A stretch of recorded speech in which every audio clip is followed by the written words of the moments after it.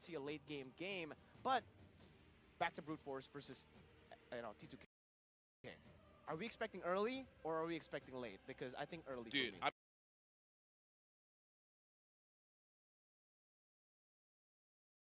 I'm just, give me any kind of question, I'll always say early.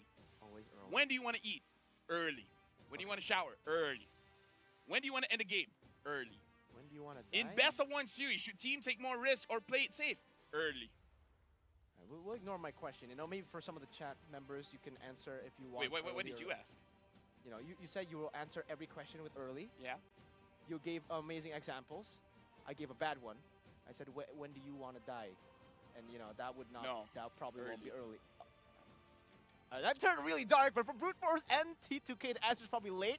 They don't want to get eliminated after 2 games because that's what we saw as well from S2G. Getting it back-to-back. I'm sorry, LaFell. You gave a lot of good examples. I need to level it down, with some reality. Because not everything can be answered the same way. And I think some of these teams, they have to adapt to that. I think for IHC, they took a look at, that early game. They saw the answer. All right, SRG were able to take the early game. Yeah. Do the early game composition. Let's try to do that. Sometimes it's not as easy, The dynamic of both these teams are different, and it's the same for Brute Force and T2K. Adapt accordingly. Here's the thing.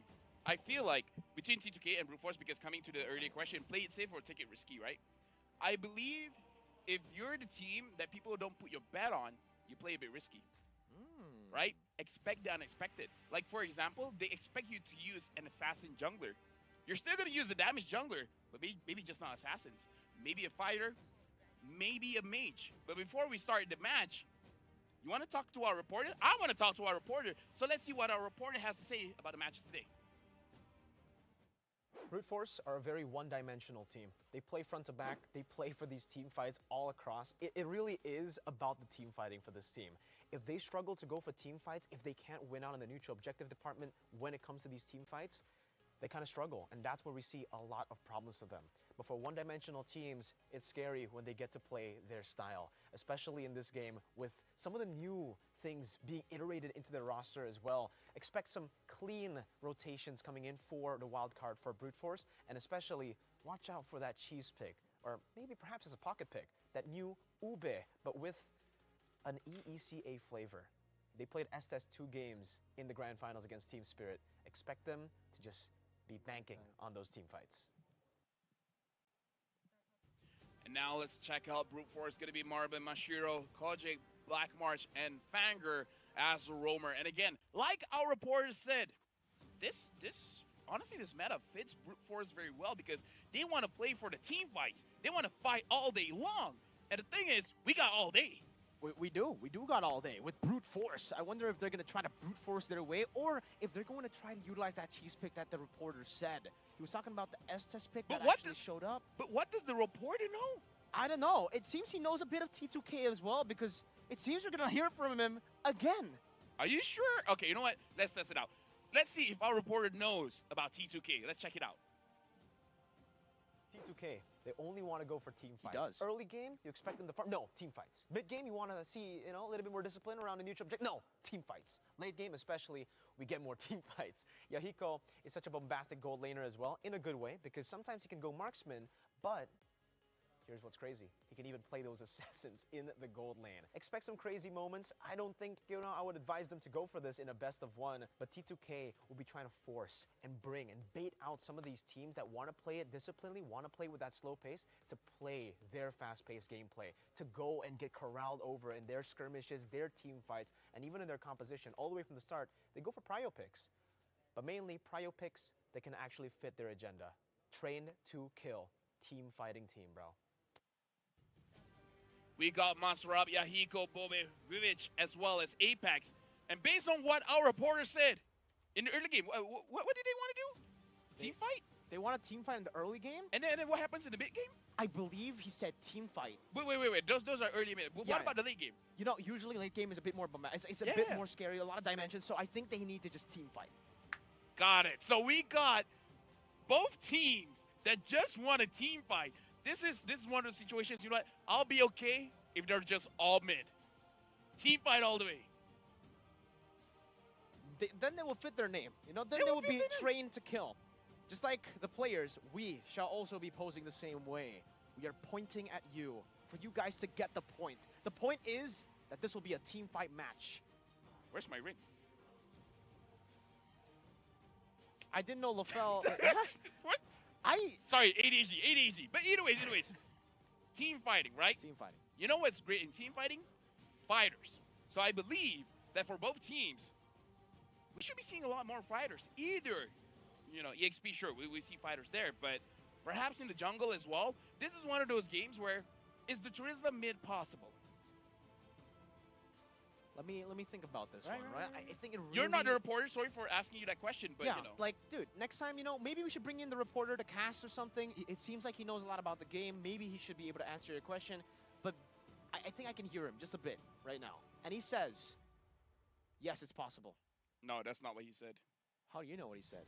I voices in my head.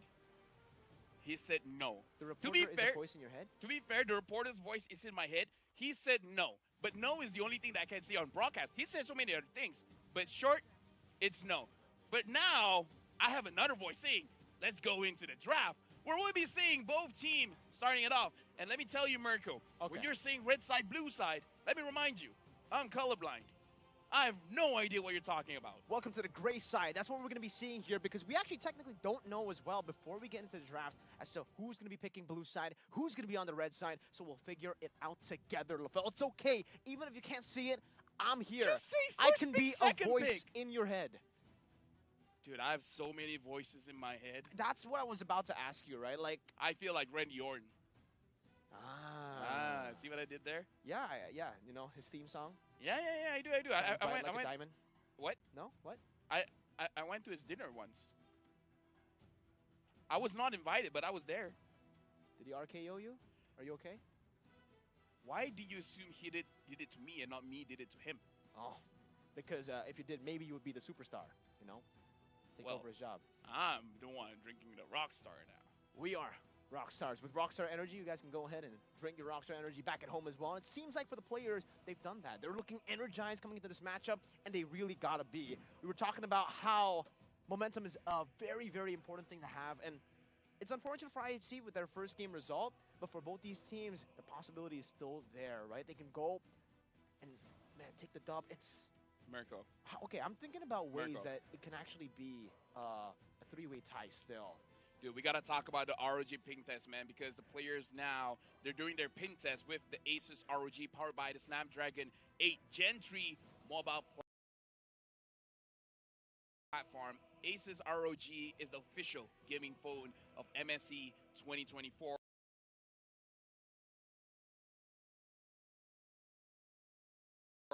And Mirko, let me just say, I love our job. Even though people can't see us, I love it when you were talking about the players being energetic and then the players just did this.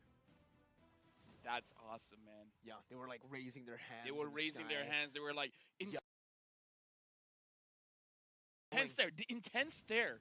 Like even though they're like, quite a good distance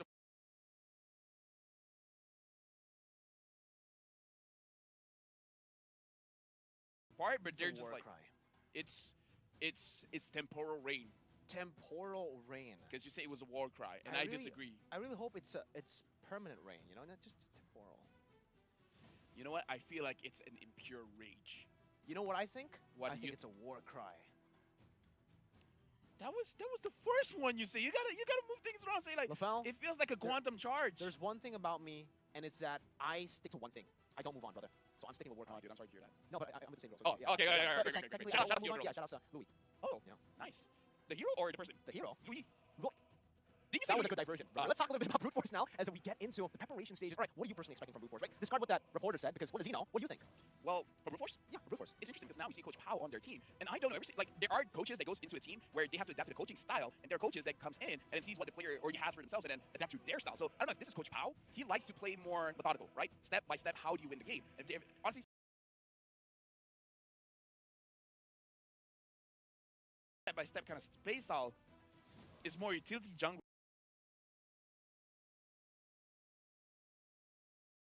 But I don't feel like I feel like they can go for that, and if they do go for that, I'm looking at the Fredrin as well as the Boxia. But I feel it's going to be the same thing that we've seen all throughout, man. I kind of feel like picking up the Roger as early as we can. The Faramis is going to be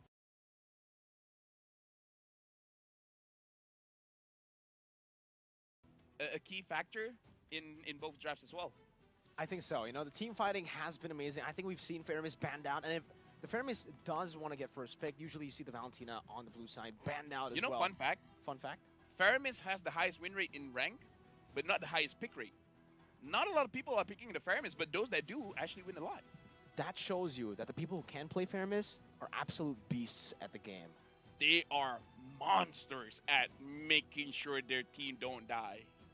And also making the other team die. You know, Yeah, the Ghost that's Bursters true, does a lot of damage. You even you know, it's called the Shadow Stampede, but you don't really stampede. Technically you do. It calls and then Ghost Bursters, but you don't burst ghosts. Yeah, they're bursting heroes, right? Sometimes it's fine. These are just names, but Sometimes you're fine. just sometimes, bro. I mean, there are days where you're not as fine, you know? Like, there are days that you don't shower. I don't understand why you do that.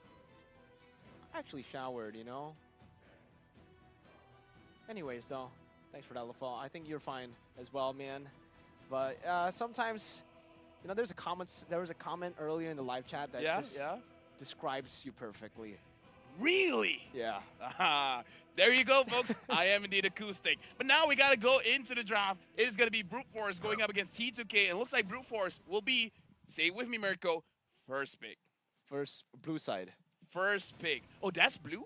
That's blue, yeah. All first right, pick right. is blue. So Brute Force is blue side, T2K is red side. And it looks like Edith is the first ban. Mm-hmm.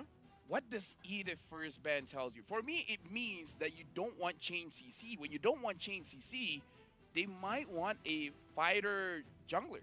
Yeah, I think so, right? Especially because for the Edith and the Angela, for both these heroes that they're banning out, these two heroes are actually able to prolong a team fight with the Primal Wrath, with the Hard Guard, obviously with the healing as well, and like you said, the chain CC, that slows the pace of the team fight by quite a bit, and you technically get to dictate as well. We don't get a lot of heroes like Edith, a hero that can be proactive and reactive at the same time. Usually, you get to choose, you know, you want the Minotaur or you want something like the Atlas. You go for all in or try to react to these skirmishes, but that's going to be the Roger ban as well. So T2K, they definitely understand now with the Edith, with the Angela, going to try to take that sustainability away. They want to take away that burst as well with the Roger and Harith. Last ban, what did you say? Moskov? I'm thinking Moskov because I don't think Brute Force should ban the Moskov. Maybe they can pick it up for themselves and force T2K to ban out the Moskov. Because right now I'm looking at a lot of private picks here. The other one is Louis. Right? Louis is still up. Oh, okay, Louis has been banned. So this makes it easier for T2K to just ban out the Moskov and then leave Brute Force with, say, a Faramis pick. But I feel like the better pick might be a Valentina so that if T2K picks it up, they can pick it up for themselves. But we got to game fact here. Mashiro of Brute Force is only 15 years old. It's our age. Okay, maybe not. Maybe that was a little white lie. Maybe you're 15, but just season 3, you know? Right? But anyways, I was about to say, you know, what about the chip, right? The fact that all these heroes have been banned out, you were expecting a Moskov, it doesn't get banned out, they will prioritize the chip ban, but yeah, they will get their hands on a global presence hero, which is going to be the Moskov, and in the wildcard day #1 at least, we saw that the Moskov was absolutely lethal. Every team that picked it up just got an advantage instantly with the activeness and with how dynamic this hero is, and all Moonson had to do was give him a teleport. Oh yeah, and again, we've seen changes where teams, they're willing to use the Inspire if it looks like the Moskov won't be having enough damage to make sure that you compensate, making it so that the Moskov 2 items is enough for you to really join the team fights, where before it is 2 items is enough, but now you need the Inspire to make sure that you can go through pretty well. I feel like the Claude is a little bit early to pick up here, right? I believe third pick will be fine, so maybe grab your mid laner first. They pick up the Terizla, which to be fair, can be flexed into the mid. Not Brute Force, having the Moskov here. I feel like they pick up the Faramis is going to be great because it's going to be much more difficult for the enemies to deal with Moskov. Even though the Blazing Web can deal with the net realm pretty quickly, but I think still a worthwhile trade. But yeah, that's just me. I think for Brute Force, they can definitely go for the Faramis, you know, like we said. Faramis or Valentina. Faramis or Valentina, you know, just some flexibility, I would say, versatility in their composition if they go for the Valentina. But for the Faramis, yeah, they're just going to try to brute force their way in, similar to their name. Wow, you know, it's almost like they named their team after their playstyle with the Fredrin. Or the item. Brute Force Breastplate, but they don't have Breastplate in their name. They just have Brute Force. Maybe it's for the next season. Ah. See? Season 1 is Brute Force. Season 2 is going to be Brute Force Breastplate. And then Season 3, Brute Force Breastplates. Plural. All right, and then after that, it'll be very, very hard for the Strip Riders, definitely. After that, Athena Shield.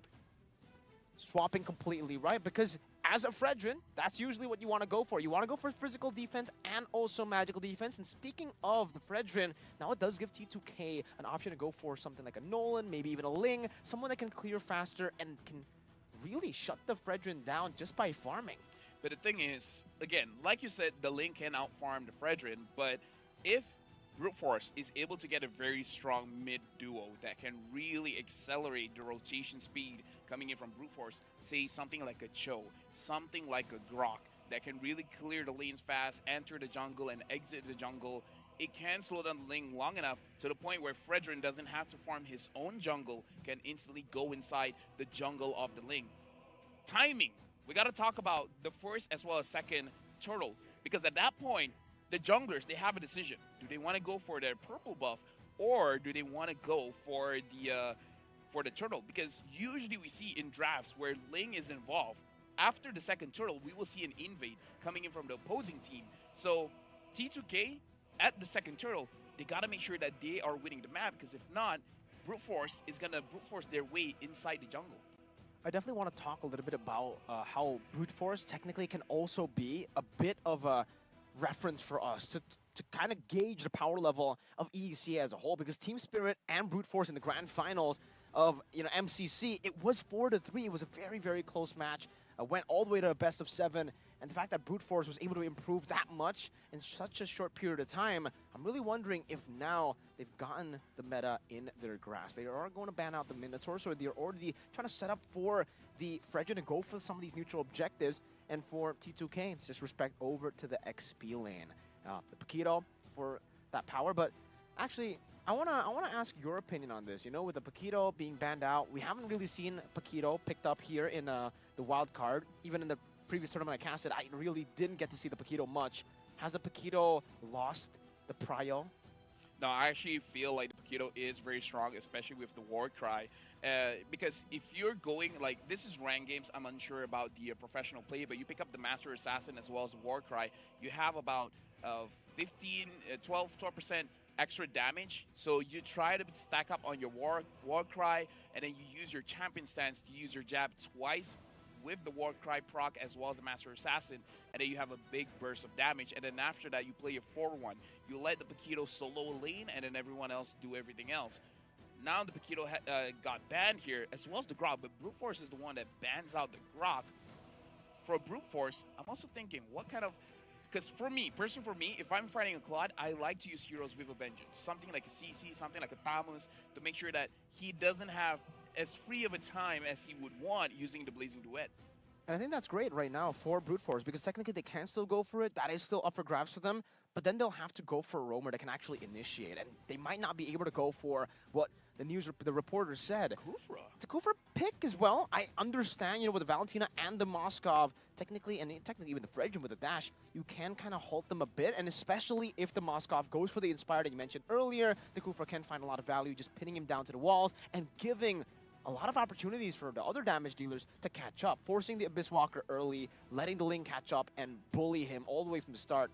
But the Claude and Moskov, this matchup is also going to be very, very interesting. I really wonder how this is going to play out, because I don't know if this is the pattern just for wild card, but the winning matchup usually loses. There would be Claude earlier, True. the Roger versus Moskov yesterday, the Harith versus Moskov yesterday. It's not been a good time for the strong side gold laners. It's been better for the weak side gold laners. And it is going to be the export pickup with the Hilda, Oh, too. we forgot about this one. Oh. Brute Force. We were talking about how they could go for the cheese picks, and Yeah. maybe it'll be the healers, but they go for, just like in their name, Brute Force. Dude, imagine Hilda, Sky Piercer.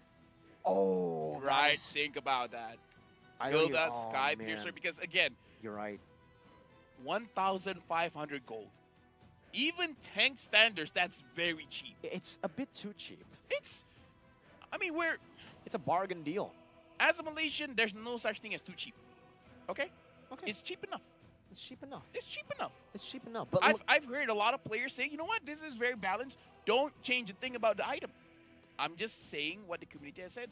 some of them just like don't change it. We like it. Oh, but Oh, Zask! Which big on his Okay. oh man, We got a game. we definitely wait. got a game. Remember what I said? If you're T2K, you want to bring out something new against the favorites. Oh man, Oh, dude. Expect the unexpected. expect Expect the unexpected. the unexpected. And now my question is, what is the Zas going to be going for? I don't know. For the emblems, because technically we were talking about a temporal rain. Yeah. You can use a temporal rain when you use Dominator's Ascent. You're Dude. on the ultimate. You can go and just zoom, bro. Dude, I have no idea. The last time I saw Zaz, you know when? When? When Kibo used it. Yeah, exactly. And he went for temporal rain. So, but that was you know, Yeah, it's... We yeah, might not yeah, wanna- Yeah, I know. yeah. I know. it was Johnson on the other team, right? Johnson, Yeah. Kadita. And now we're jumping straight to the second game, where we got a lot of new things here, folks. We got the Zask, we got the Hilda, we got a Kupra, we got a game in our hands. Crazy stuff this early on in the tournament here. Game number 2, match number 2. And it is already some big picks. The Hilda, the Zask, like you mentioned. But it is going to also be a Purify on the Moskov. We're used to seeing the Inspire nowadays, but it does seem like for Bobe in the mid lane, he will be kind of struggling, at least early on. Fangor doing a lot of damage together with Carnage. And now, good knock up over. No, to trade Fangor going into the turret, now taken down. First blood for the Zask. It's T2K. Well, this is the good thing, because you don't always go up against Zask, right? So you have no idea the power spike that he has, and the fact that he has the war cry means that he has additional 8% more damage. So perhaps Fangor didn't put that into consideration. 8% is a lot, especially during the laning phase. And now he has even more penetration on his hands. I mean, at this point, right, at the early game, you're supposed to get a lot of mid-prior so that you can rotate over towards Yahiko. But at this point, Yahiko, you can see in the jungle, he's just free farming up against a Hilda. This is definitely not what we expect. The Link should be bullied in the jungle by the Hilda. But at this point, man, Yahiko will just continue to farm up. Level 4 already in the first minute of the game, and he will be able to match up with Mashiro. But again, Ling will be able to clear out faster. If he continues to do this, he'll be able to outfarm and outscale that Fredrin. To be fair, I still believe that the best time to invade someone's jungle is after the second turtle, because again, the first 2 minutes, you're going to receive a lot more damage, so perhaps you want to play a little bit more safer in that way. So I feel like it's still okay, but if he dies 2 more times after this, that invade is going to be pretty rough. The first turtle, Brute Force has to secure it. Don't give it over to T2K. All right, first turtle being started up by Mashiro. Brute Force is what they like to go for, mutual objective battle. But look at the setup coming down. T2K actually have the better setup, not for Apex though. Fangor dealing a whole lot of damage. Masara with the penalty zone, locking him down. Mashiro's still going to be able to find the retribution. Now going to be knocked out by the Tempest of Blaze as he gets slain by the Zask. Still on the Dominator's Descent now, looking for another kill, but Kojix goes in, and that's going to be the Faraga armor, taking down Bobe. No longer in the Dominator's Descent as Yahiko dives forward, has the Defiant Blade. Bobe going to be taken very low. Fangor chasing him down. That's a double kill for Marvin. And now it's just Yahiko without a purple buff, able to pinch poise away, but Fangor wants to go for the chase. Defiant Blade defensively, and Fangor has successfully zoned him away, but he'll still be able to go to the purple buff. No turtle for T2K. What did our reporters say? What did they do in the early game? Team fight. Team fight. And that's what we saw for both teams. And it's as even as can get. Even though, sure, the first kill went over to T2K, so technically it's a 2-3 trade, but still, in terms of the score, it's 3-3 right now. And I feel like Fangor, he made it up. It's like, sure, he died for his blood, but now he has 3 assists, and now he wants to go for Witch. Oh no, he would have used the Battle Mirror Image. Now they go in, but the Blazing Duet saves him together with the Tyrant's Revenge. Good rotation over by Apex. It does seem like for now, Mashiro will still be able to even out that lead against the Ling. Now we got to look at the goal difference here, because we got to look at Yahiko, really. Not much has changed, because Mashiro has 2K, and he only has 2.1K. Yahiko is still doing well, but I would thought he would be doing a lot better. It's not farming as fast as I want him to be. Slowly but surely for both these teams trying to go for the scaling, but so far the winning matchup in the Moskov has been doing a bit better.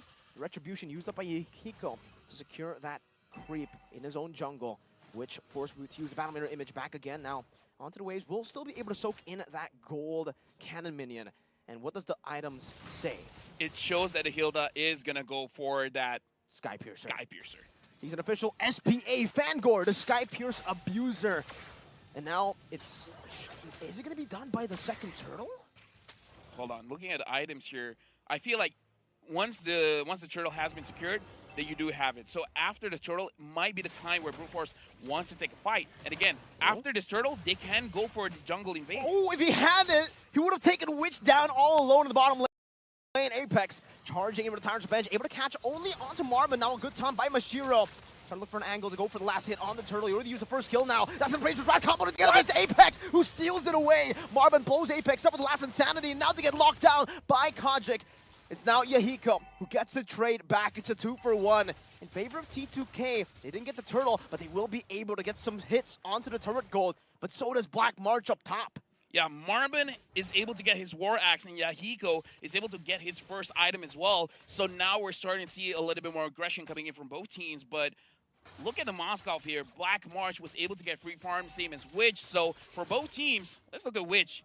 Vanguard still does not have... Okay, now he gets it. Imagine, if he got that turtle, he wouldn't gotten it. And look at this. Even in the XP lane, Black March has been farming like an absolute monster, LaFell. He is level 8. Which is level 7. Took me a while to look for his name. But either way, Monster Up now having the Dominance Eyes means he can deal with the Moskov. I feel like Monster Up could probably go for an early Blade Armor just so that he can actually deal with Black March and make sure that he gives enough space for T2K Esports to actually deal the damage. Apex is charging in. Looks like he finds Vanguard. Revenge and the Rage now used up. Now the Blazing Duet will be able to take him down, but Vanguard does a little bit more damage over towards Witch. Still able to go for the Battle Mirror Images. Black March joins in the team fight now, pinning 2 members down. Straight into the Appraiser's Wrath, but in the back line, Bobby with the Dominators to set gets rid of Black March. And T2K, they were definitely trained to kill and to team fight. Yeah, this is what they do. They team fight. Now Witch has the Demon Hunter sword, so he deals much more damage. Looks like the Valentina is trying to clear it up. It looks like going in, misses the ult. Stolen penalty zone. No flicker committed just yet. Now with the flicker, Bobby flickers as well. Back to the turret. Not enough to save him, but now it's going to be Master Up swinging the hammer down onto Kojic. Very, very low. Witch getting that first kill now, backing up with the Battle Mirror Image. Is very, very low. Kojic still able to survive as Apex charges into Tyrant's Revenge. Unable to find Fangor. That movement speed just juking him away with the sprint. Right now we're looking at the items here, and I kind of feel like the Moskov having just one item compared to, oh no, it's still the same one item on the Claude. Looking at the EXP as well, looks like Monster Up is going for a magic resist item after this, perhaps the Tina Shield. But again, I kind of feel like looking at the damage coming in from Kojak, maybe he could have delayed it a little bit, but you know what? All's fair. Penalty zone locking him down. Kojak all alone in the mid lane, and it's a pickoff. T2K getting the trade now, looking to go for the turtle. Mashiro on it, gets the retribution. Babe, Dominators are sent, but Mashiro just gets out of it, and Babe is forced back again. Yahiko was all the way in the bottom side of the map, trying to go for a trade perhaps, but now will be forced back into his own jungle. We got to talk about how even this game is. Yeah. Look at the gold. The gold is the same. In terms of kill, it might as well be the same. 6 to 7, not really that big of a difference. We see the teams, both teams, are not shying away from a fight. Yo, they're meta. Marvin, Brute Force. Not Breastplate. No, just Brute Force. He got the Brute Force while playing for Brute Force, which up top looking for the siege, and with Yahiko, he should be able to take that down. Mashiro actually using the retribution onto Apex, but he'll still be able to get out. Yahiko just wants to get off the wall there, goes back to his own jungle, farming up. And at this point, we're sealing that. What we said in the draft, Yahiko on the Ling, you are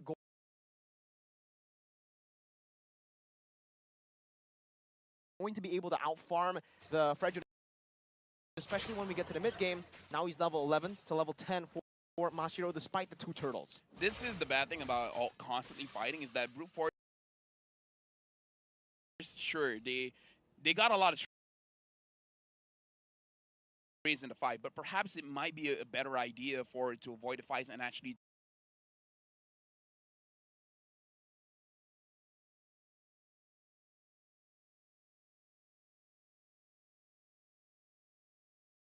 try to control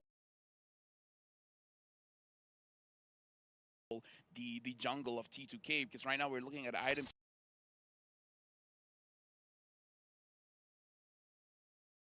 And the Ling has 2 items after this. It is going to be the endless battle, and we got to talk about the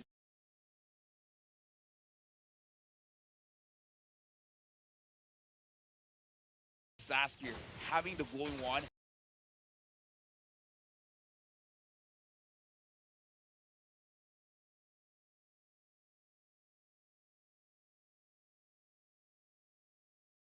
Having the divine judgment makes it so that he can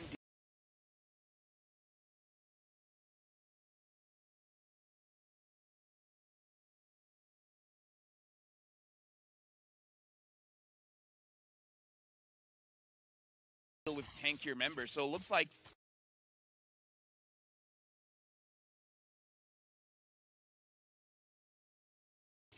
Bobby's job is actually to handle Mashiro as well as Marvin and Vanguard. Apex. Spanish Revenge looking for that push. Doesn't go through. What happened? What? Top lane, Black.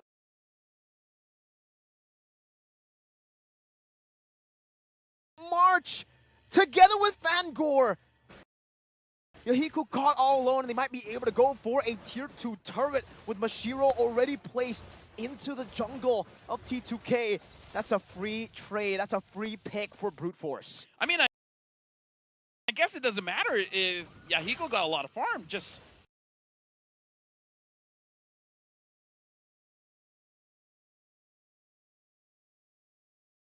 kill him. Just kill him. It's that simple. Simple, Brute Force. brutal, legendary. Force. Simple, brute force, legendary. There we go. There we go. There we go. There we go. It's easy. Just get a kill. It's not that hard. It's not that hard. Definitely.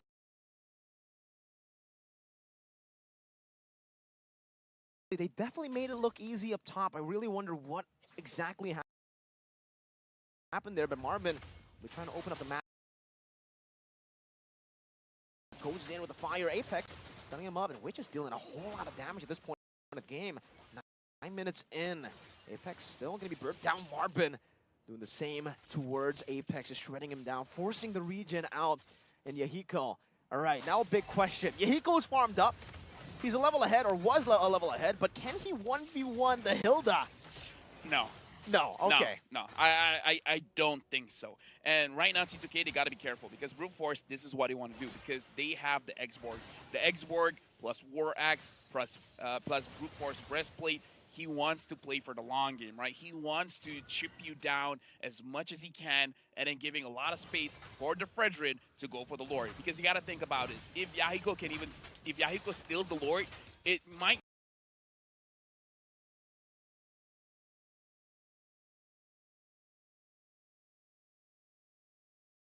seem good for T2K, but then Brute Force can just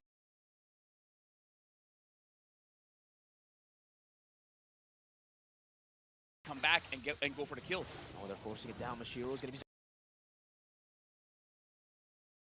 away. Jumps into the taunt now. Masar going to be caught in. Apex goes in for the damage. Dominator's descent as well as zone him away as the last insanity gets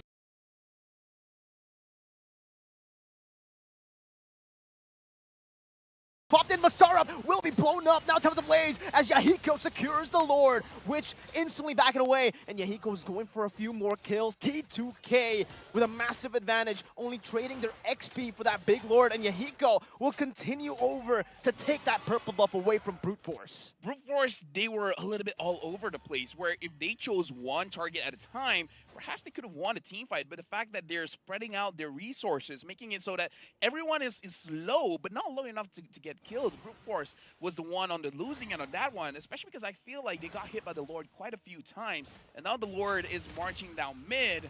Fangor is not going to have a lot of space for him to really utilize the Sky Piercer that well.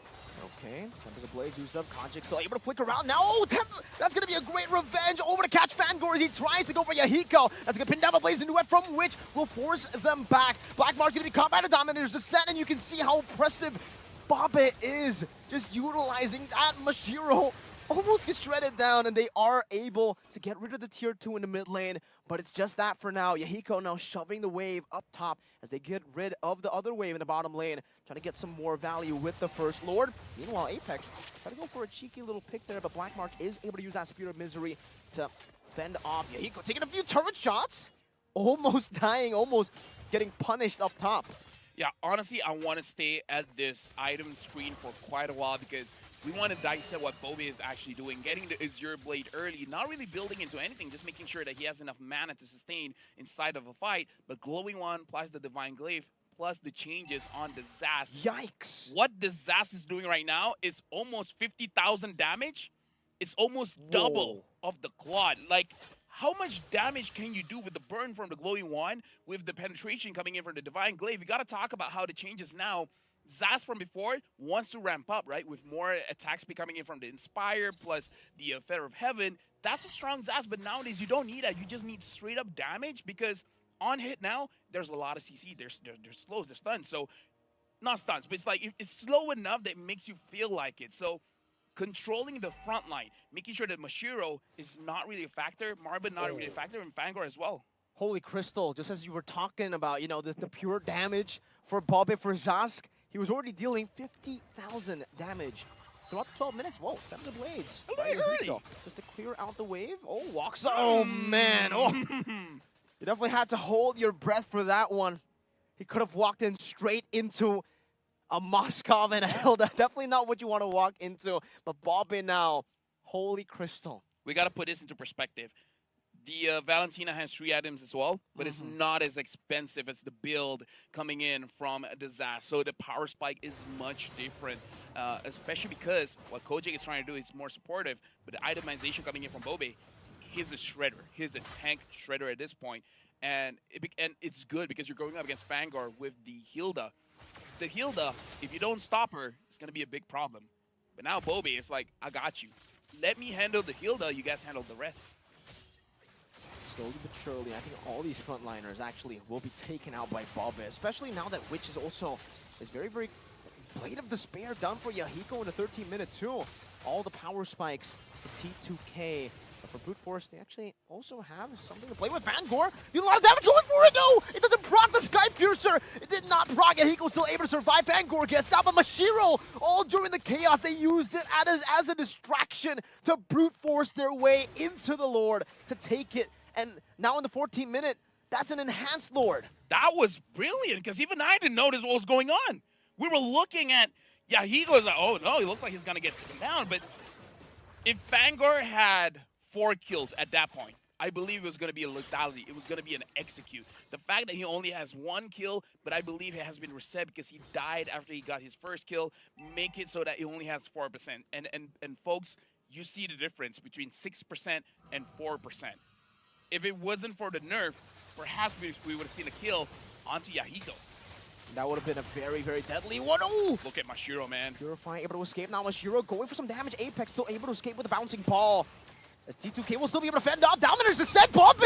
Goes in way too aggressively, gets punished by Brute Force. And this is some bad timers for them. They got Enhanced Lord up top, and now Black March is marching down to the mid lane, trying to go for the siege onto the tier 2 as the Enhanced Lord charges down onto the base turret up top. Witch and Yahiko able to deal with it for now. Another wave coming down very slowly in all 3 lanes, and Brute Force will just go into the mid lane first. Now pushing it again, Apex. Try to go for the charge on that Timer's Revenge, slowly but surely, but you can see the poke over to T2K. Up top, they'll still be able to defend their base turrets, so no base turrets taken down with the Enhanced Lord, but definitely for Brute Force, they've gotten themselves now onto the even level. T2K, they had an overwhelming advantage earlier, now it's all but gone. This just shows you how much of a game changer the Lord really is. Sure, getting a kill onto Bobe actually influenced a little bit more, but with one Lord, all that T2K has for themselves is just the inhibitor. And now we're going in for a pause so that we have time to talk about this, where, again, this is why the Lord is still worth fighting for. It's just very, very risky. So we got to talk about the macro, how you just send one roamer to deal with their jungler, making it so that the entire team has to collapse onto their own jungler, letting go of the Lord, and then immediately giving it over to your opponent's side. So there's still a risk using an assassin as a jungler. If someone can lock him down, lock him down aggressively like the Hilda can, making it so that the entire team has to abandon their positioning to help your jungler, it's a big impact. So honestly, Brute Force played that very well. make sure they got the Lord, make sure they got a kill onto the mid laner. The mid laner can't clear the lane as fast.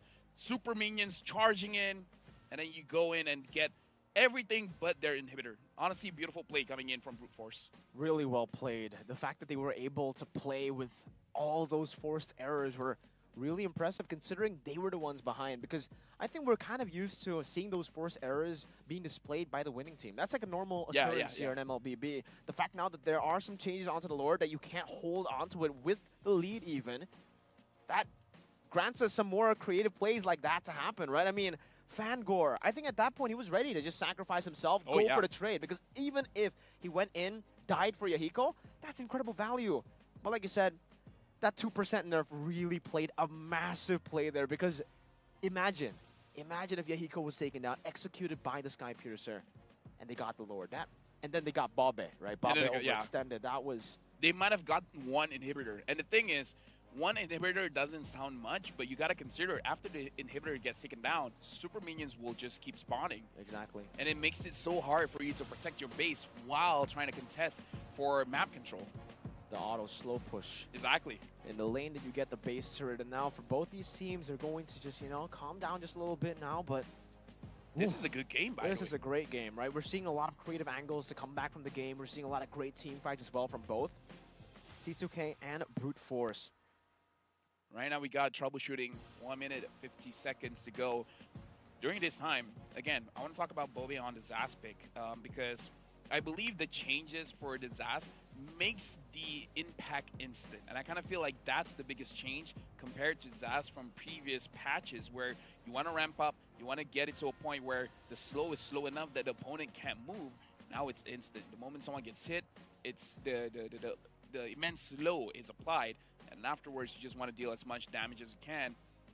But again, we see some positioning errors that might be difficult for the Zaz, because now even though you can spawn your Nightmaric spawn wherever you want using the ult, you don't have to use your first skill spawn to change it into your ult. But still, the positioning is still going to be very difficult as a Zaz. But either way, I feel like he's using it very, very well.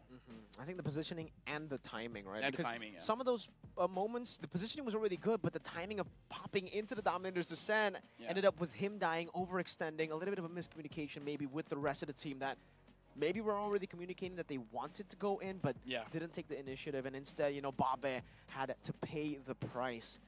I thought, you know, with Bobe dying, you know, they would actually lack a little bit of wave clear to handle those waves, but luckily for T2K, they were still able to defend and stay composed even after losing their mid lane, because he's definitely going to be the guy to do all that, the wave clear in these skirmishes, especially with the Lord. Although I got to say, looking at draft, this should be, even though T2K just got pressured heavily, right? I feel like the draft favors them a little bit, because especially because they have the link. They just have to get to the mindset where someone needs to set something up for us to have an amazing team fight. Like the Terizla, bait something. Like either use the Terizla as a good setup tool or legit just use him as a bait. Let him die as long as the opponent's Brute Force use everything that they have so that the link is free. It's easier said than done though, right? For the link to be free, because if I was Terizla, it would be easy. I would pretend I miss my ult. Okay. I trust me. I'm just pretending I miss my ult. Muster up. But now we're jumping straight into the game.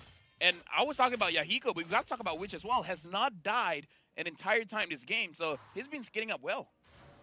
It really has. I think for both teams, right? Even for Black March, he was able to rotate across the map so many times.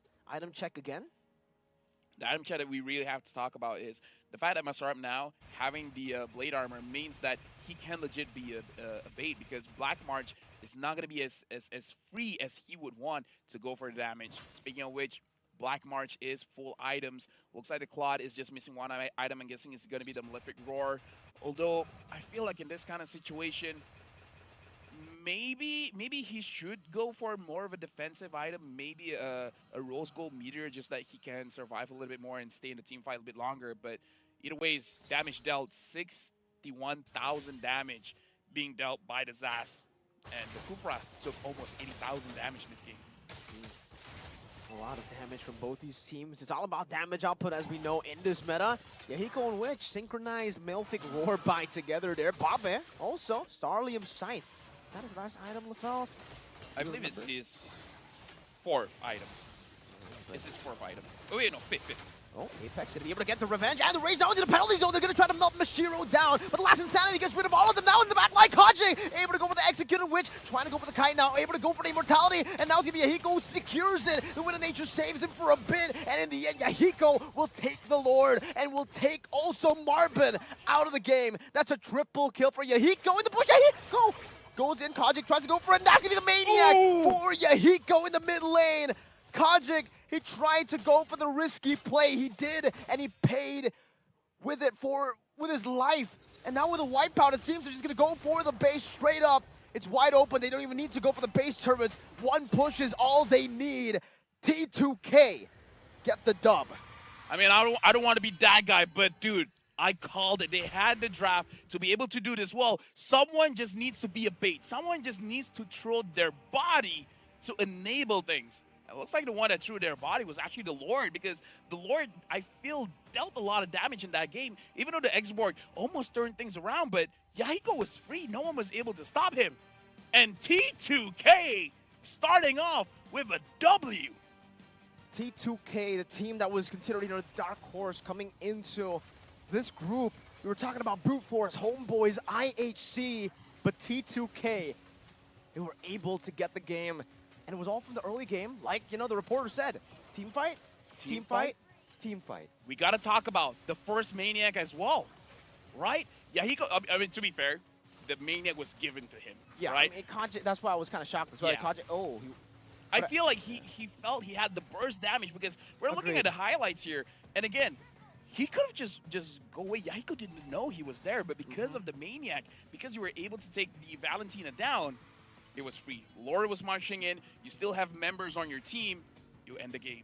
I think either way, that would have been an auto end, right? Because even if he did get the recall, Yeah, I guess he was trying to make a risky play to save the game by taking Yahiko down. Because maybe if he did get that kill, maybe he would have turned the tides around that siege. That was an amazing game, but now we're going for a break before we start our 3rd game of the day.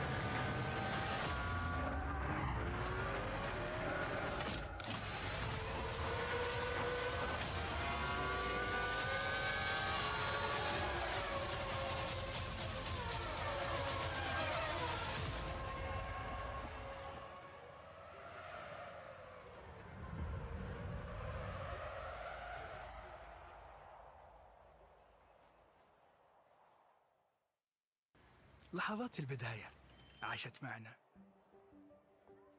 كنا نحسبها وقت للتسلية بس. نحسبها بس ذكريات. عبود أعطي أختك اليد يا ولد. ابتكرنا فيها ابتكارات، وإذا بغينا قلبناها خرافات. كنا نحسبها بس لمة وصحبة وسهرات.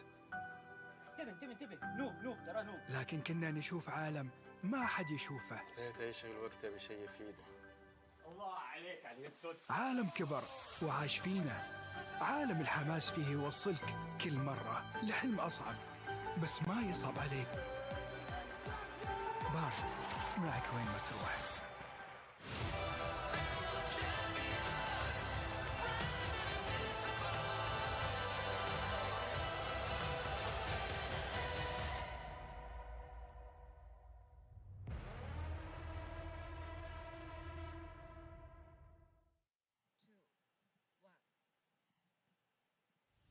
And now we're back from a victory going for T2K. You guys are watching the wild card with me, Lafel, as well as Mirko. Today's Group B, and the upcoming match is going to be T2K going up against Homeboys, where both teams got a victory over their previous match, but T2K has to play one again. I wonder, after that game, what is Homeboys thinking? Looking at Zas, Bobby, again, big impact in the game. At this point, you've got to wonder, right? Because for Homeboys, as much as they were so dynamic, the way that they played game number one, and, you know, throughout the history of Homeboys, we know that they can actually play for both early, mid, late, and maybe they don't go for team fights all the time, which is kind of different there. For you guys can do and fill up, you know, the form right here to help us improve, get even better throughout MSC 2024. As again, reminder, scan the QR code while we're having this conversation, because again, T2K shocked us in the best way possible. And I feel like this match going up against Homeboys really set the tempo throughout the other games that's going to be happening today, because both teams have gotten a victory. Whoever wins this one gets 2 wins, and after 2 wins, you're almost you have 1 foot in the door. 1 foot. 1 foot. Yeah. You've got half of your body inside the room, right? Like almost passing it through, but then you obviously still have to wait for the other matches, the results of the other matches. Who knows? You know, something could happen there. Maybe some of these other games will be played and some of the upsets could happen again. But for T2K, man, they're playing with the exact same style that we kind of expected. They wanted to go for team fights, and team fights. And in this meta, it works. It works? It really, really works. It actually helped them go and fight out against Brute Force, win out, despite a lot of times Brute Force were able to hold them back with some of these macro decisions. And now up against Homeboys, my question is, Udil versus Bobbe, right? We saw the Zas, but for Udil, I know for a fact this guy, he likes to go for his own hero pool. Like, he has a very certain, like, he has a very, I wouldn't say shallow, but it's a very specific hero pool. He knows his best, and he's going to pick his best. Exactly. And now with the Zas coming up, do they want to go up against that? Do they have counters for it? Or do they want to just ban it out? I feel like in terms of counters, they might not have it, because, again, how often do you fight against Zas, right? So it's like... all the time. No, I'm joking. No. It's like, you know what could be strong, but it's not battle tested, right? So your question is in the mid. My question, will Yahiko actually pick up the Ling again? Because Homeboys fought against a Ling, and they were able to win it out. And the Ling didn't have that much opportunities to actually farm. Compared to Yahiko just now, he had ample opportunities to farm, because we saw he completed the Blade of Despair. In this matchup, full items. Yeah, in this match, again, if he picks up the Ling again, I'm not as sure if he can get those full item builds that he was able to get going up against Brute Force. In a way, I actually feel like for T2K, the way that they actually went up against Brute Force, again, not talking about the dynamic later for T2K against Homeboys, but T2K compared to IHC, it almost seemed like T2K had a very similar plan, just with different picks. They want to layer in the team fights. They want to go for these skirmishes, but play with the different dimension that they have in their composition. And they technically did what IHC wanted to do in game number 1. And we can definitely see for at least previous game, the match MVP here, Yahiko. MVP. 8.0 KDA, 800 gold per minute, and 62% kills. Now, that is very, very impressive. And like you said, it is full item build. We got to look at the emblem setup here as well. Looks like he went for a bit more critical in this build using the assassin emblem with the quantum charge to make sure that when he goes in, he has a little bit more movement speed, making it so that it's easier for him to chase after opponents. And now we're actually looking at the post-game stats here, where again, the two members that we really have to talk about is Yahiko as well as Bobbe, where Bobbe was not able to get his full build, but we have a rough understanding of the build that he's going for. The last item, I believe it is going to be the Feather of Heaven. Again, a lot of burst damage coming from the Zask. And we got to look at, again, I feel like Homeboy should not make that mistake of giving the opportunity for Bobbe to stack up the War Cry, because the War Cry was the reason why he got a first blood in the first place. I'm just trying to like glance at the emblems now, and we get a little bit of a Master Assassin, Yeah. double Master Assassin. But right now, we got to listen from T2K because we got an interview ready with we do? T2K. Hello, my IGN is Yaiko from T2K Esports, and my role is jungler. So after me and Masrab, we left for Miracle Esports. We just decided to create another team, and we just got the best. We just find the best players, so we just formed the team. Bob, I heard from my friends that Bob is really good at mobile games. Like before, when he was still playing the game back in 2018, he was like one of the best players in Nepal. So he got back to the game after 4 years. So, and at that time we were looking for a mid laner, and we found Bob. So when we were like creating a team, like we were trying out new players, and we were playing just small tournaments. And one time, the Bob was in our opponent, and he really played good, and he like destroyed us. And I heard like he came after 4 years, and I was like, how can he play so good when he came out after 4 years? So yes, I just immediately and like texted him and just asked him if he could play from my team, and yeah, we got Bob. At the start of the team, we had quite a communication issue because we weren't that close with each other, and later on, after we start getting closer in person as well, like our communication started to get better, and we managed to perform well. But it was a really hard time. We had a hard time. I think our play style is quite random. Like I think the opponent cannot predict us because like actually we won't even know what we are doing. We just play normally, and we just do random stuff, but at the end of the day, it just comes out pretty well because I think of the synergy. So I think we are quite unpredictable at the Wild Card. I think the recent patch is plus point for me since I'm a jungler. So, but I think it's a 50-50 for our team, for the other roles as well. The new patch is I think good for me because of the new items and the hero buffs. I think Sky Piercer and other new items are pretty good for me and my playstyle, and for my hero as well. So yes, I think it's pretty good. Yeah, we have tried some new stuffs, but I think cannot reveal. Disadvantage, I think it's gonna be hard on Bob because the patches keep on changing, and it's quite hard for him to adjust because he's been playing ML only for 3 months after getting back after 4 years. So I think it's gonna be hard for him, but I trust him. Last year at M5 Wildcard, it was quite sad, and it was a hard pill to swallow. And at this time, I really want to like show my gameplay and to the whole world that that I deserve to get qualified for the main event. So we are willing to try our best as a team, and I hope everything goes well. I think I want to face against IHC Esports because they are strong. And since Bebex is also my friend, so I want to play against him.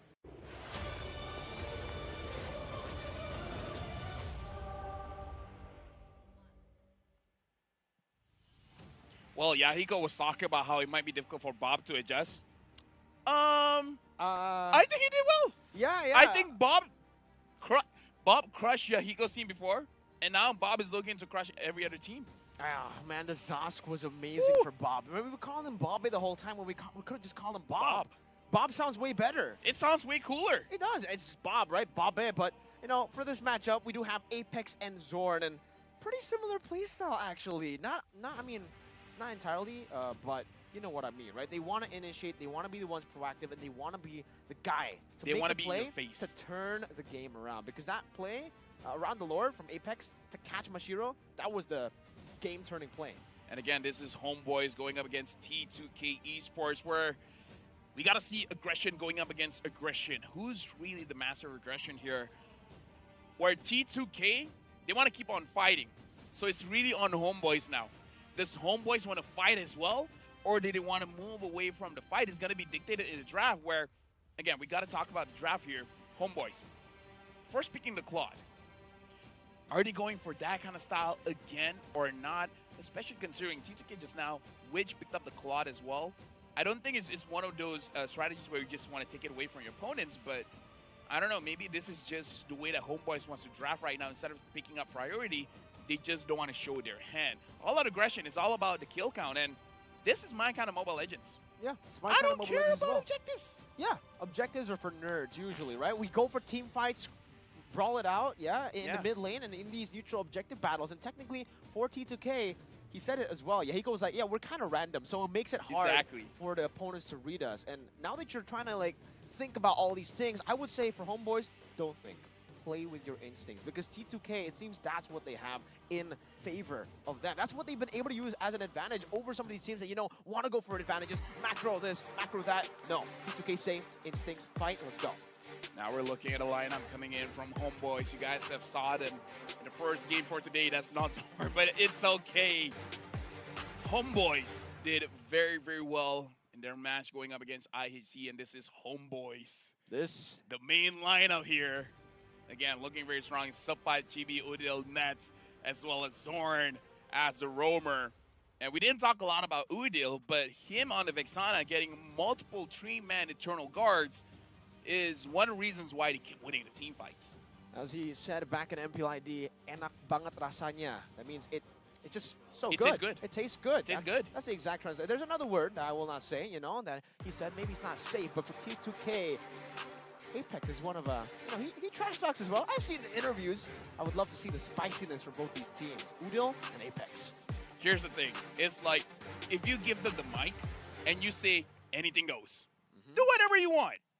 They will do whatever they want. And us as casters, it's kind of what we want to see. But now we got to look at Masarab, Yahiko, Bob, Witch, as well as Apex. And again, in the interview, very good insight coming in from Yahiko. Bob is a main factor of how T2K Esports is really becoming a team that is much stronger than what Yahiko thought that it could be. For sure. I think for Bob especially, I think he might just be the X factor, right? Maybe on a normal pick, it'll be different. We're still trying to read out as well how strong T2K are, what picks they want to go for.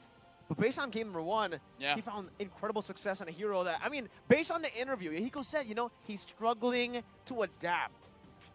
So if that was him struggling to adapt, if he gets a comfort pick, I wonder what Bob will do. I wonder if Bob will be able to build, a stable pillar for the team. No? It's like a reference to Jurassic. No? Do you know that Bob is funny? Bob is funny? Bob is funny. How do you know? According to his team. I watch interviews. Ah. See? I also watched the interview. And now we're jumping into the draft. And when I say jumping, Mirko, jump! They can't there see you it. go. They can't see it, though. No, just say that you did. But, yeah, that's like... There, I jumped. I could see you. I can see you. They can't see you, but I can. Okay, chat, do you think I jumped? Let us know. Because, okay, let me jump for you guys again. Okay, ready? I jumped. It sounds like... It doesn't even sound like a jump. I don't think a jump jump sounds like that. I jump. You see me. All right, let's jump. All right, T2K. Oh, okay. Into the draft. All right, okay, into the draft. 1, 2. All right, Chip, first ban for T2K, meaning that they don't want themselves that this is a good ban, because even in Malaysia, no one wants to give Zorn the chip, man. No. Like that is too much. You got to respect the guy. But now Homeboys, I would say usually we see the usual suspects here. The Harif, the Luyi. We've seen the Roger today, but that came from T2K. It looks like Homeboys, they're sticking with their guns. They understand. In a skirmish meta, the Faramis might be the outlier here, so you got to ban it out. It's the Faramis ban. We're expecting the Faramis ban, especially considering, a lot of these teams want to just go for the team fights. And I think it's still the same, pretty similar for Homeboys. Despite the fact that they have a lot of advantages to play with the macro, I think now it's all about the team fights like we saw earlier. Kills gets you wins. And you can see that K and T2K, it is, well, their the initial spell out, or it says train to kill. So they're definitely looking to go for these team fights even crazier, even more random than what Yahiko said in the interview earlier. They are a random team. They want to go for even more random things. But the Zaz so far has gotten no attention at all in the drafts, LaFell. It's been the Faramis, the Moskov, they might actually just leave the Zosk open. They might be thinking that, you know, it was a cheese pick that worked in the previous game, but I'm not sure you're going to try to utilize it back to back, because even though, you know, Bob was able to play it really well, there were some mistakes that almost turned the game around for the opposing team. For Brute Force, they were able to catch him, overextending a couple of times, and now with the Herod ban, T2K does seem like they have a different sort of prio, because this is not what we're used to seeing on blue side. This is a red side ban from T2K. What if they want the Angela, right? Yeah, I could show you could use the Ling. But imagine if they go even crazier. We pick up the Angela. You think we're going to pick up the Ling? Nah, fam. The Fanny. Oh, Fanny, yeah. Right? I mean, that's another assassin. That's true. That's another assassin. I always think about the Zosk now, right? Especially considering Bob just used it earlier. How would that work? Angela Zosk. Does the Dominator's Ascent get a shield? I don't think so. What would happen if Yin captures a Zosk? Zosk can still spawn the... Do you know, I found a clip that someone was able to have an Angela inside the Yin ult. And it's not like... Yeah, I know. Was he in hard guard? Yeah. Oh. No, not the Yin, the opponent. Yeah. Hey, wait, no. Okay, now I remember. You know what happened? Okay. So the Yin, so it was a chip involved. The chip ult the Yin, and then the Yin ult the chip, but the portal was still there. The shortcut was inside. And then everyone came in. Oh my god. That is an interesting interaction. I've never seen it be like personally, but we do have a Valentina ban here for Homeboys, and technically for T2K, that Angela could still be an option to go for as first pick, because if they don't go for it, Homeboys are going to be very happy just picking up the Angeling, Nolan, Angela, whatever it is, that combination is lethal. But for T2K, it kind of forces Homeboys now to go for the Ling pick, right? Yeah. Because if they give the Angeling over to T2K, we saw exactly what Yahiko was able to do without the Angela, and game number 2 earlier, he was able to get a Maniac. So he can top that. He can go for a Savage maybe with the Angela. Let me just say, Chibi started out as an assassin jungler, but it's been such a long while, man. Nowadays, Chibi's specialty is the fighters. So he'll go for Leomord. Oh, man. You literally said you weren't on this boat earlier, but now after Things have seeing changed. the ban, oh no, they're just gonna, okay. Things haven't changed, All right. No, things have changed. He hasn't, the only assassin he's been playing is the Nolan. Everything else he hasn't been using for quite a long time. I mean, do you want me to talk about scrims? Okay, maybe not.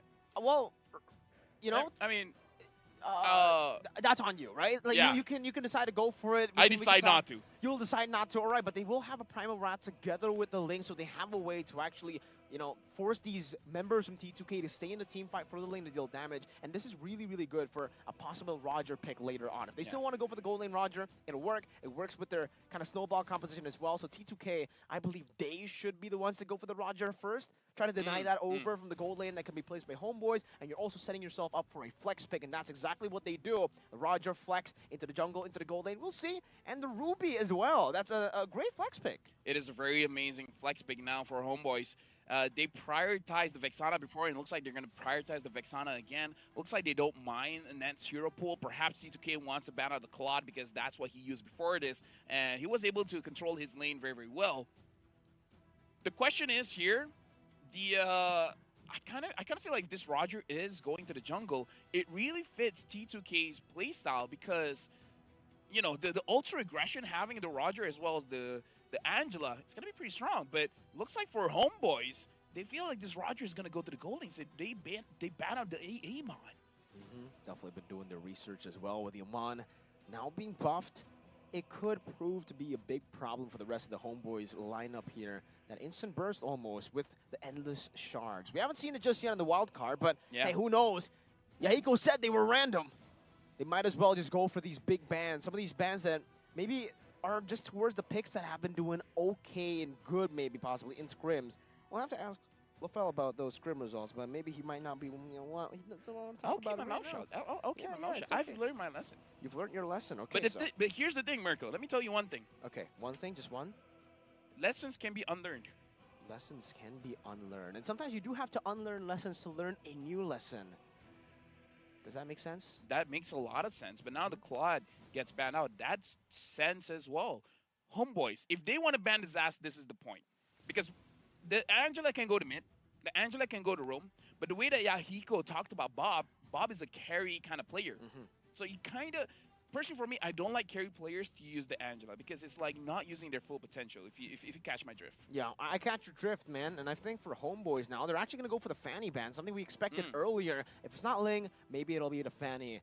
But I'm expecting now, at this point for Homeboys, especially now that they've banned out the Fanny, the Almon, and they've picked up the Ling, the Nolan technically is still up for grabs, but I think the safer choice for T2K would just be to put the Roger in the jungle. Agreed. And then go for a different gold laner.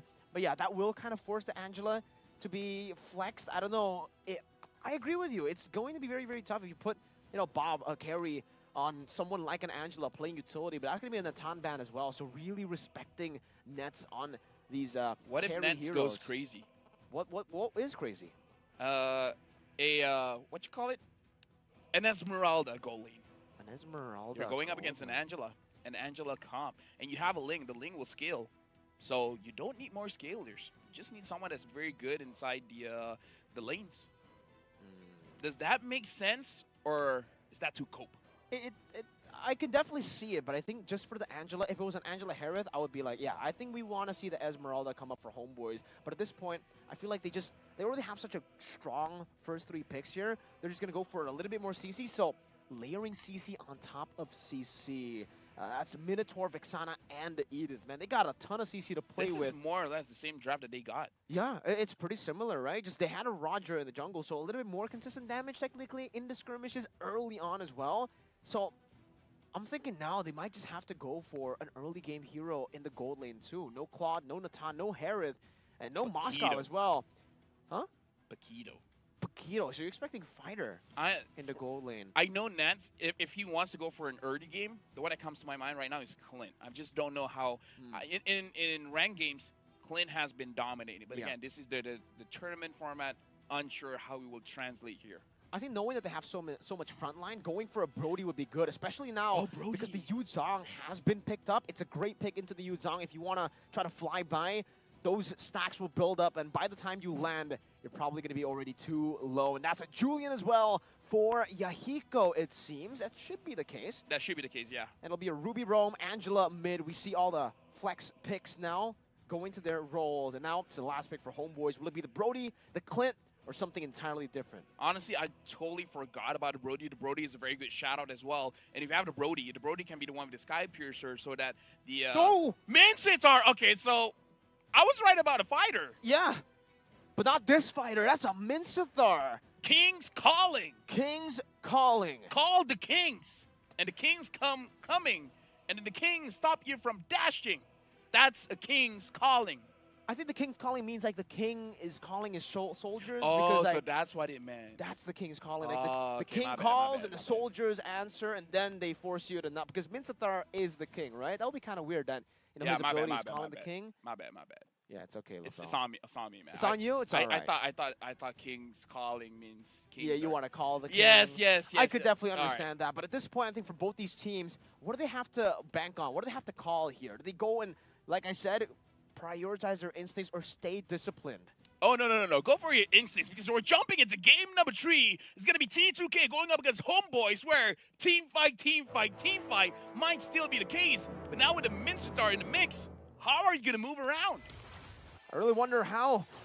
We're going to take a look at the emblem straight as we get in, which this time not going to go for the War Cry. That's the Roger in the gold lane. I think it was game number 1 that we saw the War Cry, right? And it was Chibi, I believe. But this time Chibi, so he's just a War Cry. He's a WCA. He's a War Cry abuser. We saw the SPAs. Now we're seeing the WCAs.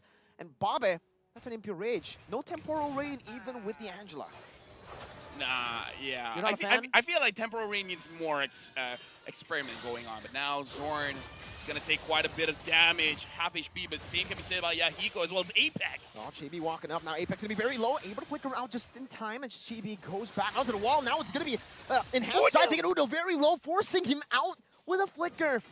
An equal trade at the start of the game, but it might actually favor T2K a bit more. That's the mid lane flicker for the Roam flicker. Dude, team fight. Chibi is... You don't expect the Ling to really go for the fight, so you go for the farm, but he's like, if they don't see me coming, that's where I'll come. But now he's level 4, Yahiko's level 3, and he wants to go for the fight. Half chain again as a attempt to blaze, and the Terrify locks him down with a Curse Blast. Quick disengage for his own wrong. Wolf case. Chibi goes in, but now gets tied up. Goes into the bush. The face point, not enough. First blood by Bob on the Angela. Dude, Bob got 2 consecutive first bloods. One against Brute Force and now one against Homeboys. He's building his image. He's building his image. Like, he's adapting, man. Yahiko, you don't gotta worry. Bob is great. Bob, this guy's the guy who's struggling Weaving. to adapt into the meta. Nets, though, it does seem like he is struggling, and I feel like this is the way. Oh man, I'm not a big fan of the Mincetar pick, to be honest with you, but we'll see after the King's Calling, right? Because level 1 to 3, we obviously won't see the Mincetar do too much, but because of the kill earlier, because of the pressure that they got, T2K will be able to secure the first turtle of the game up against Homeboys. Okay, here's the thing. Homeboys, I believe they did not expect what T2K was able to dish out, but it's one of those things you should have expected, right? Because Yahiko on his Julian needs level 3.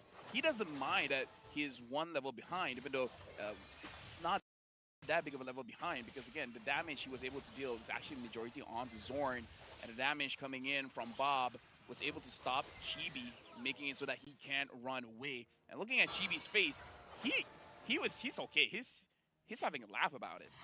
He's chilling, as you would say. Yahiko gonna go for the Scythe as well. That's the enhanced Scythe to pick up the Lethal Wanderer. Apex to be locked down by the Terrifying out the Minus Fury, but Apex just flickers out, and that brings him back in the King's Calling, and they all collapse under the King's Calling. And now we get to see the brilliance of that Mincetar pick.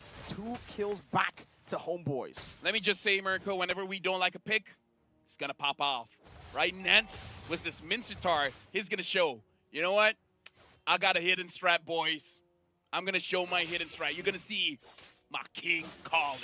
Okay, so now you understand the King's Calling. You saw the soldiers, right? He called Yeah. the King. I got it. All right. So game fact, Chibi currently holds the record for the highest GPM in the major MLBB tournament game with 1130 goal per minute. Yeehaw. Yeehaw. I mean, I don't know how to react. Yeah, I mean, I think Chibi would also react the same way. I try to ask him some questions. I tried to hype him up during like an interview. And then he was like, yeehaw. No, he didn't say yeehaw, but he was like, no. And then, everybody else kept on hyping him. Yahiko now with a mobilization into the hand side, and that's going to be Dova, but still able to get some healing down too. Wait, what was that? No, that was his second skill, right? Because he gets his heal from there, and then Zorn coming in with the Motivation Roar. That's the top up of it. So that was all the lifesteal coming in from the Mincetar. That was all him. That was all Nets. Oh, that's concerning, definitely for T2K. Unable to go for the kill now before the turtle spawns. And man, Udil, despite him, using Flicker early, still T2K are unable to catch him. Not now. And Homeboys, they'll be able to control the second turtle of the game. It doesn't seem like there's going to be any contest right now for T2K.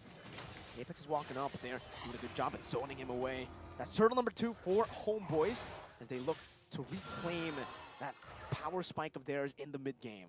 That's the power spike of a Mincetar. Like, we talked about how T2K with the Zas really, making an unexpected amount of damage that he can do.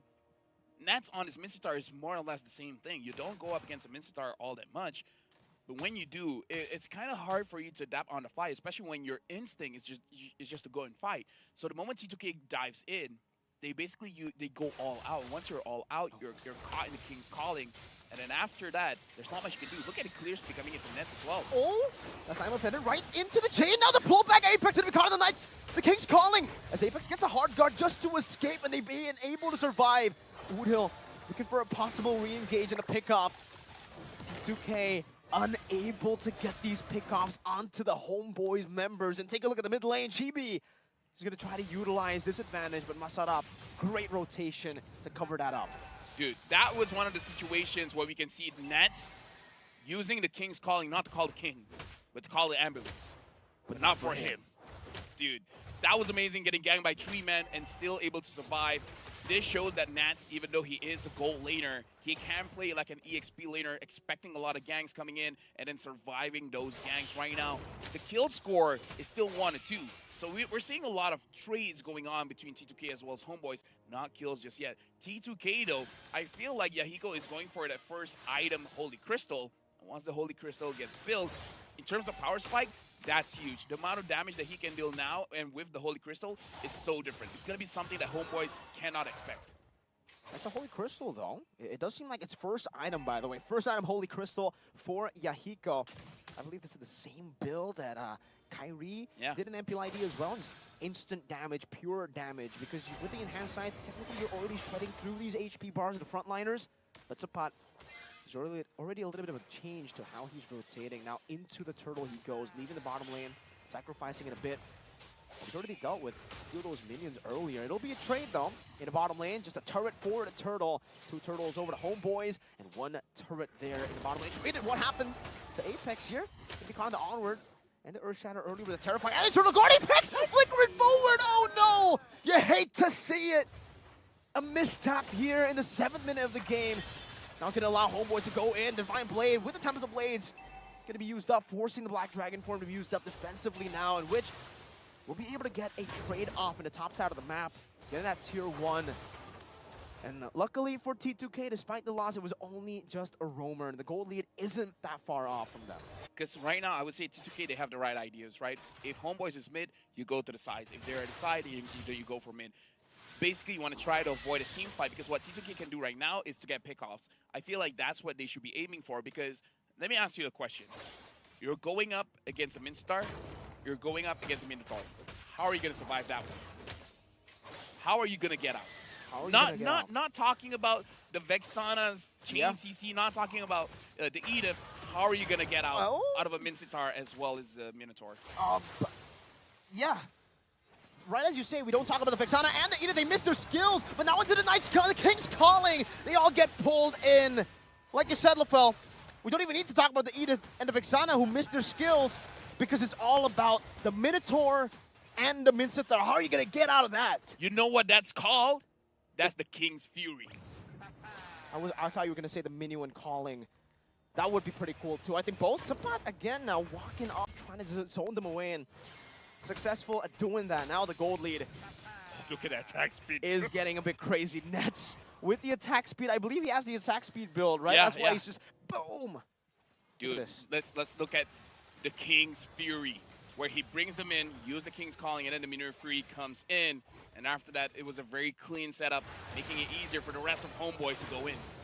Another Earth Shatter there. Apex able to pull him back into the site. But now Apex gets caught in the bad spot. Doesn't have the flicker as well. Was just down for 1 second. One more second, he would have been able to survive, and that was going to be dive from Masaraf as he goes over to Black Dragon for, but his Fury is able to catch him down into the King's Calling. The Petrify connects by Masaraf, still able to walk away, and Witch will tear them apart. That's a double kill for Witch as he goes for more. A triple at Odil will be taken out. Yahiko gets a Maniac in game number 1. Now it's Witch's turn. What is up with T2K Esports? They're trained to kill. They're trained to kill. They're trained to get Maniacs, man. Maniacs on 2 different members on 2 different games, and now they got the Lord. JB, what are you doing? 1v4, Divine Blade getting the shutdown now as he goes over to Pinch Forge, but gets caught on the wall and will not be able to go for more. A shutdown. And that's T2K, who get incredible value.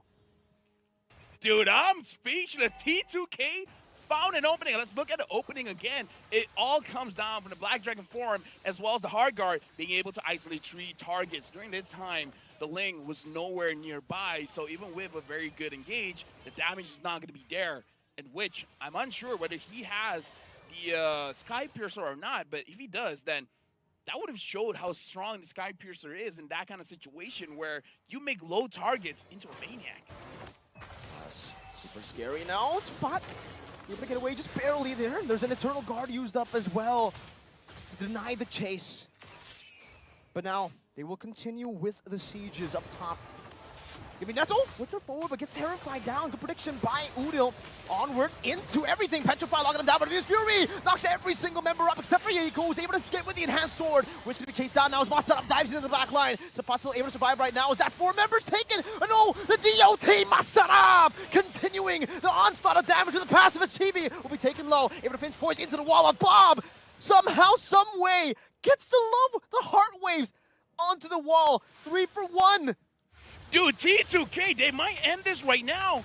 They're going for mid, even though the Holy Defense is still there, able to clear the minions. But, dude, we got to talk about this Roger. He doesn't even have the Sky Piercer.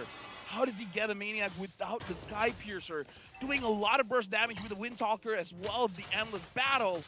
Homeboys, they're in trouble at this point because GP has 3 items. He can't deal the damage, but he can't survive, man. Like I said, this Roger has to be pick or ban. Look at the damage that this Roger can do. Masarap, that name, right as he was able to just go in together, and now you can definitely see why the War Cry works so well for him. He already has the built-in sustain with the War Axe on top of that. Bob just being on him with the hard guard too. The passive, Conceal. Conceal again. Able to sidestep away from the I'm Offended, but now gets caught by Wish. Curse Blast not able to connect, but he's still able to flicker out now. That's going to be the King's Calling, locking every single member down. The Minutes Fury knocks up 4, and now it's Yahiko who's going to be caught on top of the Blaze to go for the chase on the Witch, but now Yahiko with the enhanced sword able to get 1. That's just it though. Suppot takes him out, gets a double kill, and it's another turn, this time for the Homeboys. The Lord is spawning in 15 seconds, but I feel like when Angela as well as Roger is close by, it's going to be difficult for them to contest that one, which is going to clear the minions out. And it looks like Homeboys, they got a tough decision to make. Do they go all out for the Lord? If they do, they got to be prepared just in case if Witch wants to contest this. But it looks like they've made their decision. They're going all in on the Lord, and it looks like Witch is nowhere near to contest this. Lord goes over to Homeboys, and Mirko, now we got a game. It can go either way at this point. We've seen almost wipeouts coming in from both teams. Ooh, it's going to be a very tough skirmish here, back and forth. Let's take a look at that replay, LaFell. Yeah, looking at the replay here again, a good King's Calling as well as Minute Fury locking down the majority of the opponents coming in from T2K Esports. And the big thing that Homeboys was able to do was to separate the team fights, where Homeboys was just focusing on the front lines, and then the back lines have no choice but to retreat. It's all about using that combo, right? If you get the King's Fury, King's is Fury. that what we're going to be calling it King's now? Fury. King's Calling plus the Minions Fury, in case you guys just dropped in. That's the King's Fury combination that Homeboys have the win con. That was their win con. But whenever T2K are able to kite, able to layer their damage, But dude, bait some of those resources, then they get the win. we got to talk about the combination between the Yuzong as well as the Angela. The Heart Dragon form. I got nothing better than that. The Heart Dragon? Yeah, the Heart Dragon form. That's It the doesn't best. sound menacing. You know, like King's Fury was great. Okay. Heart Dragon. Not form- everything's a 10. Okay, I'm trying my best. It's okay, LaFell. Maybe you could have been like the Black Guard. The Black Dragon Guard? No, that sounds even worse. Yeah, okay. Yeah. I'll All right, give it to now you. you see my No, dilemma? I see All right, you. all right, And I good, definitely good. see, you know, that Homeboys will be looking to go for the Enhanced Lord push. Black Dragon from going to be used up now to try to zone them away. Isolating the Lord all alone for Yahiko to deal with the Enhanced side. But also Pop pushes forward, gets the Earth Shadow and the armor onto the Apex. And now it's going to be grabbed over. Uda going to be dove on by Masarap again as the King's Calling will be able to lock one member down. But that's just it. Yahiko with the Enhanced Chain, able to do some damage. Masarap in the back, able to get Udil down with the help of Bob. The Lord going to be dealt with. Masarap now with the Fury's Dive gets pulled back into the top of the blade, but Bob is able to flicker around. Yahiko against the world goes able to retain, but it's not going to be enough as Chibi takes him down. A double kill for Homeboys as they look to go into the mid lane. Now taking the base turret down. Only Bob, only Justin Angela up against Homeboys who'll pull him back to the rest of the members. And Chibi gets the shutdown, gets an unofficial triple kill to end game number 3, match number 3 with a win. And with that, Homeboys got their second win. But let me just say, that was a very sweaty match. T2K had a lot of opportunities to end the game. And look at Udil. He was holding his chest. He understands how close that match was. And Udil was the primary target of Masarap quite a few times. Look at Zorn as well. He is holding himself back because even he understands that that was close. Because if they lost that match, there was a high chance they're not going for MSC. 2-0 now in their groups. Group B, the group of death. It looks super scary for Homeboys for a second there, but T2K, so much respect over to T2K, man. The way that they were able to play this game, force these team fights, and this Maniac from Witch was magical. Oh yeah, it was magical, but we got to talk about how just now, unfortunately, the Ruby using the I'm Offended, missing Udil. I feel like in the grand scheme of things, it really didn't matter that much. Masarap hard targeting Udil, I feel like is a good respect because again, the Eternal Guard really did a lot for all of their team fights. But here's the thing, Chibi using the Ling, yay or nay?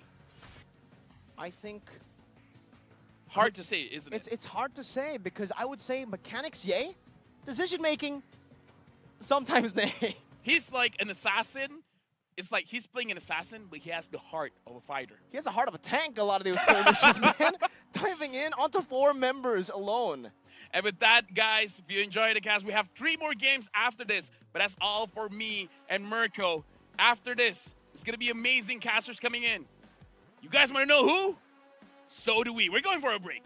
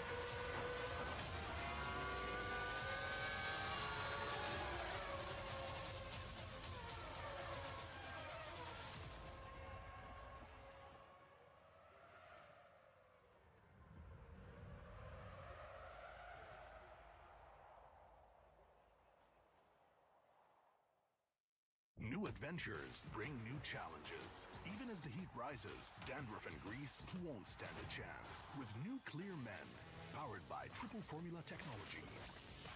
To eliminate dandruff, itch, and grease, gives you 8 hours of freshness and 100% dandruff-free hair. New Clear Men, 0% dandruff, 100% confidence.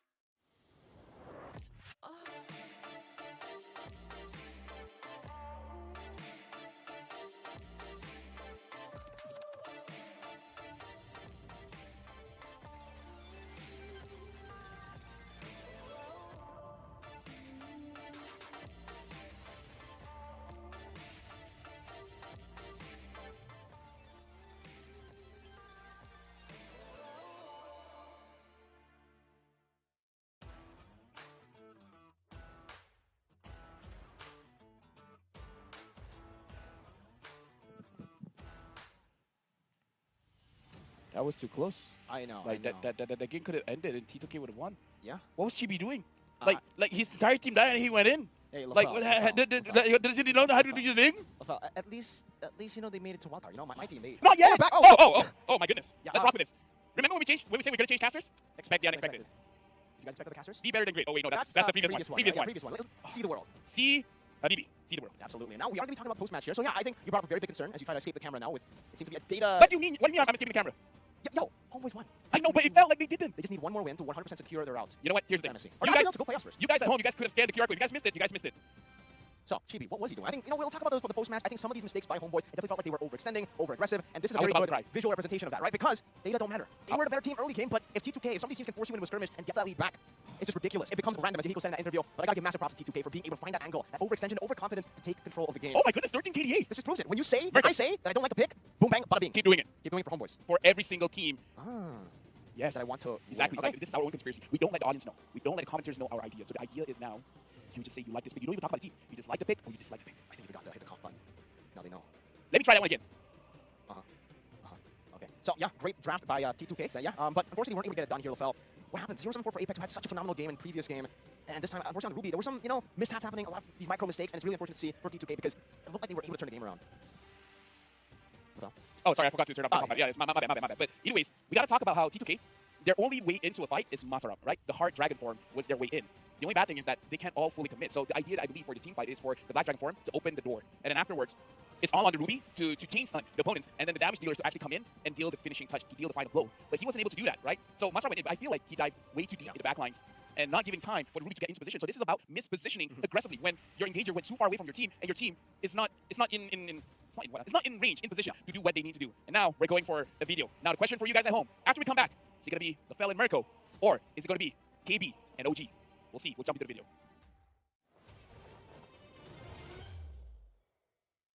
Hi, my name is Begin. I play mid lane for SCG. I'm a player for S2G and I'm playing XP lane. Hi, my name is El Gringo. I'm a sub player of the Brute Force. My name is Black March. I'm a player of both Force. Okay, so now I'll brief you guys. So basically, I'll show you a skill icon later, and then you guys will compete against each other. So you guys basically race to answer the question, and whoever answers the question correctly get 1 point. Okay, so we'll start with the first one. Farsa first, hello Farsa. Okay, what's the, if you know the real name, like the English name of this skill? No. I don't even Have the Turkish one. No, Okay. no name. So 1 point for Begin. Ultra Farsa. Не-не-не. Farsa? Passive skill, Farsha.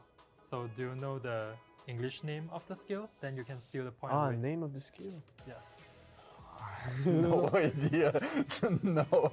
So I think both of you guys got it wrong. Okay, so we'll move on to the second one. Alright. Point for you. So it's 1-1 now. Sprint. Не sprint. So Second skill of Link. So he said sprint. Yeah. And then he Second said skill of second Link. Link. Okay. Второй Линга вроде. So do you know the name? Do you want to steal away or like do you want to try? Название скилла. Ну это второй Линга точно. Yeah, I'm agree with him. That's a second skill of Link. Okay, Yeah. it's the second skill of Link. Defense ward. Like must have 1 point. That's right. Okay, Yeah. goes 0 point. Easy. Lopu Lopu ulti. Third Hep de skill. senin mainler geliyor oğlum. Third skill, Lopu Lopu. Bravest fighter. Okay, you get 2 points for this. So it's 3-1. Oh. Lapu Lapu Ult. Ulti Lapu. Okay, I think our green girl got this first. But do you know the name of Of this course. skill? Oh, no. No. I don't know. We just say it as a ulted. That's it. Okay, so 1-1. Bravest fighter. So for the fourth one, Joy W. Second skill. do you know the name of it? No. No. Okay, so it's 4-1 now. Basically, we have the winner now, but we'll try for the last question. Joy's Second skill, Joy. second skill. I think I'm going to try to answer first, but Blackmarsh got it first. But That's alright. do you know the name of the skill? Nah, I have no idea the name. Also, yeah. Okay, so I guess it will be Blackmarsh 2 Meow. points. Rhythm of Joy. I'm and agree, 1 point for yeah. our green girl. So we're moving to the last question. 1-1 first skill. Okay, do you Yeah. want to try? Do you want to No, try the no, no, real no. name? No. So it's actually Oh, swallow. it's passive. Passive. So it's fault. Yeah, I I'm think wrong. Even if you're wrong, it's still like 4-1. So the winner here is Wait, Luna. okay. First skill 1-1. First skill 1-1. Do you want to try? It is. It is what it is. Okay, so it's actually passive. passive. Oh. Okay, so you didn't try, but now we have like 2-1. 2-1. So I think Algringo lost it. So you have to 100%? listen to Okay. whatever Blackmarsh says. So Blackmarsh can say anything you want Algringo to do, and then we'll have it here. And you want me to do whatever he said? Yeah. Okay. Типа, Let's go. ну я наоборот должен тебе давать, чтобы... Ну давай. Можно? Давай. Да пей сильнее, что-то как Да, было. все нормально. Okay, thank you very much. Thank you. You're welcome, guys.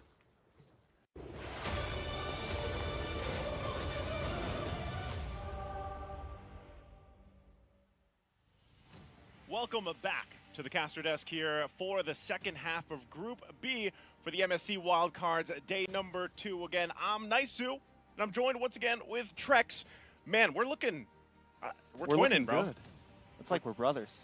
It kind of is. You can barely tell us apart right now. I think so, yeah. The viewers don't even know. Like, I'm Naisu. This is Trex. I'll be anchoring today. Yeah. That was about the confidence level that I was looking for, man. But you know what? We have already seen 3 matches here again for Group B. Things are falling into place, and I did get word that, you know, now that I don't know, man, this is actually the same thing, the same situation we were in yesterday. You get to our point where we're now on the desk, we take over for the great LaFell and Mirko, and we're left with the tough duty of finding out which of these teams' dreams to go to the group stage is going to fall out of here, because with this matchup, Brute Force versus IHC Esports, this is actually already a deciding point for a lot of this group and what could fall into place here, and it's brutal than ever, man. It's brutal. It's legendary. It's epic.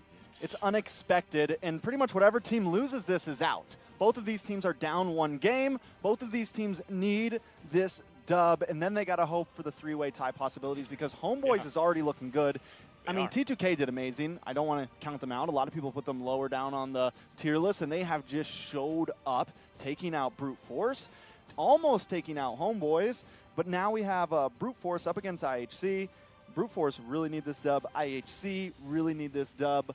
We have a deciding game here, and that's I'm enjoying casting the second half of these group stages, because we get to see those moments. Those moments of going wild in the wild card. Going wild. Have you ever gone wild?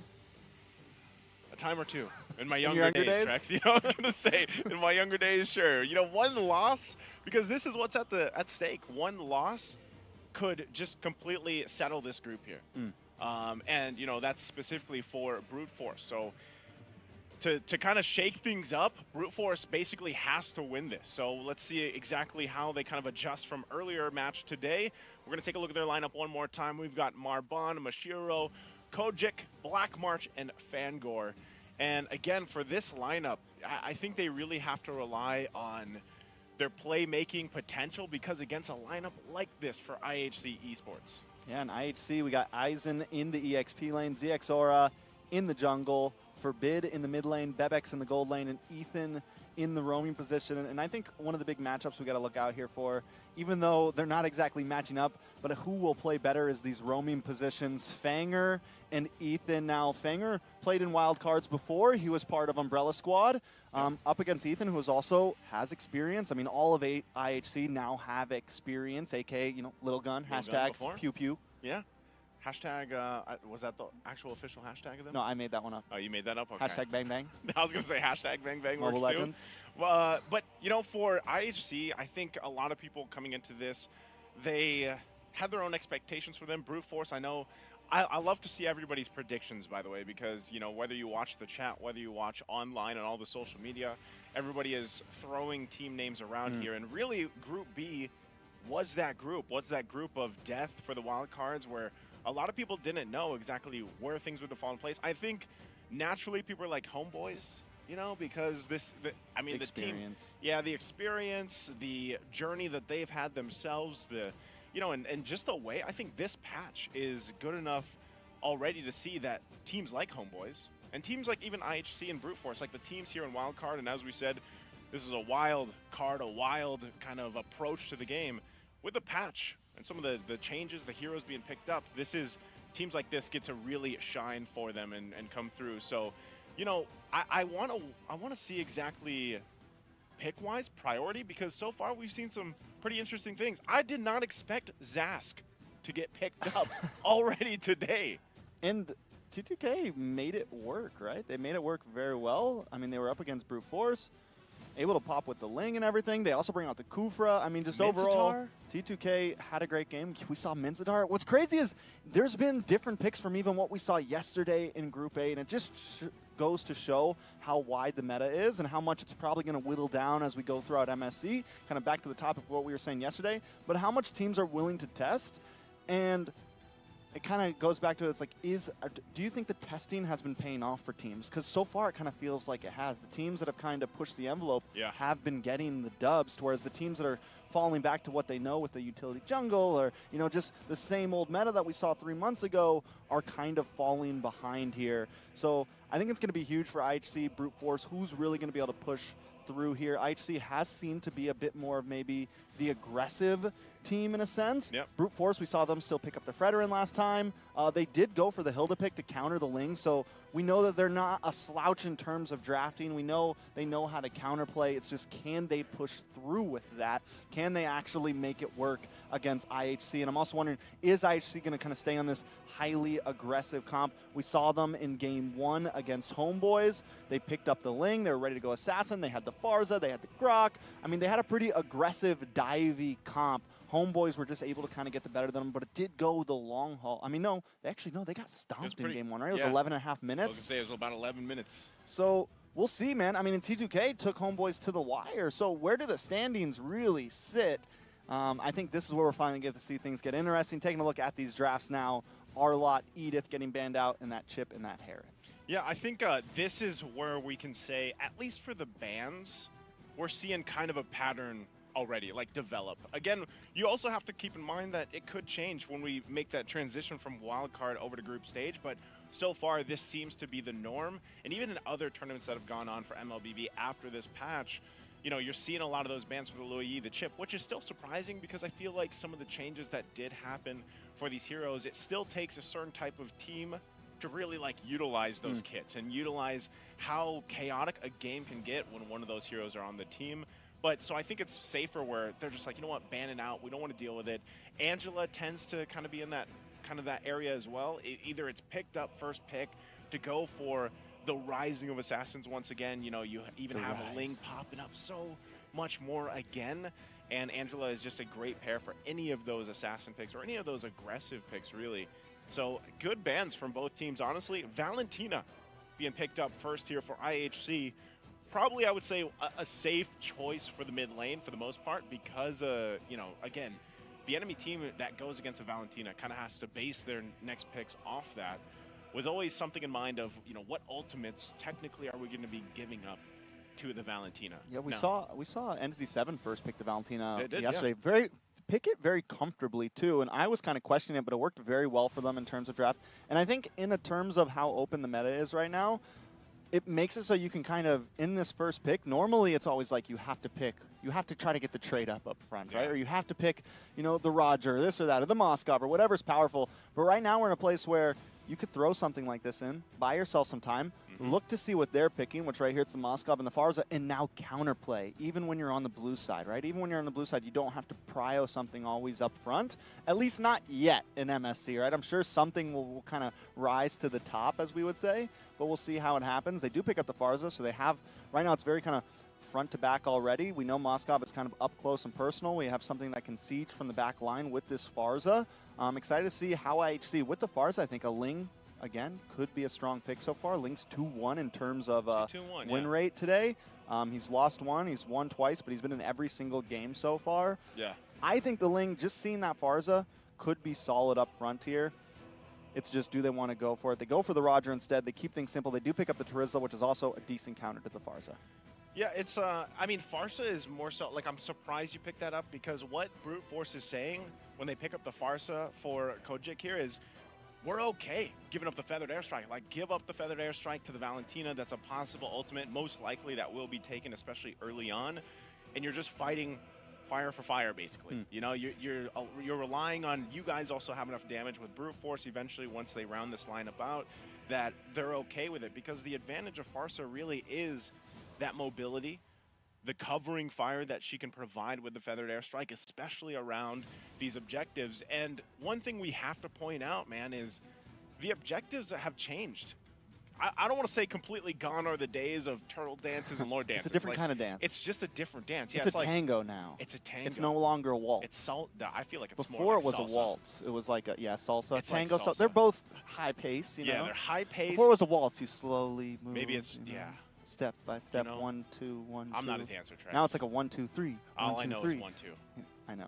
That's it. I just I have 2 left feet, as they say. In Florida, you got to know how to tango. Okay, well, you got to know how to tango in Florida. Well, my point is, Trex, the lore dances, the turtle fights are different. So when you take an artillery mage like Farsa, that makes things even more chaotic or more pressurous for the jungles here. Because look at this, Barrett's. We have not seen Barrett's picked up in like a long time in terms of I should say it's been a minute, you know, from the patch, because Barrett's has kind of fallen off. I think this is his first pick for him, right? In all of Wild Card so far. Yeah, I believe so, because I mean, and also when we look at IHC, we don't know if the Roger's going to go in the jungle or if it's going to be flex into the gold lane. You know, that's the flex card for them right now. But it would be interesting for me personally to see the Roger go up against the Barretts. And how does that play out? But also, Barrett's technically, in the past, we have seen him being flexed as well. I'm not Into sure. the XP. Yeah, I'm not sure if that's the game plan for Brute Force, but both teams basically have this one pick right now through the first phase where they could flex it depending on the 2 picks for the next teams. Now, as we get through the bans, you can see that Ling and that Grok are taken out here, Matilda, so there's a lot of focus on these roam options because both teams, you know, they don't have them just yet. Those are great bans right there because they're covering they're covering Kojic right now, who's going to have this Farza. They're covering the Grok, they're covering the Ling. I think it's solid, and I think both teams, like you said, very flexible. Like you said, the Roger could go jungle, the Brats could go EXP. Both teams left themselves very open, but both teams still either need a jungle then or an EXP laner. And on the side of IHC, you can tell they're taking their time with this last ban. It's like, do we go for an EXP laner here? What do we want to take away from them? What are we worried about? They take away that Matilda, which is something that could definitely help the Barats in the jungle, kind of give them a bit more speed, kind of get them into the midst of this battle. Let them fly. They are going to go for the Julian ban, so kind of expecting the possible flex of that Barats, which I think, you know, being a little preemptive there, but I think it could definitely work out for them. Okay, well, you know, since the bans are done here for both teams, we got to see where Brute Force decides to take this, because this next pick could tell us where they're going to go, especially with the Barretts. They still need a good roam option. Okay, Ooh, flex. That answers it. There's the Nolan going to the jungle. Barretts is going in the XP lane against this Terizla. Now, I only can recall one time I've seen Barretts in the XP lane since the patch, and it did not work out very well, man. Like, I don't know. It just, for some reason, maybe it was that specific match that I saw those players, but it did not work out well. And this answer from IHC, this is a very good last 2 picks. You got the Minotaur, you got the Ruby. This is a ton of just crowd control now on your favor, which you already have pretty good because you have the Valentina and the Terizla. So earlier we saw Homeboys do a similar comp to this. They didn't have Roger jungle, but they had the Ling jungle, and they had a fighter offlane. You know, take us back to days of M2, like, you know, funnel strat type things. And they almost folded with that composition just because of lack of damage and not having the marksman. They were able to pull it through. But I think when I look at IHC's comp, the Roger's going to be vicious, but they have some backup damage here with that Valentina, who, like you said, can take the Feathered Airstrike, can do damage just by herself once they scale into the mid and late game. So I like IHC's composition here. I think it's interesting. I think it's definitely doable. Tons of CC, tons of dive. And then BF. Brute Force come in with this Guinevere pick. Is that a Roam Gwen? It's got to be a Roam Gwen. Maybe EXP Gwen, but most likely Roam Gwen. Yeah, it's got to be a Roam Gwen because I haven't seen that in a while. Yeah, logically, I just wouldn't think Barrett's going in, you know, obviously into the Roam here. Guinevere, though, gives them a little more CC as long as you, I mean, but look at the crowd control from IHC, man. I just think you don't have enough if you're Brute Force. You have so many tools over there from IHC to actually peel, to initiate, to get out of like these sticky situations, which are going to happen because of the nature right now of these objective takes. So you have a lot to rely on for IHC with the lineup that they have. And so for Brute Force, they're going to have to be able to pull something with... Brute Force it? They're going to have to Brute Force it, Trex, as we jump into the Land of Dawn for this best of 1 between IHC and Brute Force. We're going to find out exactly, once again, based on this game, ladies and gentlemen, this could already paint the picture for where Group B is going to fall into place and who is going to eventually face off against E7 from Group A. But we'll take a quick look here at the emblems, especially anything sticking out. Nothing too crazy, you know, for the most part. ZX Aura also, this Roger jungle, I think against this Nolan pick was nice, was a good way to flex things. You know, they had it, they held it on, and they flexed it in.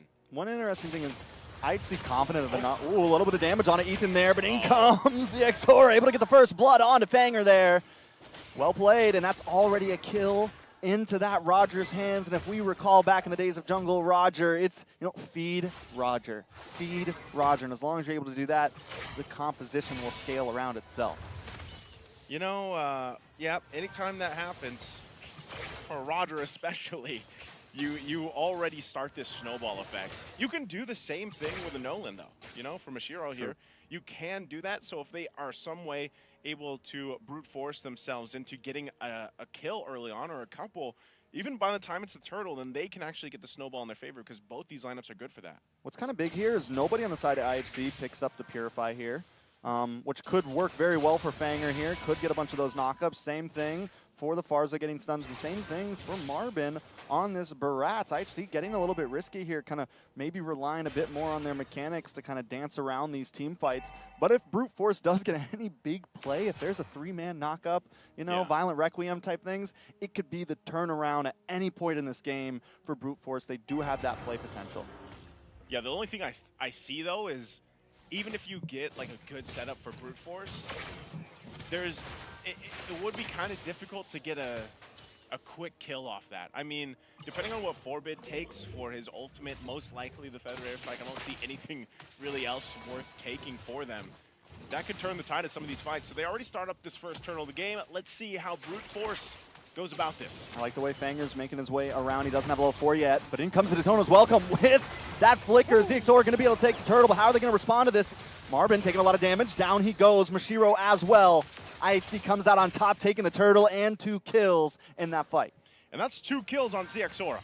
So, that's another meal for the Roger.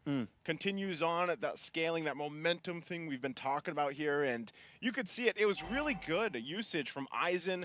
This is a signature pick for Aizen. The Terizla, he loves it. He was able to zone out members from Brute Force to even get towards that turtle and contest it.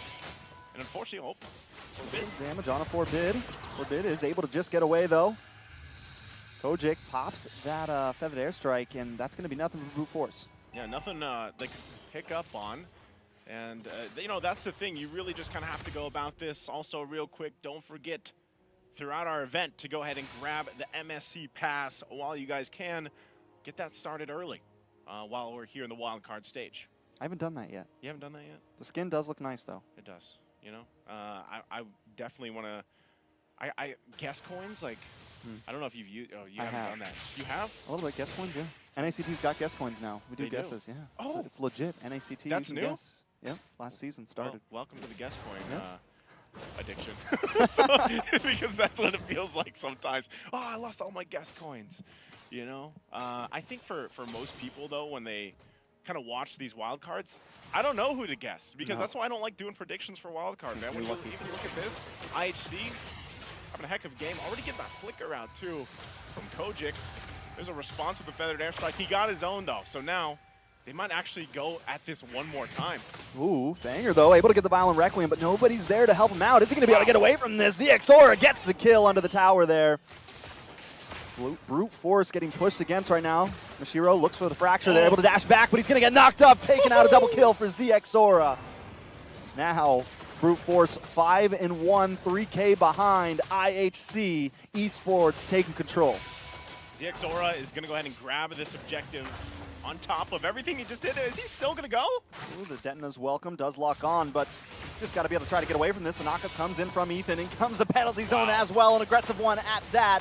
ZXOR getting some free shots. Kojic pops the Feathered Airstrike, but ZXOR is not stressing about it. Aizen still up and running, finally taken out. But ZXOR finds one. He's looking for another 1v4. ZXOR runs under the tower, takes a shot to the face. Violent Requiem almost gets a knockup, but unable to do a Fanger. Finally falls down. ZXOR still getting away. Knocked against the tower, but he's still alive and escapes safely. Will Forbid picks up a kill against Black March. It's a 3-for-1 trade. IHC on top. Are you kidding me? ZXOR again and again and again.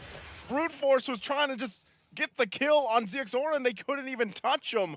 What a juggle around for this Roger pick. And now this is full snowball potential. I mean, look at him. And they have enough heal, too, just with the motivational roar from Ethan on this Minotaur pick.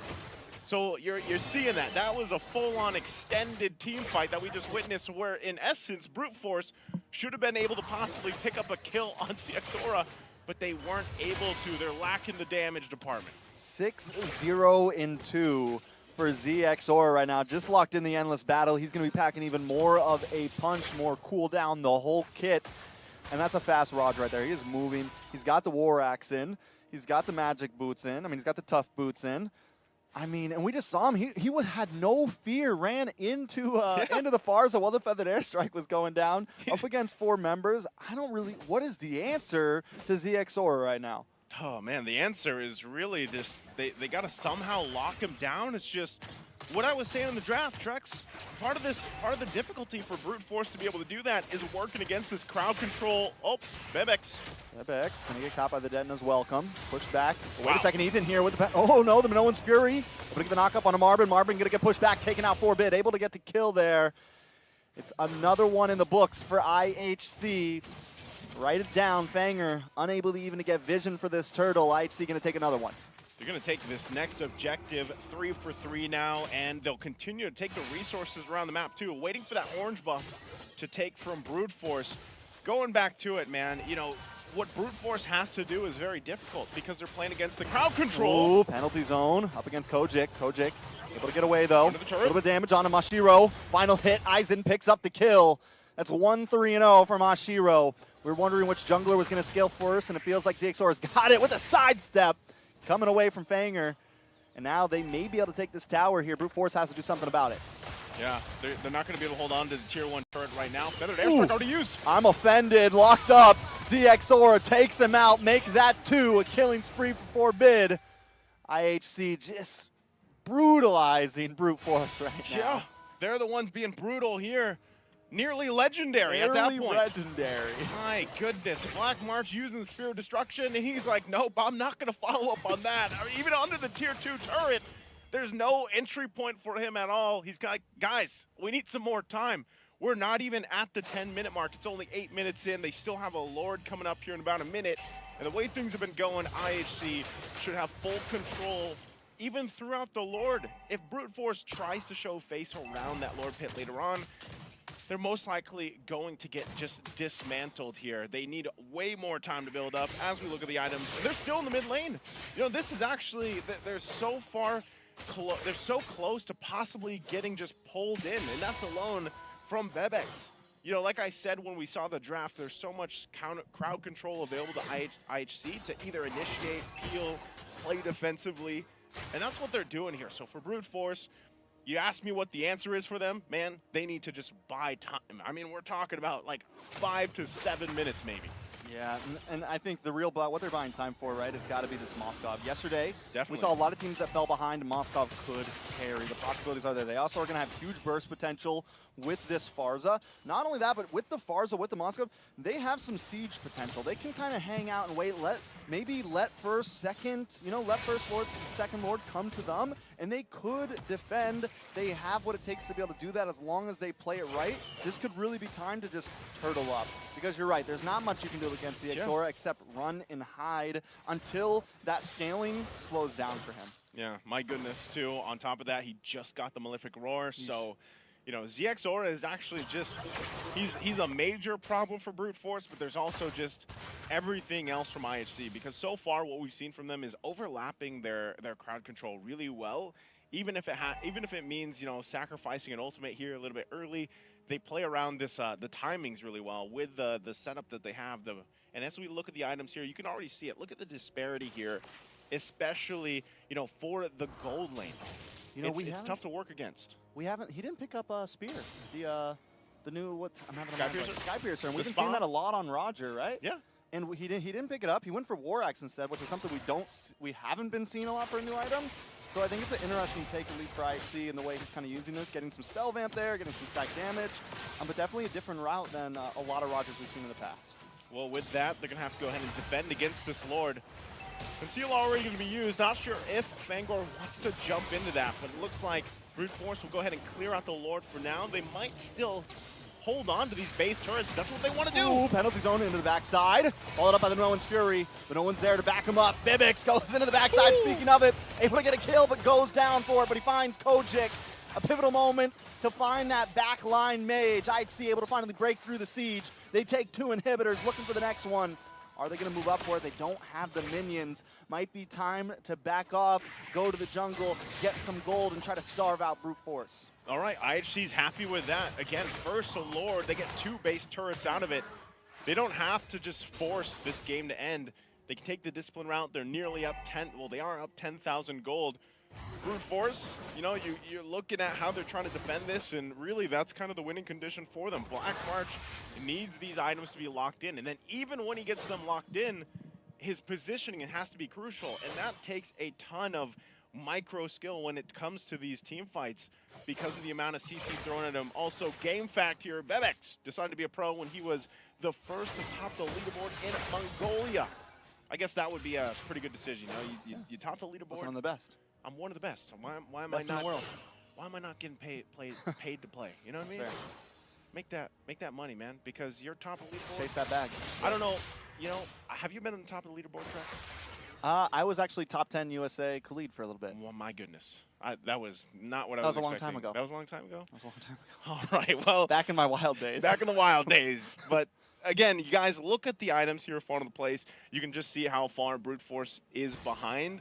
And really, once the defensive items kind of get locked in for them, you know, we're talking about maybe the 18 to 20 minute mark for Brute Force, then I think they'll be able to withstand some of this team fighting. But until now, it's more so they just got to watch. Even this Lord, the second Lord, I don't think they can even get into this area without getting taken down. Fangor is going to try, though, but it's just stopped right away, even with a conceal. He does get the knockup. It's a lot of burst damage on Ethan. If they can get the kill here, it can be helpful, but he's able to pop the crown.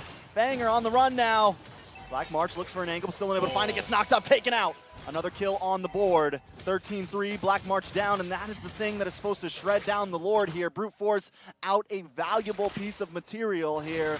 IHC looking to possibly try to end this. They got a wave on the bot side, a wave on the mid. Okay, this could be the game ender, though. IHC, Black March not up for another 15 seconds. Can they defend? All right, Lord, they're going to try to pull him up to the top side. Banger takes a ping load of damage. ZXR able to get the kill. Another one on to Kojic, and they're falling short, falling down as IHC stands tall. And IHC will come out swinging and snowball the game to victory here in a very decisive fashion against Brute Force. Again, this is something we see typically when Rogers are locked in. And Brute Force, although they had a decent draft, I'd say, they couldn't execute it the way they looked for. Again, you're talking about just a Roger, a hyper carry. This is where we are once again, ladies and gentlemen, the change of the meta here. You can see the highlights. You know, it started very early on for IHC. They got some key kills here. ZX Aura really got to just pop off. And this was all after even he survived some crazy team fight. You know, this was the final team fight that they had in the game. But really, it was just I would say the prowess, the fighting prowess of IHC and the lineup that they had that really was highlighted here. The way that they covered each other, the way that they set things up. And at times, I mean, sometimes it was them trying to save Bebex, you know, Bebex from getting taken down on the Ruby. So, again, a great performance from IHC for them to go ahead and cap out this game. Of course, you know, ahead of them, they still have one more game there to play out, but this was a very decisive game for them. So, hold tight. We're going to be back after this short break for the next matchup.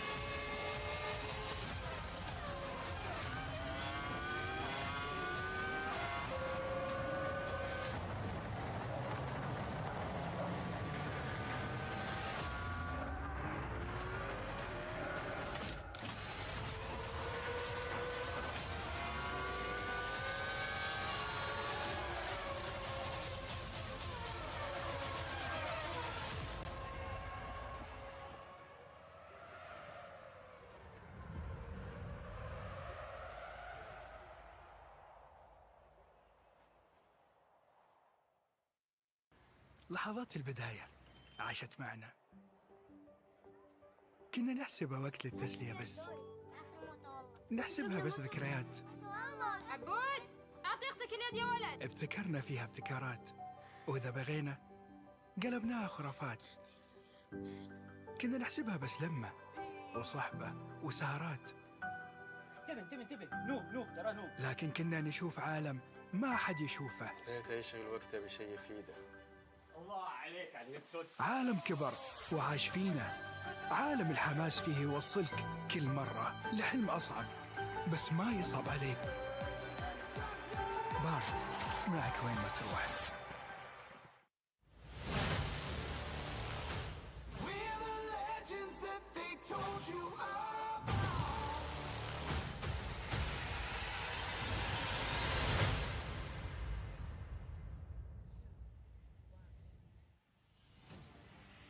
And welcome back here to the Caster Dance. Once again, I'm Naisu, this is Trex, and we're here for game number 5 for Group B for the MSC 2024 Wild Card. And, you know, after what we saw from the previous match, if you guys missed it, it was quite intense, I would say, for IHC to be able to just kind of snowball out of control with that Roger pick. But we'll have to see what they end up doing for the next match. But also before that, we want to go ahead and just invite you guys, because your opinion matters for us here. Scan the QR code right there to give us some feedback, of course, for the broadcast. We do see your guys' comments, and we do appreciate you guys giving us the constructive feedback out there and letting us know how you're feeling about this wild card. Keyword constructive. Constructive. Constructive criticism, guys. Yeah. That's right. That's right. you like the constructive criticisms? Yeah, as long as it's constructive, guys, you know, sometimes they're a little hard out there. I was gonna say, you know, we gotta keep it smooth for us here. But going again to the matchup here, you know, we have some time, of course, to talk about this before the next one. I would say, you know, for IHC, I think they've performed. Do you feel like they performed up to what your expectations were? Because even looking at this is the match MVP, ZX Aura here on this Roger, snowballed out of control. I think if they win this next game coming up, then they kind of performed up to my expectations. It's sad that so many good teams got put into Group B, and I'm not trying to put down Group A at all. But for me, like, it's just because it's hard to gauge them. Like, I think there was a lot of high expectations for IHC. There was a lot of high expectations for Brute Force. There was a lot of high expectations for Homeboys. A lot of teams people were looking at, and you know, it's a best of one. We don't really get to see how they would compete against some of the main stage teams, right? But taking a look at some of these stats, that Roger build, man, you got the speed, you got the cooldown, you got the stacks. You also have a little bit of defense there. I'm into it, and I'm wondering, you know, is Roger just meta now, and is he going to become a prio jungler? I feel like you're saying this and asking this question, Trex, because it could be a good card for, you know, what's to come in the group stage. But yeah, you know what I find interesting about the Roger pick is, yeah, you talked about it during the game. You didn't pick up the Sky Piercer. Typically, we are seeing these jungle Rogers pick them up early on. Obviously, part of that is due to the fact that the item is literally like 1,500 gold. It's very cheap, you know. Not sure if that'll change or not. But it was a good, I feel like a good way to see how you could build this Roger. And I think part of it too, I'm not sure how early on he had that War Axe, but that was probably part of the reason why he like bobbed and weaved out of the team fight so well in almost the mid portion of the game, and then he wasn't taken out, you know, because you have some of that durability now in this Roger, who's already quite mobile, like in comparison to other heroes. Like, he's just pouncing and running everywhere, you know. And I think so when you're talking about Roger, I think it's safe to say this hero is pretty much meta. Like, as our meta is forming here for MSC, based off this patch, Roger is one of the guys. Fredrin is not the guy. I don't want to say he's like not him. He's not him anymore. Not him anymore. Is it Roger? Do you think Roger is him? So there's two heroes, like looking at the draft so far and just some of the past games, I think there's two heroes that have really come to mind for me for jungle, and it's kind of Ling and Roger. Ling and Roger? I think a lot of people Noland also has been got very banned yesterday, hasn't been as banned today. But if there's like, I'm trying to think of picks that have like are rising. So it's definitely one of them. Match 5 going to be coming soon though, boy. Match 5 is going to be coming soon. So we are going to take a short break before we get to the draft for this next matchup and everything else for us for IHC and T2K. So sit tight. We'll be back after this.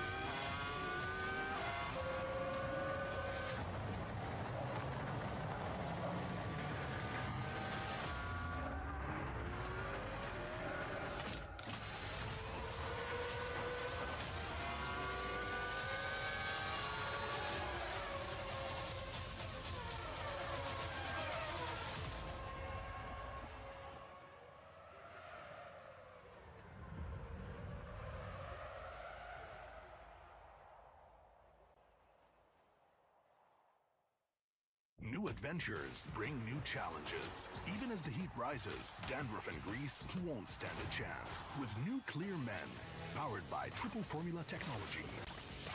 To eliminate dandruff, itch, and grease, gives you 8 hours of freshness and 100% dandruff-free hair.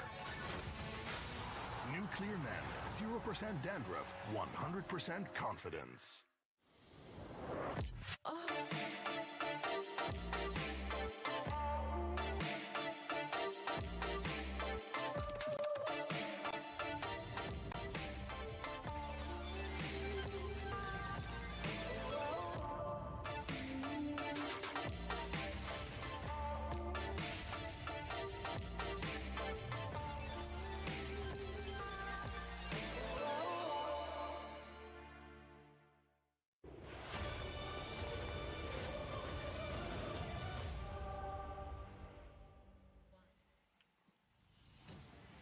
And welcome back again to the caster desk here. I'm Naisu, this is Trex, and we're getting prepped and ready for match number 5 here for Group B for the MSC 2024 wildcard stage.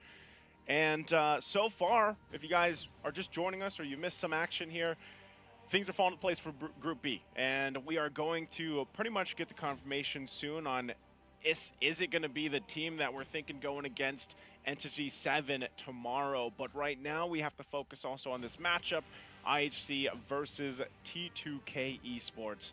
And, you know, I think for a lot of people, it's kind of how is the expectations for these teams. We talked about this before we took that short break. And I think that's a good thing to point out. You know, for a lot of these teams, when they are in the wild card, this was the same thing when we had our first iteration of the wild card last year before M5, where it always gives an opportunity for the viewers out there for other parts of the world to see these teams, these players, these organizations, kind of what they bring to the table here. And I think for a lot of people, when they also watch T2K, for instance, it was a similar effect that we saw from the members of IHC previously, where it's like, man, there is really a lot of good teams and a lot of good players out there, and they're very competitive, you know. And as we look at the lineup here for T2K Esports, we've got Masarap, Yahiko, Bob, Witch, and Apex. Bob, I saw your clip, man. So your clip. I've We're seen not the say clip. the other one. You don't have to. No. But we have IHC. We can say this. You can say this. Aizen in the EXP, ZXORA in the jungle, 4-bit in the mid lane, Bebex in the gold lane, and Ethan in the roamer. And you know, we get to have a, like you were saying, to kind of build on that more, we get to have a taste of these regions that maybe we don't get to tune into all the time, right? Yeah. We get to see what's going on, who's the best there, and get a little taste of their meta, get a little taste of their style. Even if they don't make it to the main stage, we still get to see them in IHC. We've now gotten to kind of know them, you know? We've really gotten to know them. And T2K also, man, with the huge upset in the beginning here. I mean, maybe it wasn't an upset, whatever, with the huge win against Brute Force, just in doing it cleanly. I'm hyped for Nepal. Like, Nepal has always been a region that I was like, eh. And now I'm wondering, you know, even if they don't make it, going out with a bang, it seems like, so they will definitely, neither of these teams will be making it to the main stage, but it is a great opportunity to show us what they're made of, because they're not going to get that opportunity now, right? So it's all down to this game. Give us everything you got. Show the world that, you know, next big international, you can be someone to be reckoned with. It's, again, as someone who has seen IHC grow before they were even really, like, officially part of Team Little Gun and everything, yeah, you know, the amount of improvement that they have made is just crazy to see actually unfold. And yeah, they're all great players individually as well. Like we mentioned, you know, we get time to actually talk to some of these players, of course, off broadcast, and we see them personally. And you know, to see how happy they are, even despite some of these the results, of course all these teams want to go to the main stage. It's just unfortunate, and that's just why this whole wild card is that last chance, because you know, you have to bring your best. I mean, think about for most people, they're like, you know what, a best of 3 is sometimes already difficult because it's only 3 games and you have to be able to adjust on the fly before you get swept. What more, a best of 1?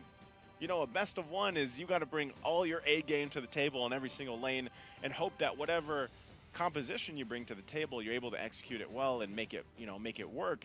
And like you said, Trex, I think that when you really look at the teams here competing in a wild card, whether they make it to the main stage or not, it's all about showing the world and letting them see them, for maybe some of them for the first time, and showing that they are competitive here. And they have a lot of things to look forward to, I'd say, in the future as well. It's our chance to see the world. See the world. Hashtag see the world. Hashtag see the world, baby. That's I what like they're it. doing. Yeah. I like it. Are you know? seeing the world? I've been, yeah. I mean, and even if they don't go to main stage, they got to see the world. I mean, we're here in Saudi Arabia right now. It's beautiful. It's a little hot, but hotel's wonderful. Food's good. You know, all the players. And it's a great opportunity, I think, just, you know, for us as people in general, too. You know, we've got to meet some of these amazing players. But, yeah, it's IHC versus T2K. Let's get back to it. Both of these teams have been aggressive. We've seen assassins from both of these teams. We saw the Julian from T2K earlier. Yeah. We've seen the Ling from IHC. We just saw the Roger from IHC on ZX Aura. Let me ask you this, Trex, because you already said there's 2 heroes on your mind that are pretty much becoming main staples in the current meta. Maybe you guys in the chat can also throw out what you think is forming meta-wise, or especially for the jungle, because Roger and Ling is what Trex is thinking. Yeah. Feel free to say I'm wrong. I know you will.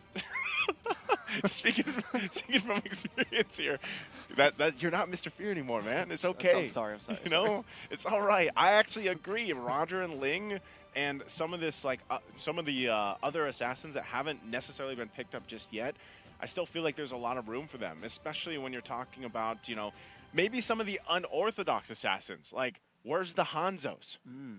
That's what I'm waiting for. The Hayabusa, I think it's a little more. No, that's what I'm saying. That's Where's Assassin Dave at? Where's the Hanzo? Man? Hanzo's way left field. Well, that's right. The way left field. Left field. Yeah. It's there right, though. But I think we're in a way where a Hanzo or some of these other assassins that quite aren't picked up could happen to be played. Fannies, I've seen a couple Fannies on this patch, man. Okay. And how were they? She's still struggling a little bit. She's struggling? Yeah, she's still struggling a little bit, but I think still we'll see. You know, there are teams in the group stage waiting that are like pro Fanny players. Maybe we see them come out for the group stages. But are you saying there's no pro Fanny players here? You know, group stage. Hey, they haven't been pro enough to bring it out in the wild card stage. That's fair. If you want to be wild for the wild card, bring those picks out. If you want to be wild. Actually, that would actually be really good for these last 2 matches, because we know at this point it's just get wild. Go with bang, pick those picks. Oil up, get wild. Yeah, you could do that. Wear your sunscreen, actually. Wear your sunscreen. If you're here in Riyadh with us, you got to wear the sunscreen because, man, I'll tell you what. You have this kind of complexion that Trex has, you're going to burn easily. Look, I'm getting red already. Getting red already? Brigida yesterday got red in a matter of seconds.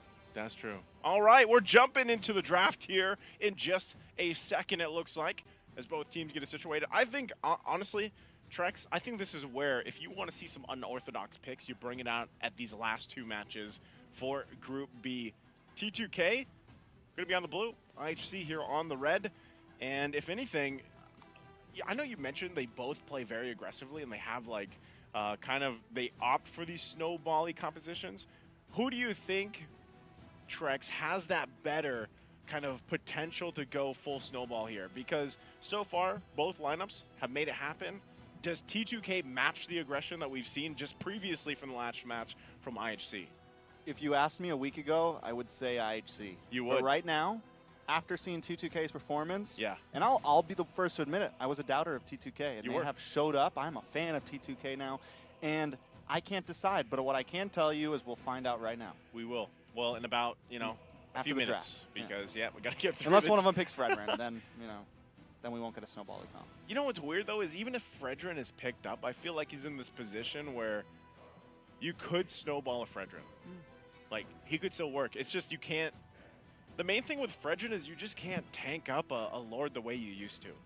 I feel like that's the biggest thing, and you feel that damage a little bit more. But I don't know. I actually don't see these teams going with the Fredrin, at least in this match here.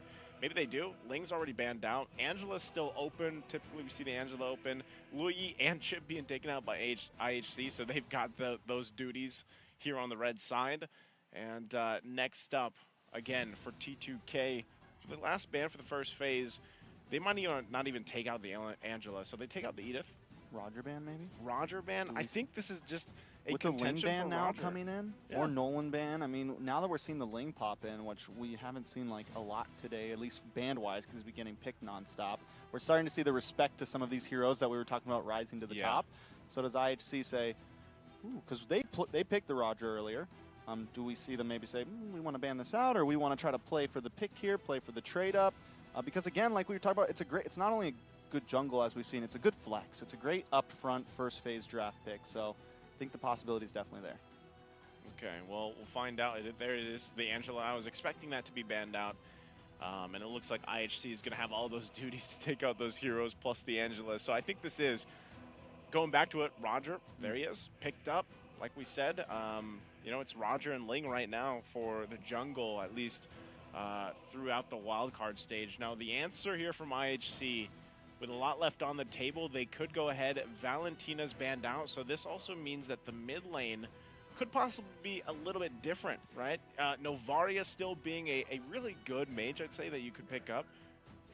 You probably don't have to take it right now, you know? You don't have to take it this early on. Some of the XP laners, I feel like that's the lane where it's really narrow for some reason right now with the heroes. You know, you've got a lot of the Terizlas being picked up. Riz and Moskov, I feel like. You got the Yuzhong, Moskov. I don't know how I feel about the Moskov. Moskov late game potential is still big, but it just feels like it's not as valuable as a pick early on as it was because of that change. So they go with the Terizla, and then they get this. They get the Faramis as well. Yeah, so and the Faramis does well against the Roger, right? It can stop some of that pressure that the Roger wants to put on, especially if it ends up being a jungle Roger. Yeah. It can kind of slow him down if he wants to get the full engage. You have the defense for that. But here comes something spicy, the Carmilla pick. Now, I've been waiting to see if this was going to, jump into current meta. We saw it a little bit. We saw it a little bit in PH playoffs at that. We saw it in roam positions. We saw it in some jungle positions. We've seen it a bit all over the place. So I'm excited to see how they place this. Do we think this is going to be a roam Carmilla? Do we think it'd be a jungle Carmilla? Honestly, well, it could. It could be flex because of the Roger. The Yuzhong here is what I expected because the Terizla was already there. Now, Carmilla, let's just say, there's a possibility Roger does go in the gold lane, Carmilla ends up jungling, but then again, you could also just flex her into the roam. Yeah, and he could still gold. He could still gold, And there it is. Harith is going to be picked up, so that is going to be the gold lane option for IHC. So, this is interesting, the way things are going for T2K. The Carmilla was... I feel like right now, especially with some of the items and everything else, Carmilla's the Curse of Blood is quite devastating against some of this lineup, and it works well against a Netherrealm. Like, IHC wants to play around the Faramis. They have a Netherrealm plus the Zaman Force, and if that all lands into a penalty zone or follows up through it, that Carmilla is going to be huge value for T2K because you just drop the Curse of Blood and then... I mean, how many times have we seen a Yuzhong just get that setup, with the Furious Dive, the Petrified combination? So my main question is, where does T2K put the Carmilla, first and foremost? Is the Roger going to the jungle, or is it going gold lane? And then how do they kind of round that out, especially with the mid lane pick? Mid lane pick, I feel like they could still go Novaria if they wanted some vision that helps the Yuzhong, it complements the Yuzhong. Because you can see the Vexana was the last ban from IHC.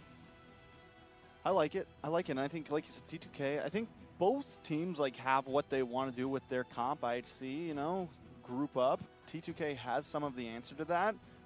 If this Carmilla does mess up at all, I could see IHC really just kind of outputting the damage. I think it's gonna right now. It's really who can make their comp work a little bit better. But we do still have 2 more picks that need to come in. IHC gonna ban out that Fanny you were talking about. The Vexana also getting banned out, and then we have straight jungle bans from T2K. Yeah, we got the Ling, we got the Nolan, we even have the Leo Mord just for good measure. Yeah, I'm surprised to see the Leo Mord, but it's mostly for good measure against IHC. They don't want to deal with that against Zioxora, so. With that, I mean, we might see some of these junglers picked up. I'm not sure if IHC wants to take it right now. They still also can play around the fact, what do they need? I would say there's still a mix, right? The Faramis could go, we've seen it in the roam. We've actually seen it mostly in the mid. The poke potential from a Faramis in the mid is great, but we've seen lineups. Okay, so it is going mid. Matilda's still open. They locked that in for the roam option here for IHC. This is... a lot of shielding. Esmeralda's actually still open, but because they already have the XP lane, that's not going to happen for T2K. So instead, the answer is more AoE to follow up on the Curse of Blood. More damage. More dam, big dam, AoE damage. They go the Odette plus the Claude. So we're talking about 2 heroes that should be able to shine on the Curse of Blood ultimate from this Carmilla. And, you know, with that, that'll also tell us the Roger is going to be in the jungle. So we got the Carmilla in the roam. Claude's going in that gold lane. Last pick for IHC has to be a jungler. Maybe a Julian. What are they thinking? Do they go damage? Because there's so much damage from T2K right now. I don't even think it's worth picking you. They do. They go for the Fredrin. They play it safe, man. IHC keeping it simple. Man. I mean, this is definitely like, you know, I'm not saying it doesn't work anymore, but this draft is something we saw, you know, playoffs, right? Back in playoffs of all the MPLs and everything. This draft is definitely a little previous, where we was look as T2K, it's very more forward thinking. It's heavy damage. It's what we've been seeing work, at least in the wild cards so far. And it is a scary composition. It definitely could be risky. All of these heroes are squishy, except for 2 of them. It's very different than where before it was 3 tanks, right? Essentially 3 tanks on your composition. Now it is almost all damage dealers and a strong EXP liner. That just shows to the dynamics that also IHC can bring to the table, and I think that's what they want to show here in their last match ahead of them in this wild card Group B fight out, as both teams want to go out with a bang in this best of 1. See who gets the upper hand. IHC, with the lineup that they have, they could really kind of scale up really quickly. Well, my big question is, how do they play around all the AoE damage, the area of effect damage and ultimates that's going to come out here from T2K? Already looking at the emblems as well. You've got the Warcry emblem on Bob, man. Like, he's looking for it. Masarap, too. And Yahiko. And Three Warcries. 3 Warcries. Yeah, that's probably the sound they're making, Trex. That's it. Or the SpongeBob, though. Yep, that too. You know? That's my Warcry. That's a pretty good Warcry. I'd probably be pretty scared if I heard that. You should be. All right, well. Whose comp do you like more? I don't know. Oh, Boa going to get pulled back. A little bit of damage, though, on his ZXR as well. Bob forced to run away, but Yahiko with a lot of damage on a Forbid. Can he get the final hit? Able to pick up that Little Wonder and a kill. First blood over to Yahiko, looking for another. Dash away does come from Ethan there. Yahiko going to be able to walk away, but there it is. Feed Roger, baby. Yep, same thing that happened in the previous game, but in the hands of IHC. This time around, it's Yahiko. I think that was the power of the Warcry, man. 8%. That's 8%. A good percentage. You know, good percentage to work around with. And now you've got 3 on this lineup. You asked me which lineup I like more, Trex. I'm going to say T2K. I mean, I'm a fan of IHC, but I like this lineup idea from T2K because it's literally big damn. Like, that's what they're going for. They want to play around it. The Swan Song is going to be massive into the Curse of Blood. And I want to see exactly if they're able to pull it off. So right now, I'm just going to go ahead and lean towards T2K's lineup. For IHC, this is also very signature of them. They can actually play this really well. We've seen how dynamic they can be in the past. You know, the previous game was different. But for this lineup, I think IHC really has to play around the fact that they want to fight these objectives because they locked in the Fredrin. It's weird that the Fredrin was picked up last pick, by the way. You know, we typically see him in that first pick for the longest time. Now that's not going to happen. Apex, though. The damage on Apex down on the boss side. Aizen able to pull off, but taking a lot of damage. Yahiko able to find the kill after being shredded by Bobe. Now Yahiko going to move on to this turtle here. Ethan getting a couple shots onto Apex there. Forbid looking for an angle as well. ZXora up against Masarap. ZXora taking a lot of damage. Down comes the Appraisal's Wrath. Masarap about to go down, looking tasty, but he's still able to make it with that passive. Finally falls to Ethan there. Masarap takes the death. Turtle goes over to IHC Esports. Oh, man. That great team fight there. But, man, that reminds me of the first time I said Masarap, too, you know? It's it's great to see. But for IHC, man, they kind of held it together as long as they could. Ethan getting that kill is going to help them a little bit in terms of the scaling on the Matilda. He's going to be a crucial point. That's why you see them being pretty aggressive here, even on the resources. But I'm not sure if they can really do too much against T2K. Apex holding the line up the front there. Top side. Apex versus Witch. They get it out. Witch, right? Witch. Yeah. Which is which? Which is which? Which is which? It's which. Yahiko, though. Gonna get a face full of taunt here. Apex there as well. A lot of damage on Yahiko. Down about 20%. ZXora unable to get the Appraisal's Wrath down. Whoa. ZXora finally drops it, but he gets outplayed. Yahiko able to get the Lycan pounce and dodge it. both teams disengage. That was, I mean, the amount of burst damage that did come through was pretty impressive, but it wasn't enough to take down anybody.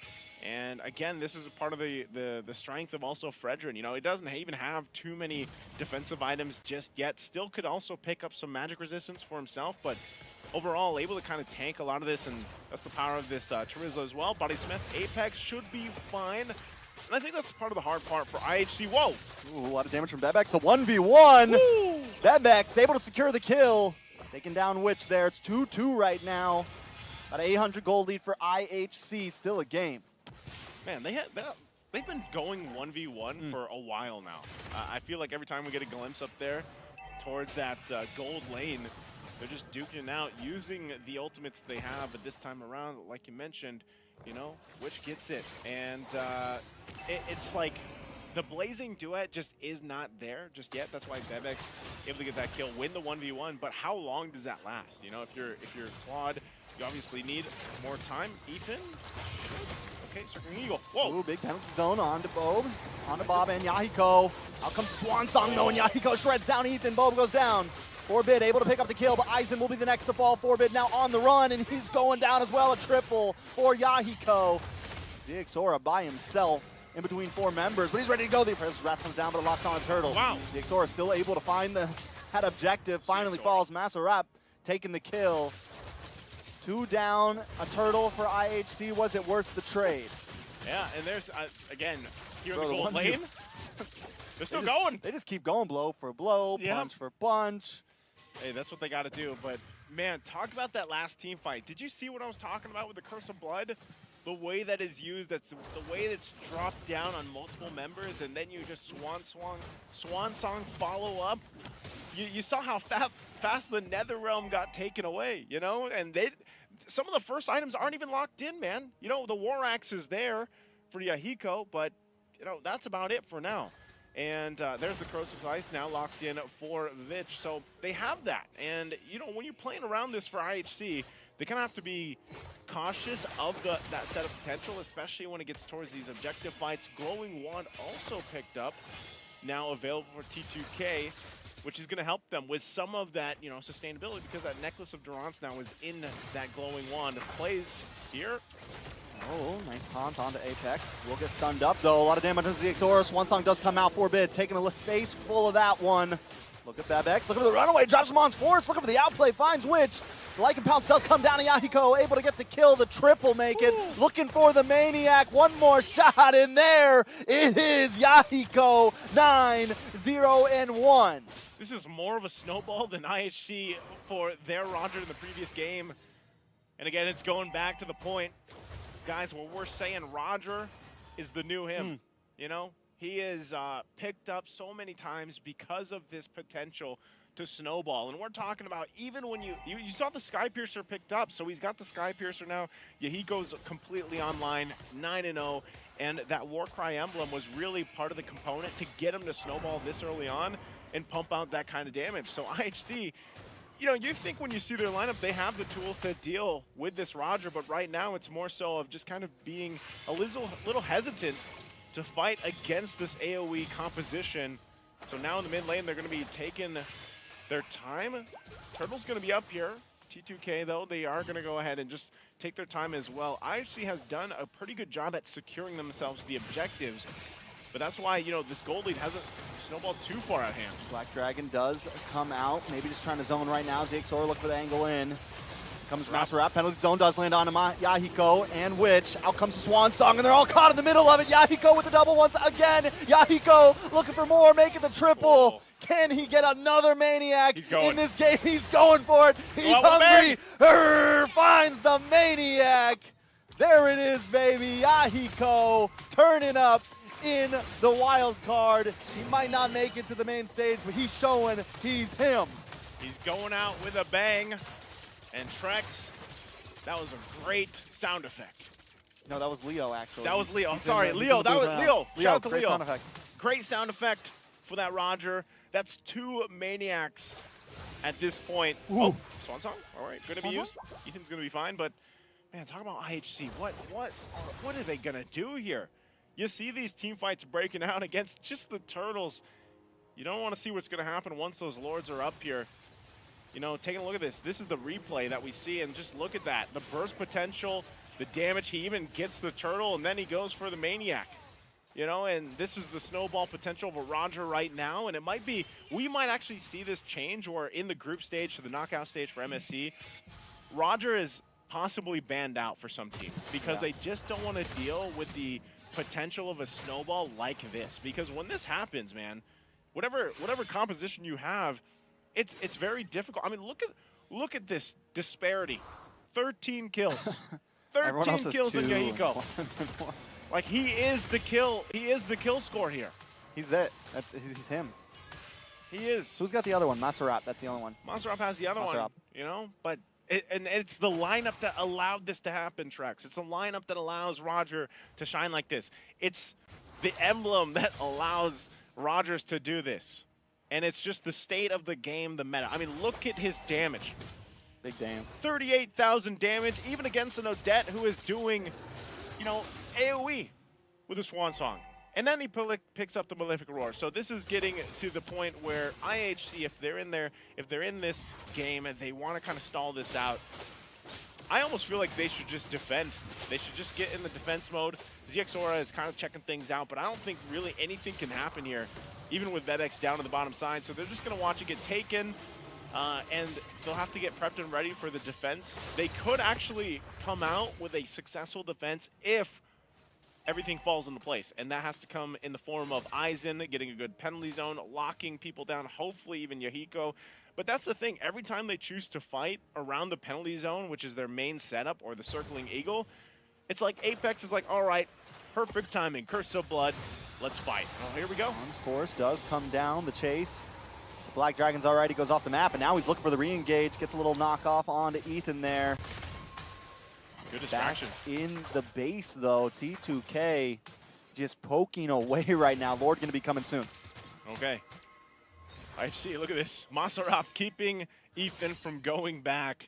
But he's eventually just going to be able to walk back to the base. Conceal going to be used. Are they going to punch this one in, push this into the base? Nice stun onto ZXOR. Zamon's Force does drop from Bebex, trying to lock onto Apex. If he can get that kill, that is huge. It's going to help out with the defense here. Witch able to take the tower, though. In comes the Swan Song. Bob able to do some damage, followed up by the Blazing Duet. Yahiko still playing the field here, just poking away, and IHC able to defend.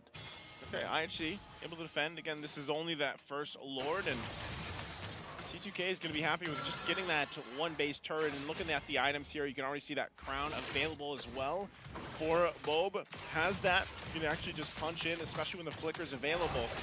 And still, this, I'm wondering if he's going BOD for the last item for Yahiko. You know, he's nearly item locked at this point. Even defensively, they have most of the things that they need. It looks like, and with Yahiko's confidence on this Roger not dying just yet, he can actually play quite up front, because even if he initiates and goes up front and just pops out as much damage as he wants to, the rest of the team can actually really cover him with a Blazing Duet, with the Swan Song. Those are usually enough to push back IHC right now.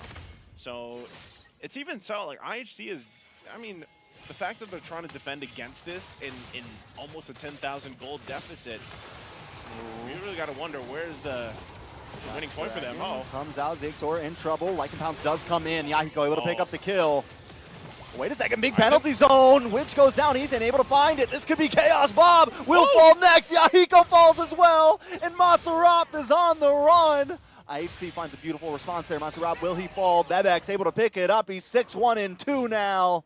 I was just about to talk about a Bebex. Could be the saving grace. They got to go back to defend. Don't think they're going to be able to win the game with this, but still, it is huge. That's huge, because I was just about to ask before that fight broke out, IHC, what can they do to turn this game around? That's exactly what they can do. Win the team fight. They get a triple now on Bebex. You're going to look at the replay here. This was a forced initiation again. Ooh, and, you know, great Bebex timing. This is the overlapping I was talking about. Zaman Force with the penalty zone collapsing down and also not allowing Yahiko to move around the way he's been this whole game. It's just unfortunate. You know, you can see the frustration there too, because that was a great setup from IHC, and it might have been enough to bring them back into this game. So, you know, they're still working with a little bit of gold to get here, but those defensive items now coming in. Athena Shield locked in for Aizen. Anytime that penalty zone is available, he is a big component for them doing what they did just previously. So with this, you're going to see T2K take a little bit of a cautious route now for this Lord. Even with the lead they had earlier, they've tasted a mid lane. Apex able to use the flicker to get away. Zamon's forced for a flicker. Flicker's got a little bit of a longer cooldown, so good trade for IHC. Going to be able to also claim position over the pit. Okay, next Lord going to be started up. ZX Aura will take it. Also, again, look at this Fredrin taking this damage. It's just the second Lord of the game. Can't just hold it there like they used to, so they kind of have to juggle it around. That's what we see a lot of teams doing. They can make a play around this, goes in, swoops in, but it's just going to be reset. They might just want to go for a fight and actually get a numbers advantage. Looks like Apex is going to be the target, but quite tanky as well in this Carmilla. So right now, also for IHC, they've got their 3 Purifies available, so they could also use those to play around this. But right now, given this whole instance, it looks like IHC and T2K don't want to commit to the Lord. They're going to just kind of feel this area out. You know, wait a second. Conceal play. Apex trying to find a couple targets. Witch comes in with a Blazing Duet, able to get some nice damage onto ZX Aura. Yahiko finds the kill. Petrify. Bebex falls next, and that's going to be the damage in the front liner for IHC. T2K trained to kill. Yahiko looking for the engage. Out comes the Nether Realm, but it doesn't stop. Look at the damage. Ethan falls, and IHC is on the downfall. A double kill for Yahiko, looking for the triple, but Witch takes it from his hands. T2K are going to be able to take this game. Forbid knows it. But wait, they still need minions. Forbid on the field. I've seen something similar to this. Can Forbid pull it off?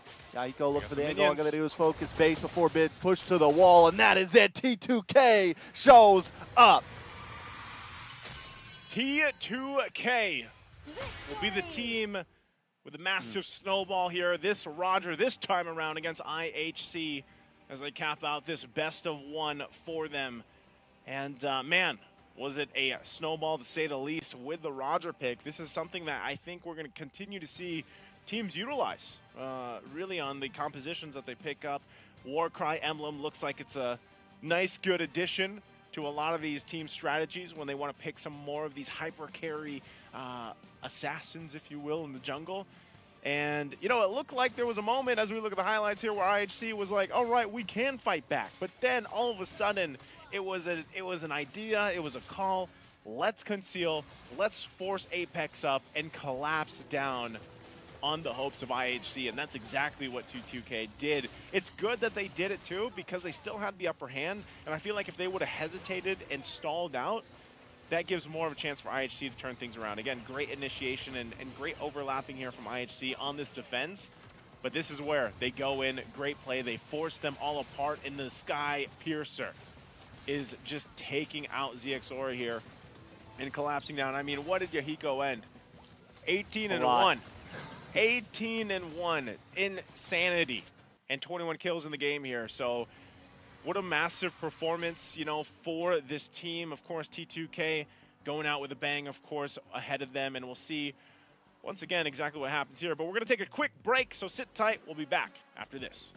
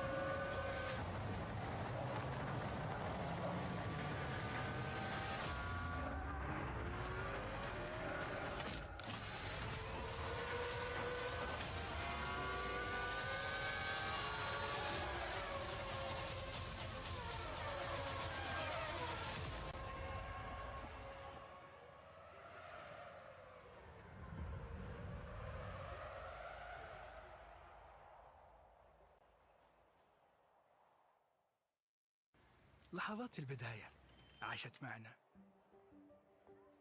كنا نحسبها وقت للتسلية بس. نحسبها بس ذكريات. عبود أعطي أختك اليد يا ولد. ابتكرنا فيها ابتكارات، وإذا بغينا قلبناها خرافات. كنا نحسبها بس لمة وصحبة وسهرات، انتبه نو ترى نو. لكن كنا نشوف عالم ما حد يشوفه. ليت يشغل وقته بشيء يفيده. الله عليك على اليد صدق. عالم كبر وعاش فينا، عالم الحماس فيه يوصلك كل مرة لحلم أصعب، بس ما يصعب عليك.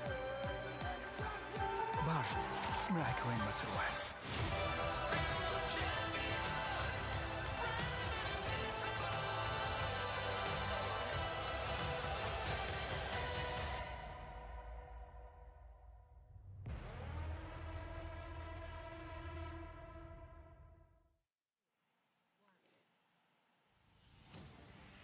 And all right, welcome back again to the caster desk here. I'm Naisu and that's Trex.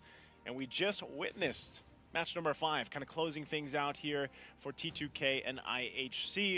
It was wonderful, you know, of course, to have them here for the wild card. And I really do think Group B, man, was a tough group. It was really just kind of a tough one for a lot of the teams competing in there. But also, again, just to give you guys a heads up, if you guys have feedback for us here for the broadcast, feel free to scan that QR code that you see on your screen right now. We really do appreciate all the constructive criticism you guys can give us and feedback, of course, to make the broadcast as best it can be. And again, looking at how things kind of went for this match number 5 for both these teams here, Yahiko, look at the KDA, man, 20 KDA. 95% of the kills, because he ended, what, 18-1, I think it was, and 18-1 and like 3 or something. Yeah, out of 21 kills, you know, it's just insane performance here for Yahiko as he kind of closed things out for them. Even that Sky Piercer, you know, we asked her in the previous game, IHC didn't pick up the Sky Piercer on the Roger. They went for the Thunderbelt instead. Yeah, they went that for was the like Thunderbelt. the opt-out. This one, I mean, you saw how many times the Sky Piercer proc too. Even with the change to the 4%, man, it's still a really good item for some of these picks. I mean, look at this. Look at the gold that he had too, you know? So for IHC, I think with the lineup here that they had, there was that very brief moment of a possible comeback in that game where they had a winning fight for them, and that was kind of what we talked about in the draft tracks, where it's like, you know, they have to be able to land. First off, the penalty zone is hopefully what Eisen's able to do, and then you follow up through with the Zaman Force, and you fight into that. And for IHC, it just happened a little bit too late. Yeah, I mean, it was kind of tough, right? It was tough watching them, and T2K played such an amazing game. IHC, I would have loved to see this go like a full best of 3 and see how the teams adapt in terms of draft and everything. But Roger continues to just show to be such a dominant pick for any team that picks it up. T2K though, but here's the thing too, is everyone on the team played great. Another big thing to point out with T2K, the drafting. You know, such a well-paired draft. You mentioned it from the moment you saw the Odette, and you know the AOE paired up with the Carmilla, the Blazing Duet. You know, that kind of brings everyone down, and then the Roger just reaps the benefits, right? Quite literally. Just overall an amazing game from both teams. But T2K, man, putting themselves on the map. You know, just like I remember last year being excited to see Lilgun come back. They come back as IHC. Yeah. Now I'm excited to see Train to Kill come back because I think they are a team we got to keep our eyes on. Shout out to them. But up next, Brute Force and Homeboys. Brute Force and Homeboys is going to be next. And, you know, like we said, this is more so at this point as we get for that last match of Group E. It's, you know, just going out with a bang. And so Brute Force, definitely, I feel like in a way kind of struggled through this, but the competition in Group B, even I was in the same boat, Trex. Like, Train to Kill was not a team that I was keeping my eyes on too much, but now it's like similar to before, where it's like now I can't wait to see their future and how they improve. So again, we are going to take a short break here before we get prepped and ready for the match between Brute Force and Homeboys. So sit back, we'll be back after this.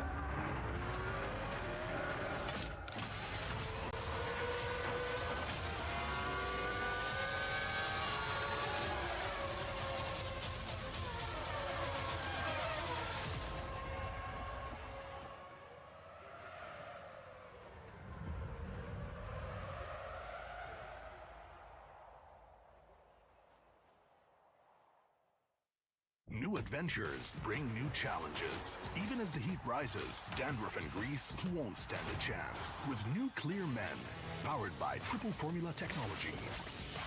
To eliminate dandruff, itch, and grease, gives you 8 hours of freshness and 100% dandruff-free hair. New Clear Men, 0% dandruff, 100% confidence.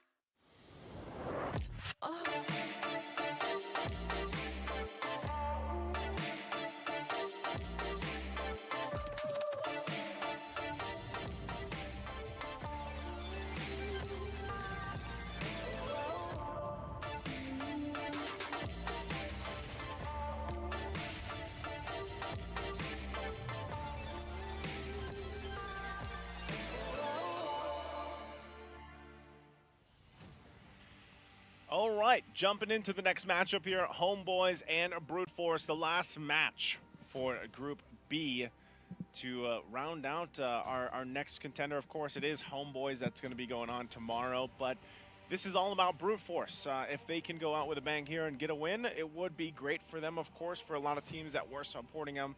And, you know, it was unfortunate that things didn't go the way that, you know, that they wanted to, but Homeboys has been I feel like if there was a team here for Group B, Homeboys has hit that expectation, I would say, you know, for a lot of people. Well, what do you think, Mr. Wagner? I think Homeboys came in this with the expectation already, you know, so I think they've definitely matched it. I think a lot of other teams exceeded expectations. Yeah. Homeboys, you know, guaranteed now to go face up against Entity 7, and this is going to be Brute Force's last shot, you know, a farewell to everybody. And how are they going to do that, right? Are they going to really perform? Are they going to show up on this stage? Because like we said, this is a place to get a taste of all the regions. This is a place to kind of see all the regions. And this is a place to show that, you know, everyone has something to stand for here. So Brute Force, can they pull off the big upset? Definitely. We're going to look at Homeboys lineup first here. We have Sapat, Chibi, Udil, Nets, and we got a switch as well. Zorn's going to be sitting this one out, and they've got Mal coming in. Now, for those that might not be familiar with Mal, you know, he's a longtime veteran of actually from Malaysia. Now, season 13, I believe he didn't get to play, you know, much, but he's a veteran. He's been around forever, and they're going to be utilizing him in this lineup to see how things work. But Brute Force, let's go ahead and introduce them one more time. Brute Force with Marbin in the EXP lane, Mashiro in the jungle, Kojik in the mid lane, Black March, and man, I love that name, in the gold lane, and Fanger in the You love roam. Black March? Yeah, Black March is just a cool name. It is a cool name. It's a really cool name. I thought you were going to explain why you thought it was a cool name. I don't know. I just think it's a cool name. I've actually learned that I think it's a name from an anime or something. Because when I said I liked it, somebody asked me if I liked a certain anime, and I was like, oh no, I just thought the name looked cool. But now it makes sense why it's cool, because you know it's from an anime, and anime is cool. Anime is cool. You know, if you're not watching, what are you doing? You know what I mean? You know what else is cool? This matchup, because for these two teams, Homeboys, I feel like this is their time to. I don't know if this means that we see another iteration of Homeboys eventually. Like, let's say they get in the matchup against Entity 7 tomorrow, and they're bringing, you know, Zorn is going to kind of sit out for this one. Mal comes in. If this is a test also for a different dynamic, because tomorrow the matchup is going to be, obviously, it's not a best of one. This is the final best of one, though, for our Group B. But tomorrow, obviously, they're going to be in a full series, you know, and part of the dynamic, I feel like right now with some of these teams, if they do, you know, swap some players in and out here, that's actually an advantage. At least for me, I think, you know, you've seen teams have 10-player deep lineups. Like, talk about being able to switch things up.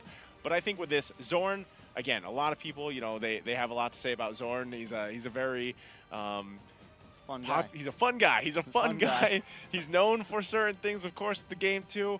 But I think for Mal, this is going to be a good chance for other people to see also how does this change what Homeboy's game plan has been up to this point, and does this actually still look like, you know, the iteration of Homeboys that people are used to seeing, and going against a team like Brute Force, like we said, it's their time to kind of go out with a bang here as they close out their last game for this wildcard group.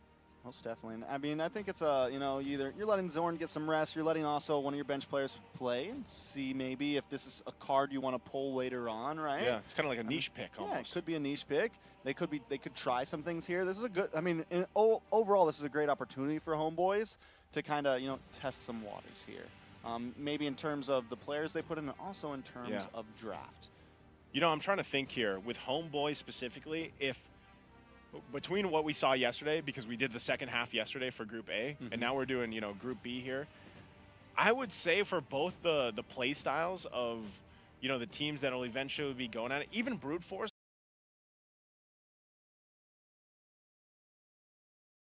like they have a very distinctive play style.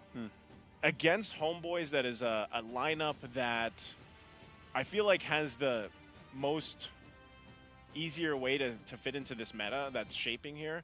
I want to see Brute Force step up to that, like tempo-wise, because I feel like Brute Force in that region as a whole is a little bit slower when it comes to just fighting. I know they like to fight, but in some of the fights here, will it be a close match? I think is a good question. Will it be the closest match? Will it be the closest match? Because we've had a lot of, I don't know, man. I don't know what's happened, but with the change of the patch, our average game time has to be under, what, maybe 18 minutes? Has to be under, maybe under 16. Some of the games are some of the games have been very quick. I feel like it's either been quick, because we also, me and you at least, yesterday we had like 3 20-plus minute games. Yeah. Almost all or at least 2 of them were 22 minutes. They're either 11 today minutes. We've had a couple long ones. Or they're like 20-plus minutes. There's like no in between. I'm surprised, because with the way the meta was going, with all these high damage junglers, I thought almost every game was going to be like 15 and under. Yeah. And we've actually had some very close games, some games that have gone back and forth. Will this one be a close one? We'll have to see. If Brute Force brings their A game, I think Brute Force, what they need to win here is they need to, you know, not pick the Fredrin jungle. They need to get on the damage train. They need to get on the big damn train, man. That's right. You know, and pull up, man. Just pull up. Oh man, the Florida's coming out in tricks. The Florida's coming out in tricks. But you know what? For Brute Force, because they're the first pick, they have the blue side here. They could do that, you know, and not opt for. Honestly, at this point, Trex, I think you just leave it all out on the table. If you want to pick something that you've been wanting to pick all tournament, you might as well bring it to the table now in this last match for you and just go out having fun as well. And if they can get a win against Homeboys, who has already secured that slot for tomorrow, then great for Brute Force, because, you know, still at the end of the day, this is all, at this point, this is all about them also just bringing that pride to their region as well. I got a question. Yes, sir. If Brute Force wins this game, and Homeboys exit the group 2-1, does that make Entity 7 the favorite, since they went 3-0 in their group? Are you asking me specifically, I'm sir? asking, yeah, sure. All right. Well, who else would I be asking? I know Leo's here, but he's got to be Leo's quiet. in the back. He's only doing sound effects. Yeah, Leo definitely showed up for the Roger picks, but you know, for me, I would say yes, they're favored. No, actually, I don't know, man. Because I think Homeboys is just the favorite overall. The favorite of a lot of the part of the world right now watching. I think what I will say is this, to kind of answer my own question a bit. I think the way Entity 7 performed yesterday, because we were talking about this a little bit, is I think they could actually be a challenge for Homeboys. I think they came out of groups so cleanly. Yes, definitely. And now, depending on how this game goes, depending on how Homeboys continue to play, you know, it will maybe be a decider. Mal's in, so it does kind of change things up. Don't know if they'll use him tomorrow for sure. So, but still. What if it's both 3-3, 3-0 or 3-0? You still Homeboy's the favorite, yeah. Homeboy's the favorite. Well, Roger's the favorite right now. Roger is the favorite. Roger is the favorite time and time again. And like I said, I think eventually we see teams just banning this out, Trex. Like I think eventually group stage needs to be. We will see teams just kind of ban out the Hopefully Roger not. possibly. Yeah. So I guess I would really like to see teams like what is the best answer in countering the Roger, because I feel like the answer is kind of more so, you know, like most assassins, most snowballing assassin jungles is to just stop him in his tracks. Don't let him snowball. And some of that might be being able to be aggressive. I was just about to say Ruby. Ruby could work, because part of it is like, do you want to be aggressive in the jungle? Do you want to slow him down? I think you just want to be able. You need to be able to, like you said, stop him in his tracks. You know, you need some like close range peel. Yeah. The Valentina can work a little bit too with the Terrify.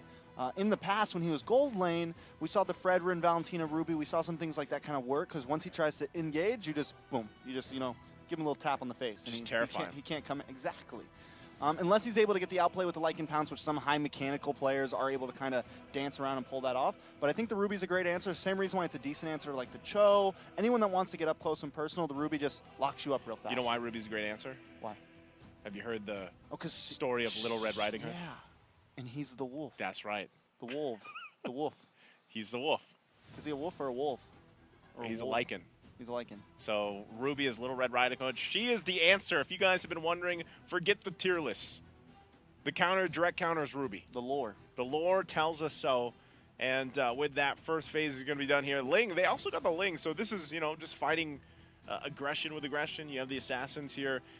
Brute Force, they got the Minotaur, they got the Novaria, they get some good vision that they can lay down. They got some good setup in themselves. I think it's pretty much even. Like, if you look at what is provided at a base level, you have a Roger and a Ling, good snowball potential. Assassins in the jungle. You have a Novaria and a Lui Yi, provides vision and pretty good burst damage early on to late game. Novaria, I would say late game picks up on that. Diversion can be utilized quite a bit, but also gives some vision. Minotaur and a Ruby, both give a lot of CC potential, crowd control for this lineup. So how do you want to round this out with the XP laners also? You can see them being banned out. Yuzhong taken out.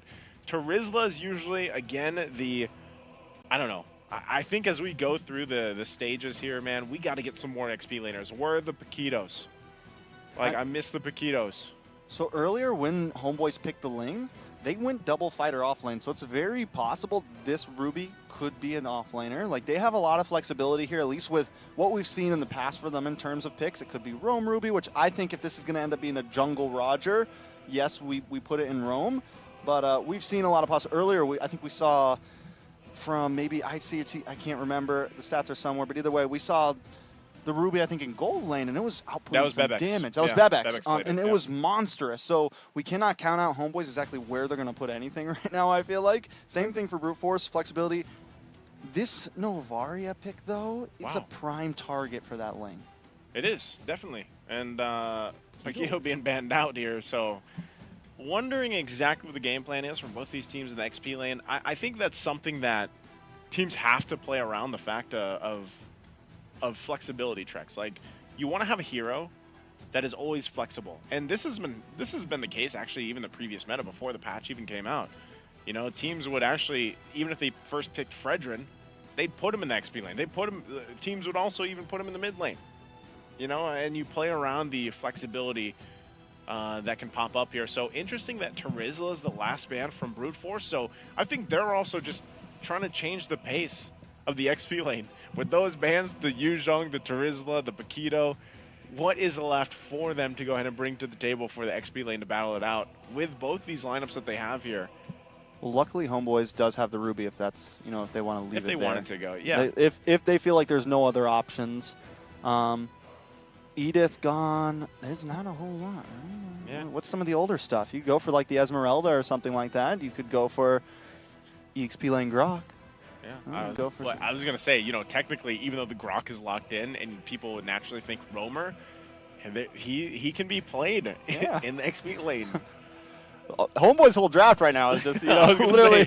This is what I feel like a lot of people like about Homeboys, is their flexibility in compositions. And again, talking about the switch with Zorn and Mal coming through, you get to see how this kind of changes maybe that game plan, and this could be part of it, because there could still be some flexing happening. For Brute Force, they're going to go with the Arlott and then the Fredrin. Multiple times now, and the Fredrin's been that last pick for some of these teams. So Brute Force, their game plan is obviously utilizing that crowd control that they can get set off with either the Minotaur or the Arlott, kind of extend some of the fights as well, but they get a lot of vision with a Novaria pick, which, for them, that's actually a good start. It's a really good composition. It's really well rounded out. Even more so if, like we've seen in the past from the matches here, the Roger gets a snowball going early on.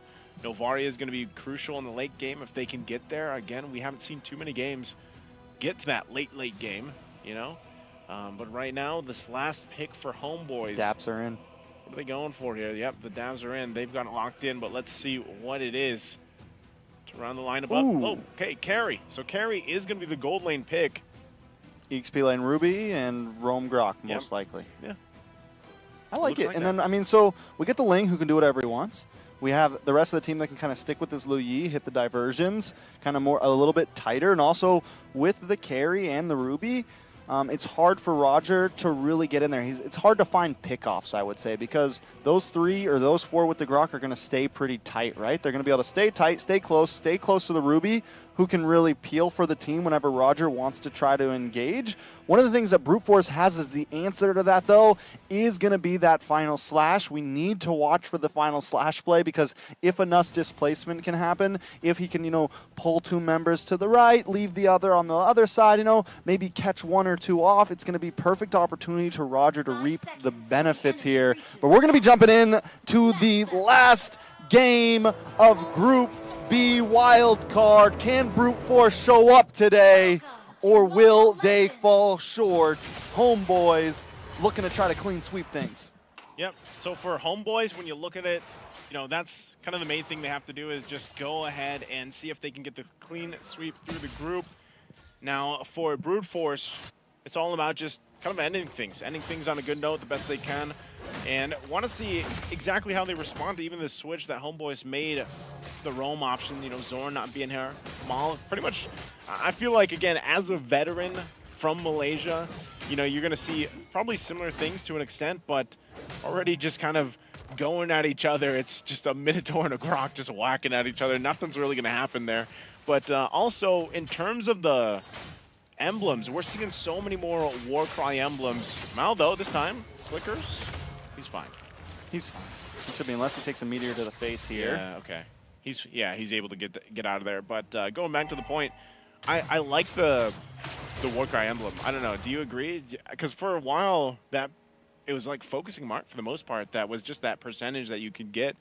And for a lot of junglers that look for the snowball, I think Warcry is perfect. Yeah, I think it's a nice way to bring assassins back in. I think a lot of us have been wondering what's the possible way, because they're always just getting kind of brutalized by these utility roamers.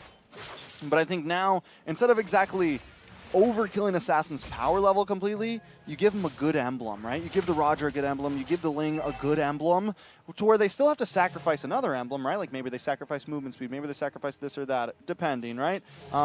So they get this Warcry, and that just gives them just enough damage to really pack a punch, to really be able to, go all out here. So Chibi with the Warcry. Let's see how he can pull up here. We do have the concussive blast on Mashiro. Yeah. So kind of typical build for him, Fanger. And what's that? He gets the purple buff steal there, which is huge, and he's going to be able to make the turtle in time. Ooh. A little bit of damage. Oodle able to get the kill on Marbin there. Chibi with the Finch Poise on this Rose. Mashiro able to get the turtle, though. Fanger does have level 4. Decides not to use the Minoan's Fury just yet. They got what they came for. They got the turtle. But they're still behind in gold. Okay, they're still behind in the gold that they'll be working on through, but, at this point, I don't know. I feel like even with that first blood, obviously for Brute Force, they're still going to be okay, and that's partly due to their lineup. Now, Mal's doing a great job at just providing vision. I mean, this is his job. You pick up a Grok on the roam, you sit there, provide the comms to your team. It gives the insights of where the rotation's happening here for Mashiro.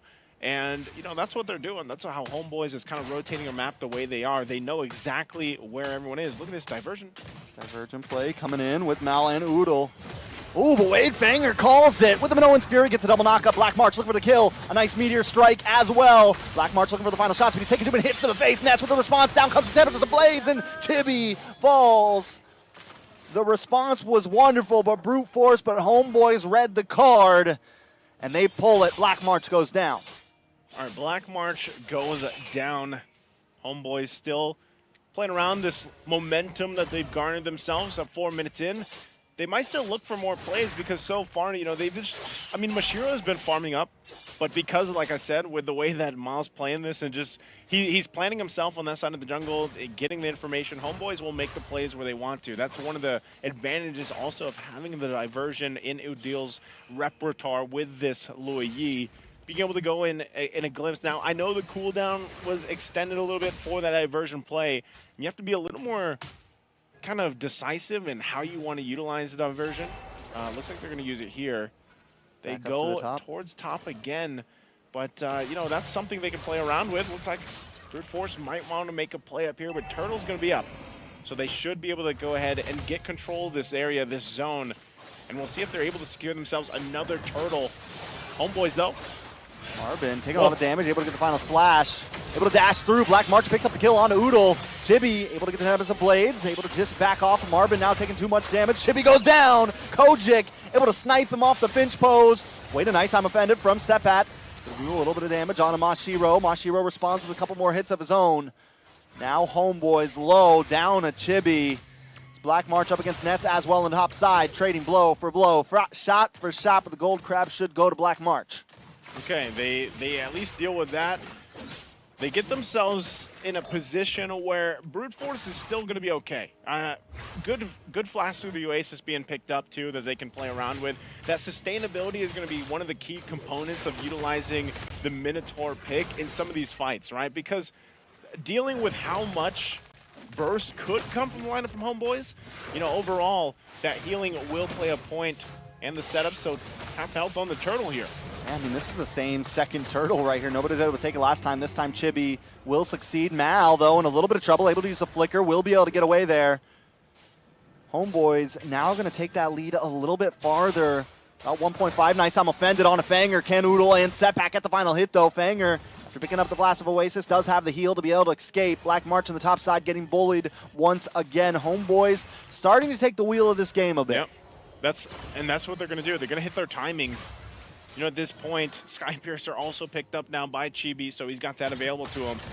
Usually we see these, right, come up early on for the Assassins. Oh! Come on, but wait a second, big. Minoan's Fury, I'm offended, does come in from Setpat. Black March is trying to run away. They've taken the tower now. This is going to give opportunity for Nets to roam around. It's nothing but Nets in the gold lane. He's winning out again. Yep, he's winning out again. Nets is doing exactly what he has to do on this carry. You know, you're not going to be able to really shine until later on. And it looks like they try to even make a play here in the mid lane, but Brute Force still not able to find that just yet. A little jungler battle here. Marvin up against Chibi. That shot. hurts. He got sniped earlier off the wall. Yeah. He's got to be careful for that because Kojic has an eye out on him. He's got the scope. He's locked in. And they're always coming. Comes at a Virgin. Once again, another meteor lands down on the Nets, but it's not enough to kill him. Marvin will be the first to fall in this fight. Brute Force, though, looking for Oodle. Oodle in a bad spot next to this orange buff. He's going to fall. Mashiro able to take out the kill. That's 1 for 1. Brute Force still hanging in there. Able to kind of not let that gold lead escape too far. Yeah, that's what Brute Force has to do. You know, if they're able to split someone off from Homeboys, following through with the diversion, then that's great for them. They can find a kill, kind of build up off of that. You see some of the items already being locked in, those first items for the members from Brute Force. You've got that Skypiercer as well on Black March, so this is going to be a Skypiercer battle, and whichever team can get that threshold faster is going to be able to utilize that early on in some of these skirmishes, these team fights. Next Turtle's going to be up, but it's a 1-for-1 Turtle-wise for both teams. Who's going to be able to get this third one? It looks like they want to fight. Brute Force goes in. Astro Echo does give Brute Force some vision. Nobody going down just yet. Nice, I'm offended on a Marvin. Marvin able to use the flicker with a wild charge. Connects. Down comes Tempest of Blades. And Marvin's wiped off the field. Homeboys taking the kill, taking the turtle. Looking to take this game. Oh, diversion right on top of Black March. Black March in trouble. Able to Lycan pounce onto the creep camp to get through the wall and get away there. Well played by Black March. Good response, you know, from Black March because that diversion dropped right on his head. So with that, again, how everything went is fine for Brute Force. They're a little bit behind. They might try to keep this together, but the turret's going to go down. And Nets, I don't think they're going to engage on that. It looks like they're just going to back off. Didn't get a chance of that replay. Going to look at the hand cams here once again. The players, of course, duking it out. But with so far from Homeboys, one of the things that they have to kind of utilize is what we saw from the previous team fight, the wild charge into either the I'm offended. They could play around that. They could use that as disengage.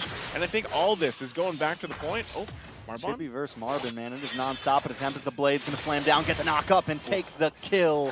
Put it in his pocket with that one. Chibi feeling himself right now, 3-1-0. You know, that's what we're seeing a lot with the Skypiercer. Hold on in the jungle. Okay, I think he's able to get out. Oodle takes it. Because of the Skypiercer, we're seeing so many of these assassin junglers have the confidence to dive under the turrets. Because when it's a low health target, they know they just need to get a little more damage, and then it's going to proc, and they're going to clean up the kill. And I think that's why the shift of assassins being picked up, and turret dives are happening so often now, even early portion of the game, because, you know, GPay doesn't have that much. He's got Berserker Sphere, he's got Sky Piercer, he's got the Haas Claws. And that Sky Piercer being 1,500 gold is a big component to this being able to lock in those 3 items, you know, and kind of just utilize the way that Ling works and get a kill. Tempest Blades just like this should be able to get just out, heals back up with the Haas Claws, you know what I mean? So that's the way that Lings are being played right now. That is the way. And, hold on, Marvin, look for an angle, able to get the final slash on a Chibi, but Seppat able to lock him up once again, and this is where the Ruby's helping out for players like Chibi, for Nets. He's able to kind of slow them down, stop them from getting the big play that they want. You know, the little Red Riding Hood is doing well right now. He's doing all right. But at this point, now that we're in this Lord territory, this is where Brute Force could possibly punish. And if they want to punish her, it's more so of just being able to play around a possible diversion. You can already see Homeboys, the game plan for them. It's going to be used right now. Look at where it's going. Not going to follow up through it. That's one of the strategies here with the diversion. You can fake it out if you want to. So with that, Lord still for the taking here for both teams. Brute Force just going to let Homeboys go ahead and start it up. They want to punish if they can based on the positioning. GP will make his way too, so it looks like they already got that wave pushing in mid lane. They might give this a full go. Echo going to be dropped. After Echo does come down, Seppat taking a little bit of damage. Rowan Sphere connects. Seppat's first to fall. Mal now a little bit of trouble, able to get that wild charge, and Nets finds Kojik. Banger will be the next. A killing spree, a double for Chibi.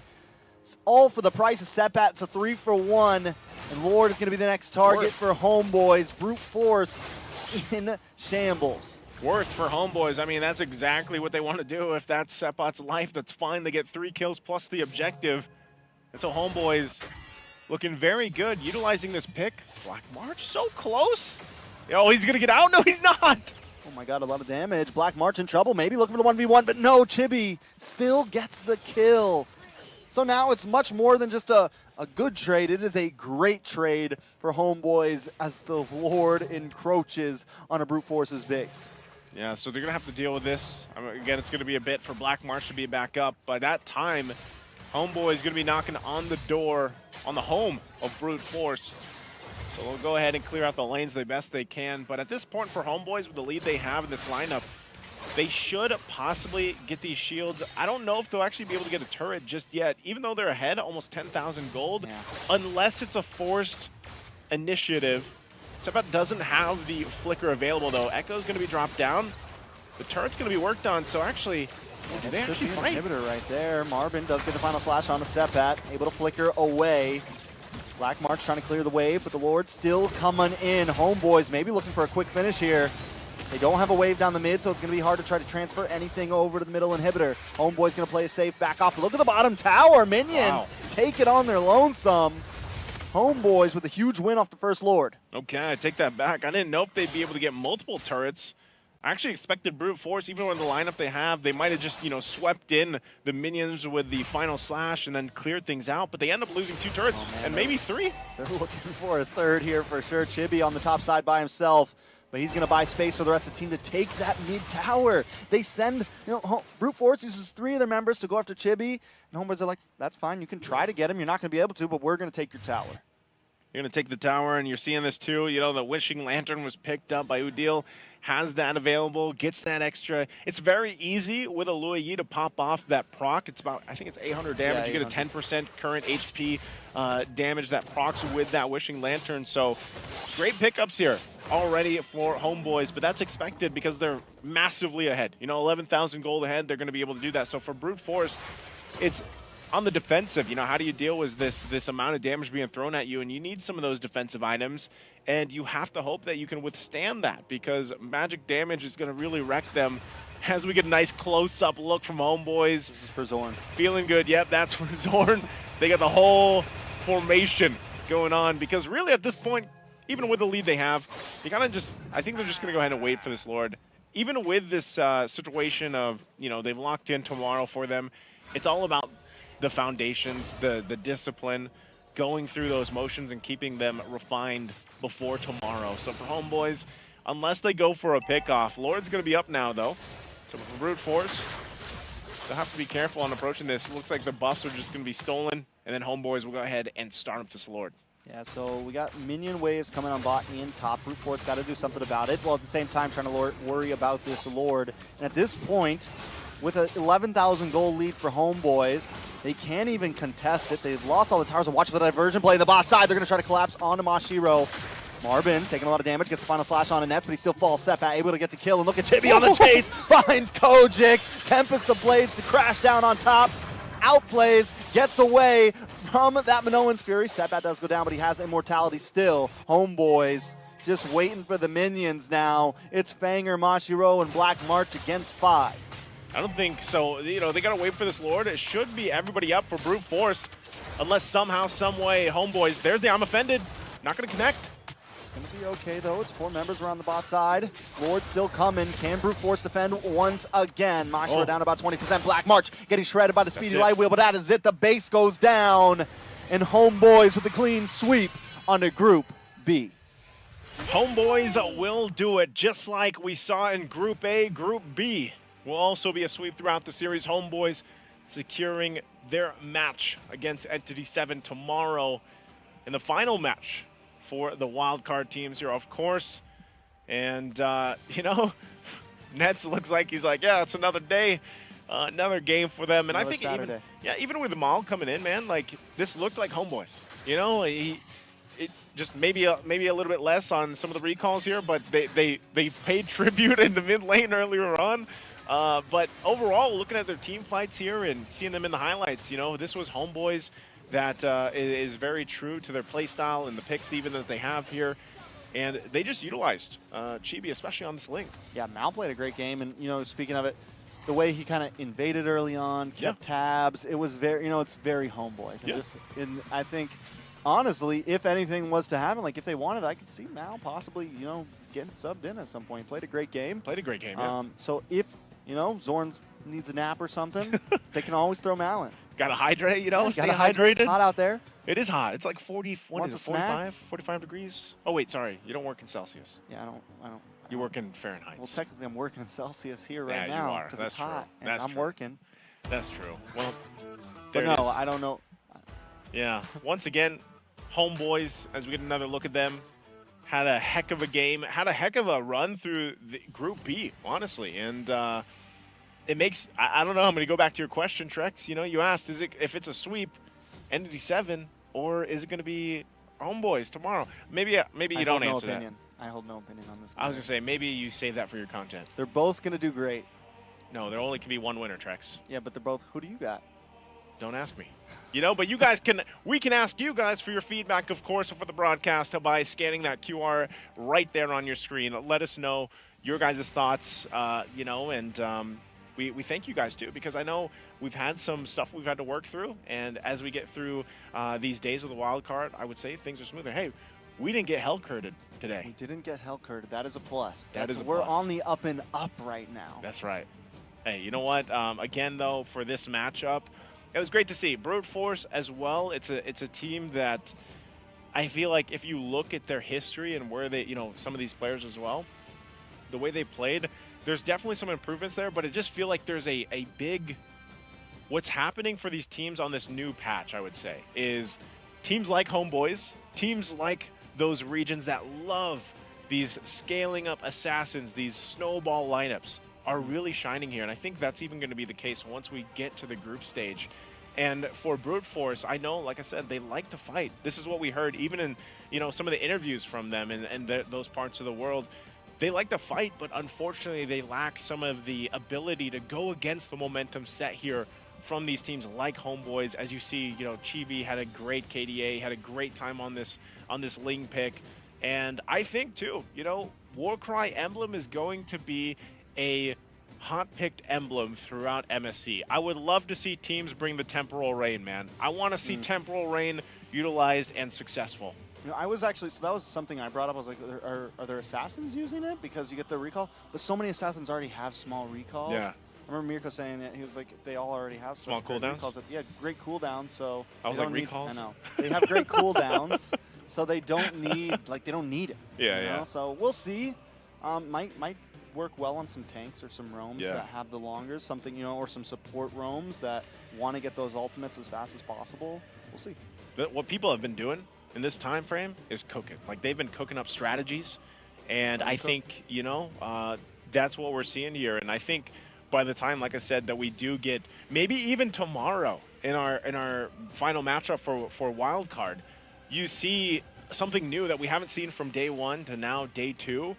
And I think there's a lot of room. There's still a lot of room for, like, testing the boundaries of this patch, because I don't know, we don't have the counter just yet, but by the time we get to MSC, I don't know how many unique heroes we're going to get through, man. Because usually in these tournaments, you know, you get to see a lot of teams kind of push those boundaries, but I feel like we are in that area right now with the current meta. We're in the oven right now. We're what? We're in the oven right now. We are in the oven. We are, literally and figuratively, you know? Literally. And the teams have been cooking something up. But also, for you guys watching out there, don't forget to mark your calendars, because on July 7th, the Soul Vessel, the series skins, Amon will be out for you guys, and also Hanabi. So if you guys, you know, Amon, Hanabi, whichever you want to go ahead and grab, they're stunning. I can't wait to see them, because usually these skin series, man, they're on point. And the cinematic trailer looks great. I feel like they've been doing a great job with all of those. Get a little video to go with it. Hype yourself up. But don't forget, I learned it. Juicing. Juicing.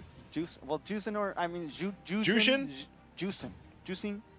Either way, the new Mage hero arrives on June 29th with her exclusive pack. Get the hero and her Ethereal Serenity skin during the launch week for only 469 diamonds. You can also get her skin for only 51 diamonds during the first 14 days. That's Did you mark your calendars? Make sure you mark your calendars. You know, I just found out that in the game you can actually use the calendar, and it actually puts... Wait, there's a... Yeah. I knew that. There's actually a way to do it. But you know what? Let's go ahead and look at the standings here for both our groups. Once again, from Group A top in that group, 3-0. Entity 7. You know, KBG very close to that, but unfortunately we're not able to pull through. And it's kind of interesting because we have the same scores across the board for different teams, you know, from Group A to Group B. 3-0 from Group B for Homeboys, securing the top spot there. T2K, very impressive, you know, at that 2-1. And, you know, even for IHC, it's like, man, I thought IHC would actually be able to do better here. Brute Force not able to get a win, of course, throughout their group. So a lot can be said, and a lot of experience obviously gained for these teams as well. And I think that's what they pair up again. Now, for tomorrow, this is what it all leads down to, ladies and gentlemen. This is E7, Entity 7 versus Homeboys in the last match to go ahead and qualify for that next stage of the group stage. And if you guys are wondering, it is going to be a best of 5, so we'll finally get to see two teams kind of go the distance, and I think that will be the opportunity to really show where the meta sits and how bans are going to evolve, how picks are going to evolve. Those questions that we've been wondering as we've moved through this. How many Rogers get picked up? How many Rogers get picked up? How many Lings? How many Lings get banned?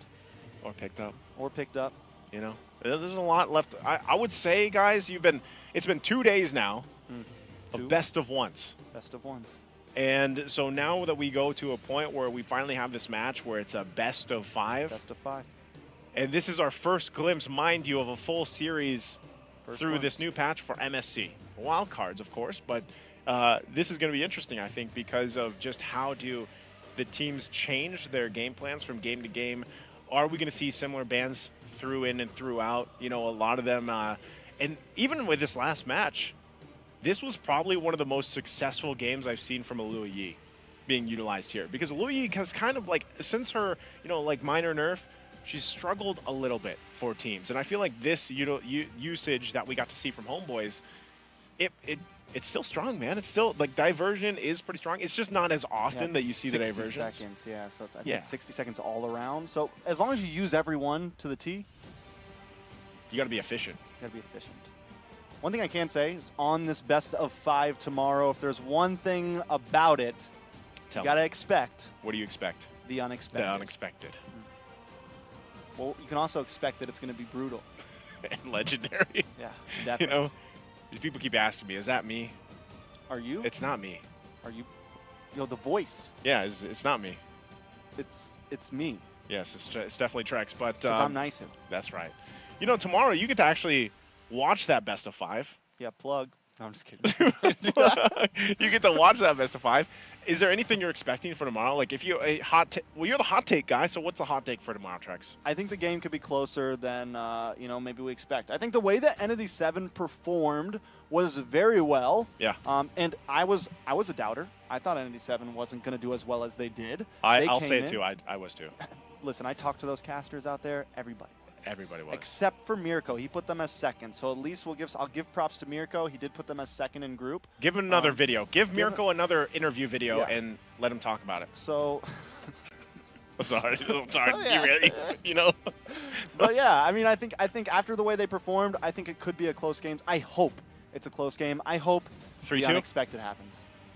So what is the unexpected? Is it 3-2? You don't have to say the team, but 3-2 would be the unexpected for either team, I think. I think most people think that it's I mean, who knows? I don't know. That's what I'm saying. Like, after the 2 days, do people like, if you originally, before we got to the wild cards, I would say if people put E7 versus Homeboys, they would say Homeboys would sweep E7. Has your guys' minds changed in the chat? You guys can let us know, because tomorrow's going to be a great matchup. Again, we rounded out Group B here. Now both groups are done. We know who's battling it out tomorrow. So on behalf of Trex, myself, Mirko, and LaFell earlier on, thank you guys for joining us today. We'll be back here tomorrow for the final match of the MSC 2024 Wild Card, and we get ready for groups after that. But until then, we'll see you guys tomorrow.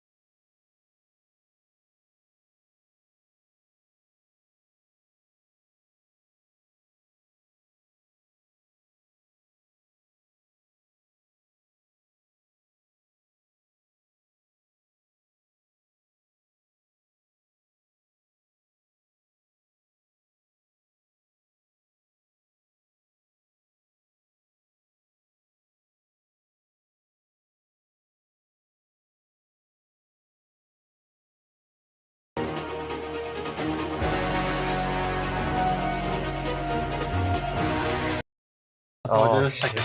Okay. So we'll go with the first one. 3, 2, 1. Roger, second skill. Okay. So you have to say Roger and then which skill. So your second skill, correct? But do you know the name of this skill? And you can steal the point away. No. No. Okay, so 1 point for Tracy. It's called the Hunter's Step.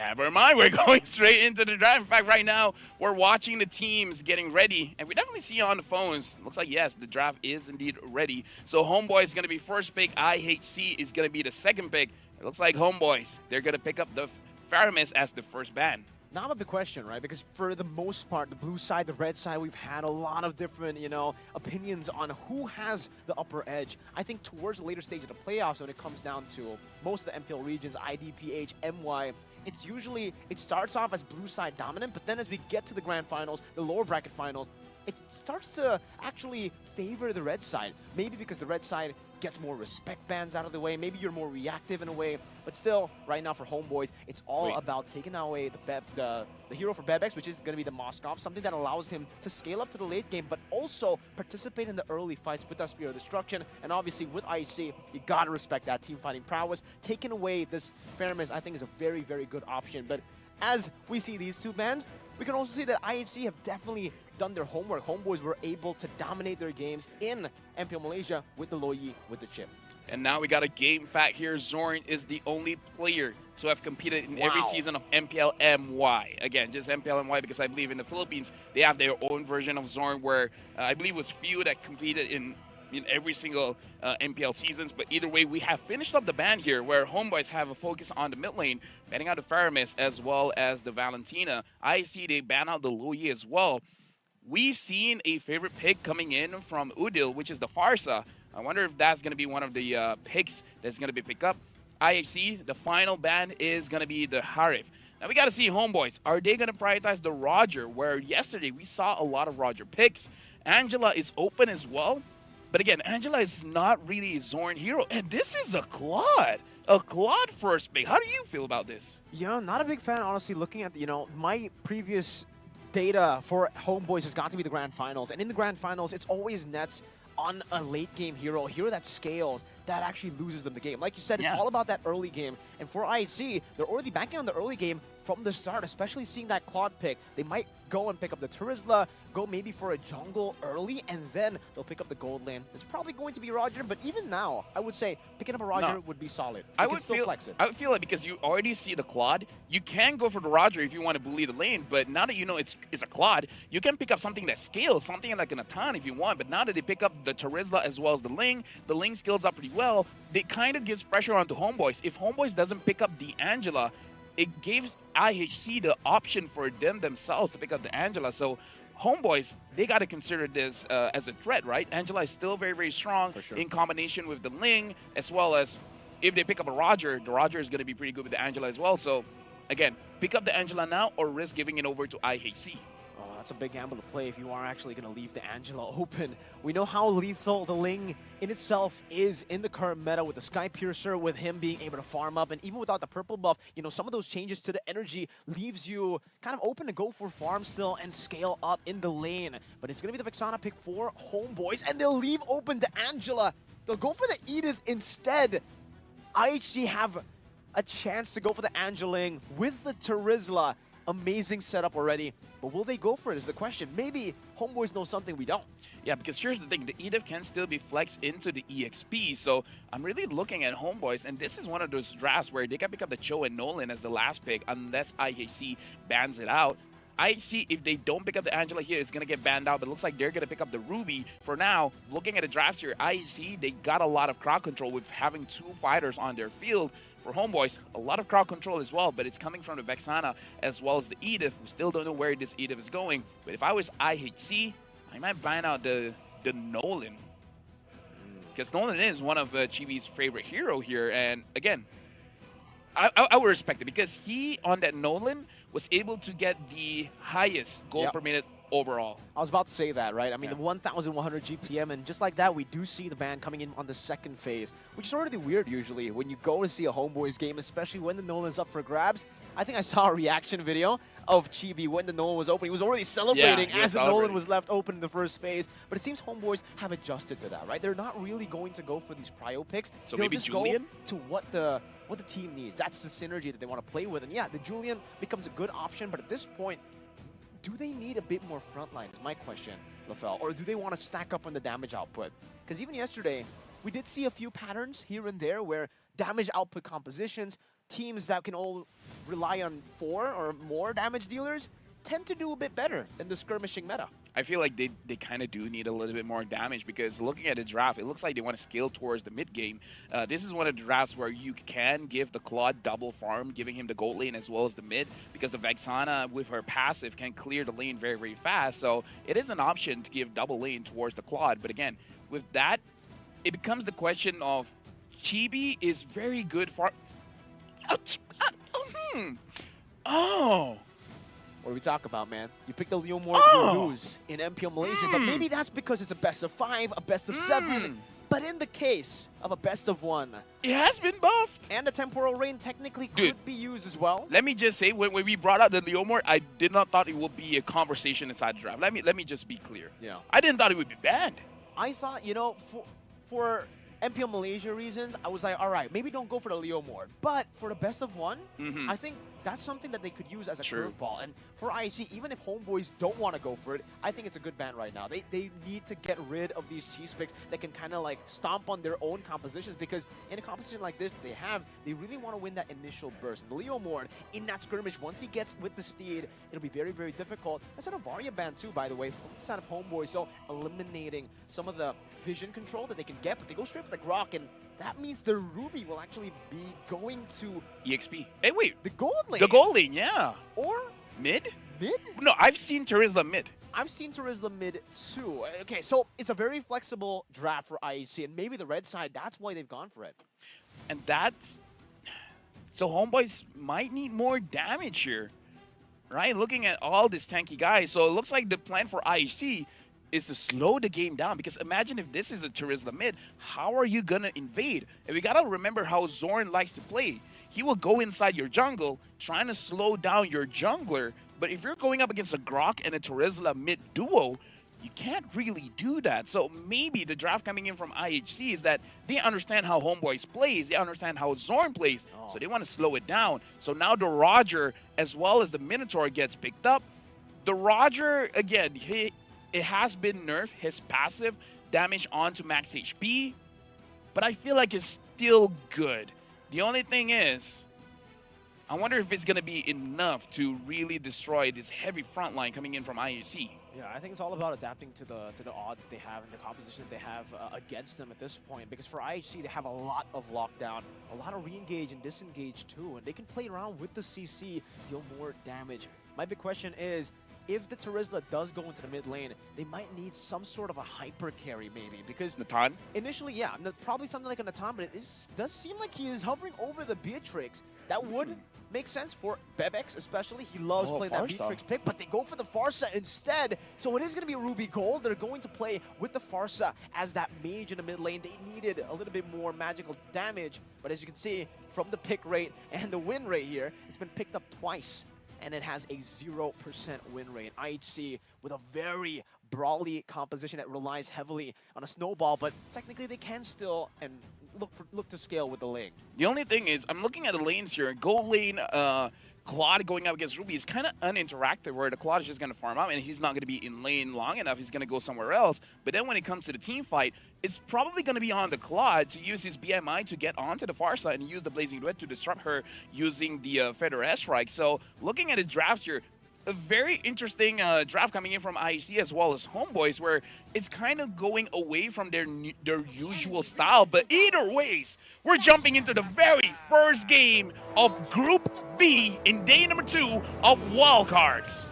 Based on my experience though, LaFell, it does seem like, for Bebex onto the Ruby, I would say, on paper, it wouldn't make sense that it's going to be a non-lane, right? For the Claude, just utilize the range, go for the farm, use the Battle Mirror image whenever Bebex walks up. But the Ruby is very, like, it's so deceiving. You think she's a melee hero that can't really poke you down, but the range of that passive is quite massive, and you will be able to bully your opponent usually. So as long as IHC are able to funnel some resources into the bottom lane, not really, you know, gold or XP, but mainly just some pressure relieved off of that lane would be really good. But Ethan, starting the top, forced to flicker early on, not even the first minute, and now he will pop that power of nature to escape. I would say that's big. It's a good thing that he uses Flicker there because it's still under 2 minutes, so extra damage in the jungle. Forbit taking quite a lot of damage, and Zoran is in the middle of things. The Terrify onto 2 members. Zorn still able to flicker out. Chibi looking for the kill now, maybe even looking for the invade as Forbit rotates back in towards the jungle to release some of the pressure away from Ling.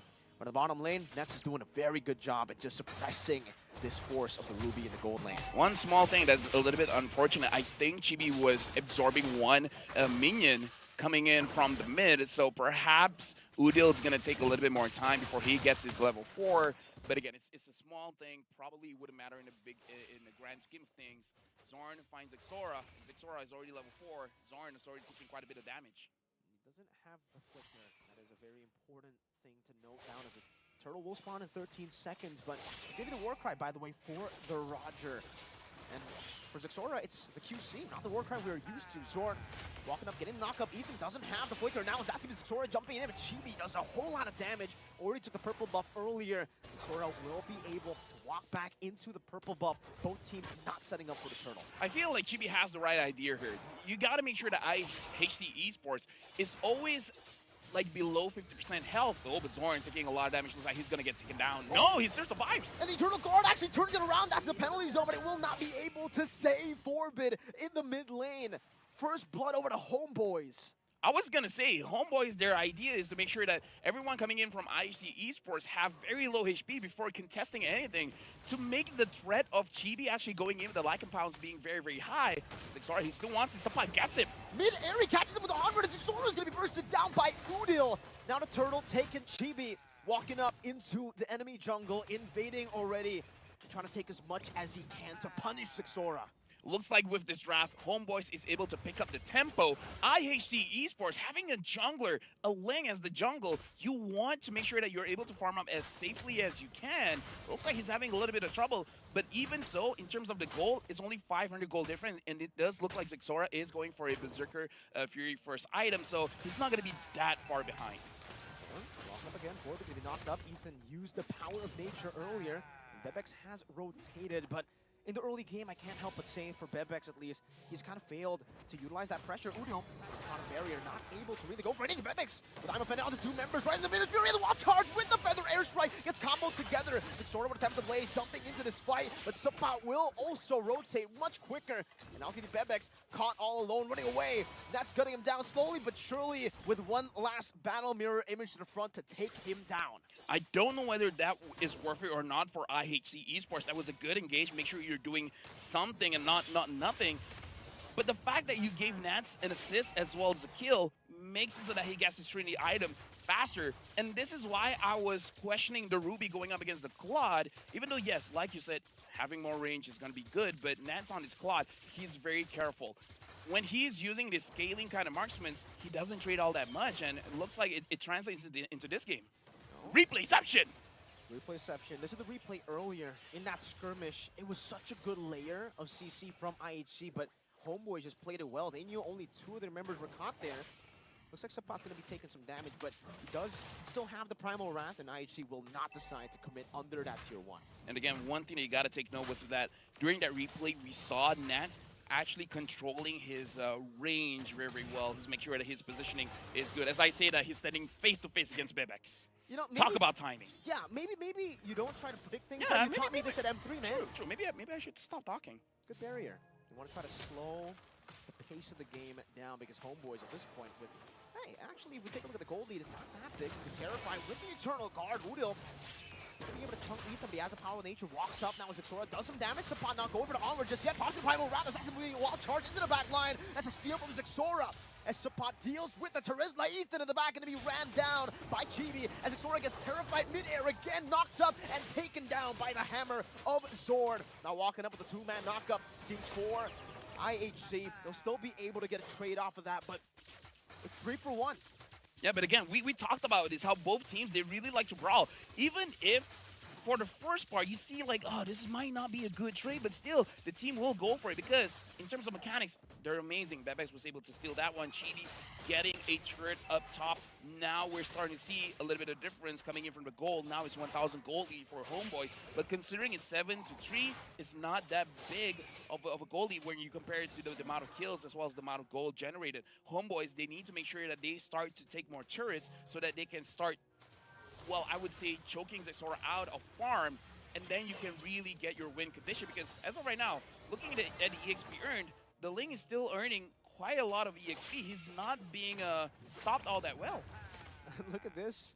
Just as you say that, right? Zorn tries to stop it alone as the Minotaur because nobody was seen on the map. Now Onward actually going to go in. Eternal Guard as well. Before he's able to escape, but gets caught in Earthshatter. As now Supply gets caught in the Udil. Dies in the back somehow. A blazing away from Nets. Now it's going to be Minus Fury to knock them up. Aizen with a desperate penalty zone. And Ethan will be able to walk away. They'll sacrifice Aizen and Forbid. And it will only give Homeboys a bigger lead here in the 6th minute of the game. Nets, Battle Mirror Image to the front, trying to go for a bit more damage to pressure Ethan. But as you said, right now it's not that big of a lead despite the kills. Yeah, it's really not. The good thing about Homeboys is that they're giving the kills over to the damage dealers. Chibi, Udil, Nets has been joining quite a lot of fights. Chibi is actually getting a lot of gold because he's getting the turrets as well. One level lead for the Roger already. Sapat goes for Onward. Now Earthshatter. Knocking Zexora up. Goes for the Primal Wrath defensively here to escape from some of the damage. And Forbid has already used up the Feather Airstrike. Yeah, but the thing is, right now for IHC, they stole the previous one. Looks like it's not going to be stolen this time. IHC, I feel like they understand they got to slow down a bit. They got to get Zexora onto 2 items. And Homeboys, I feel like they got to pick up the pace a little bit because if you give room for the Ling to farm up, it might be one of those things that you regret in the long run. This time, though, they've been able to pick up a turret. A neutral objective, Ethan. He's taking that much damage as a frontliner. Just up against Udil, by the way. This is a Vixana, and he's doing so much burst damage early on. Zora is still, trying to look for that farm, but he is 1 level down. In the late game, even if they do get to the later stage, right? Let's say 10-minute, perhaps a 1v1 here, but Roger versus Ling. Who actually scales better in this kind of matchup? I feel like whoever has the Sky Piercer has an unfair advantage. Chibi now having the Endless Battle so that he has a little bit more sustain. It looks like he already used a Retribution onto Ethan. You can see that damage coming down with the Electric Pound. Zexora almost gets one-shot Zorn. Tries to break the dash, but he doesn't even need to. Chibi just guns him down. What was that damage? I mean, okay, we asked the question, and the player's like, got you, fam, bet. I'm going to show you how much on-hit damage I deal. And again, I have no idea whether Chibi has the Sky Piercer or not, but one hit and that was like, what, 40% of the HP? I believe that damage was coming from the Endless Battle, and it looks like he does have the Sky Piercer. And interestingly enough, he has the War Axe as well. So like War Axe is the first item. Interesting build here coming in from Chibi. Wow, I'm still kind of stunned by that damage. Was that maximum stacks on the War Axe and the Endless Battle proc? I don't think that's maximum stacks on War Axe. No, I really don't, right? Because it was a fight that Zexora kind of forced with Ethan as well. So I don't think he had a lot of time to stack up the War Axe. Still, incredible damage now as Zexora goes to his own purple buff. And even here, it's a bit scary for him. Walking to the purple buff as Zorn just screens him, gets that information, and the team plays accordingly. Now they're just back up in their own jungle. They know that they need the Lord. They don't need to go for any crazy, unnecessary skirmishes at this point. But Nets is kind of unkillable, right? I mean, at this point, even if you dash towards him, this is why the quad is so good against Assassins. You blink out. You don't dash out. And Nets already completed, I believe, his Trinity item because he just completed his Corrosion Scythe. Chibi is 4 kills. His 4 kills away from getting the maximum amount of stacks. I believe he's 2 stacks away from getting 10%. 10% lethality, and at 10% is going to be a big game changer. Homeboys, they're going to be able to get this Lord uncontested. IHC Esports doesn't have a way to enter the Lord pit, but in the meantime, Zexora understands he needs the farm, so he goes to the side lanes.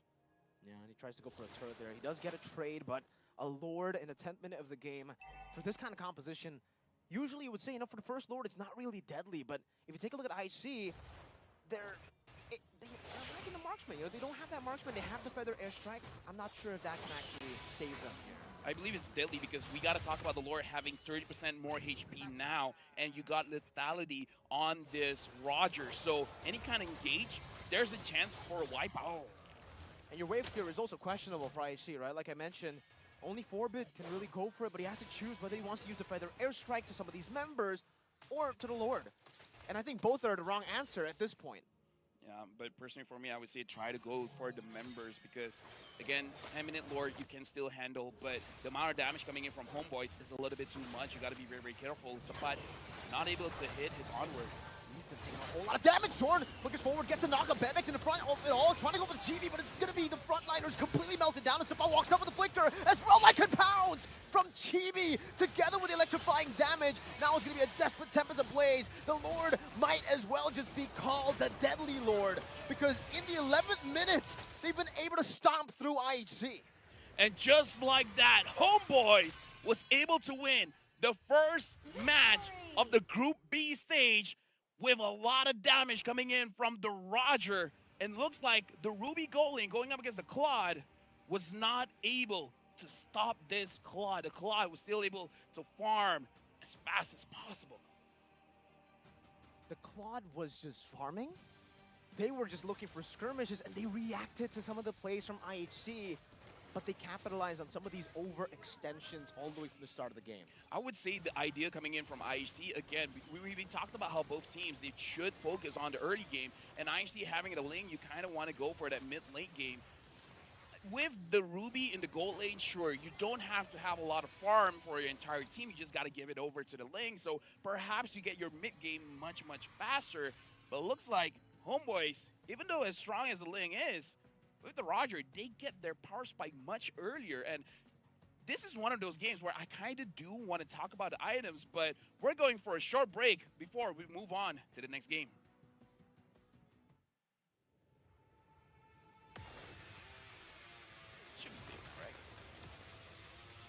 Brute force. Yeah.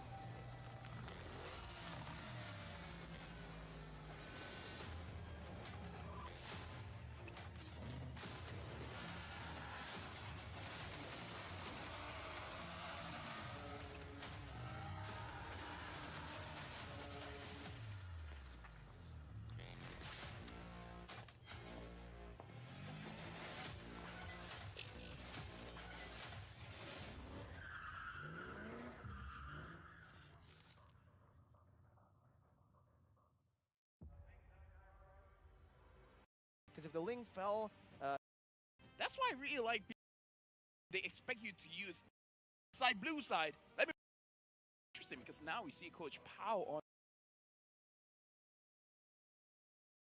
Maybe that was a little white lie. Maybe you're 15, but just season 3, you know? Right?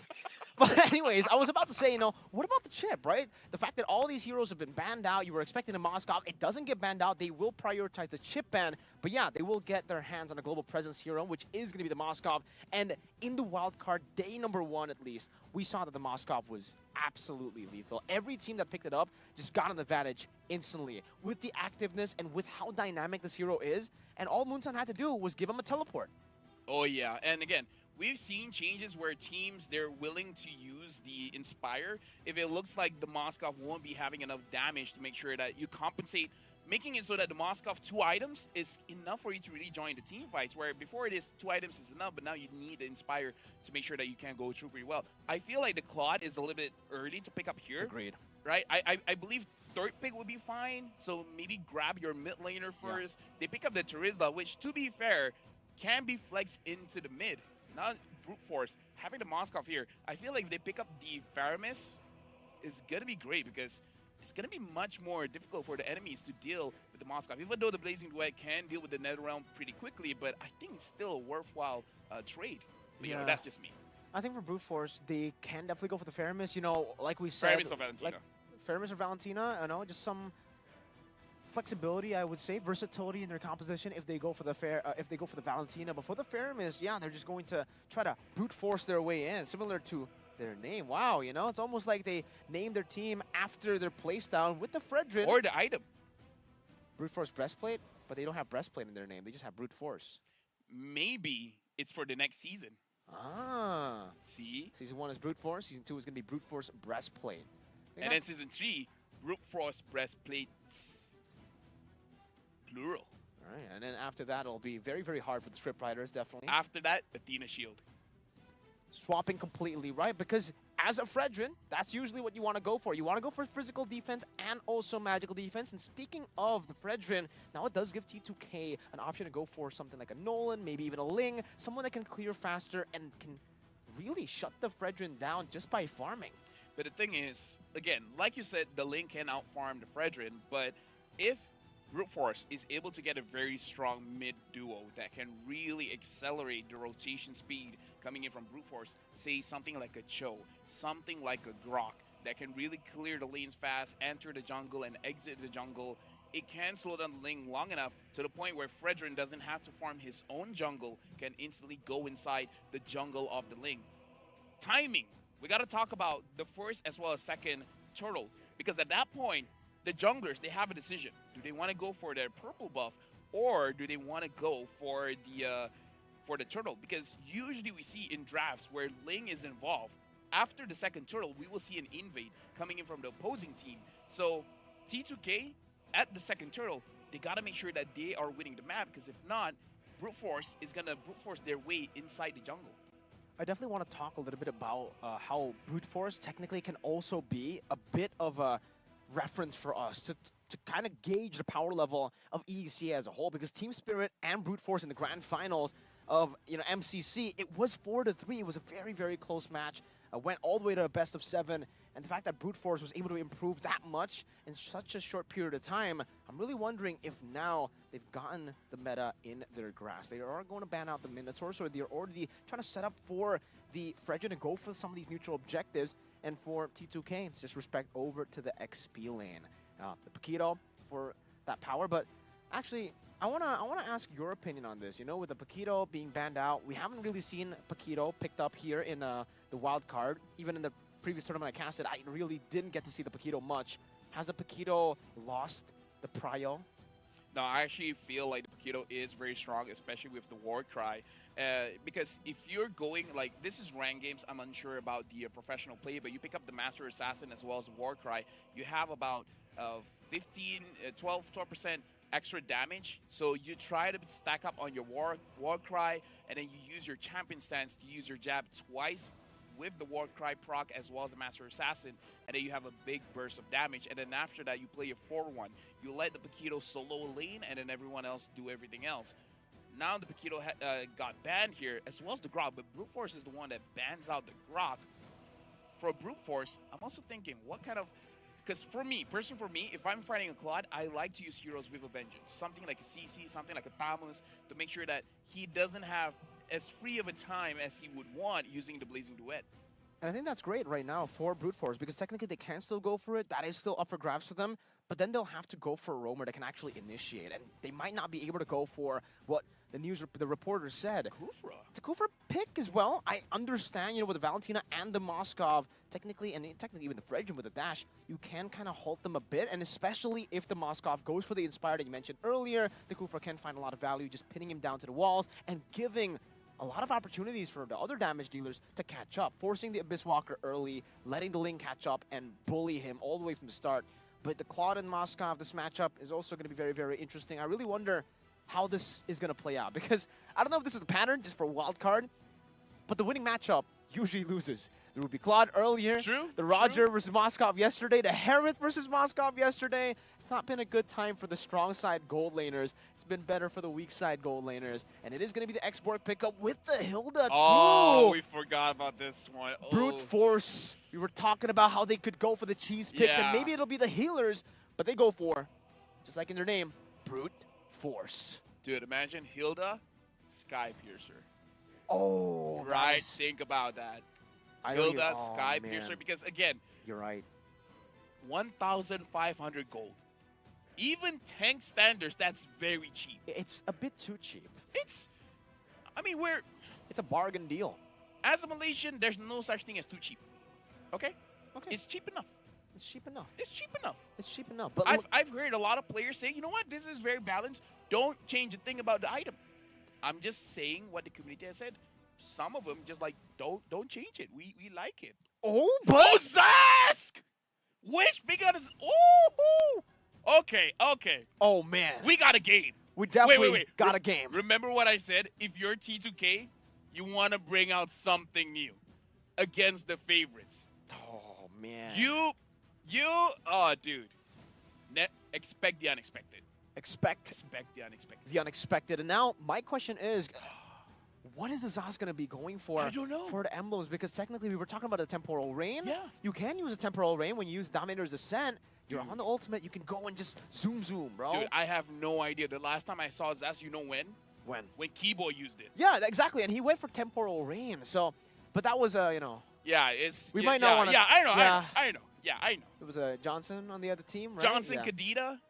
And now we're jumping straight to the second game, where we got a lot of new things here, folks. We got the Zask, we got the Hilda, we got a Kufra, we got a game in our hands. Crazy stuff this early on in the tournament here. Game number 2, match number 2. And it is already some big picks. The Hilda, the Zask, like you mentioned. But it is going to also be a Purify on the Moskov. We're used to seeing the Inspire nowadays, but it does seem like for Bobe, the mid lane, he will be kind of struggling, at least early on. Fangor doing a lot of damage together with Cottage.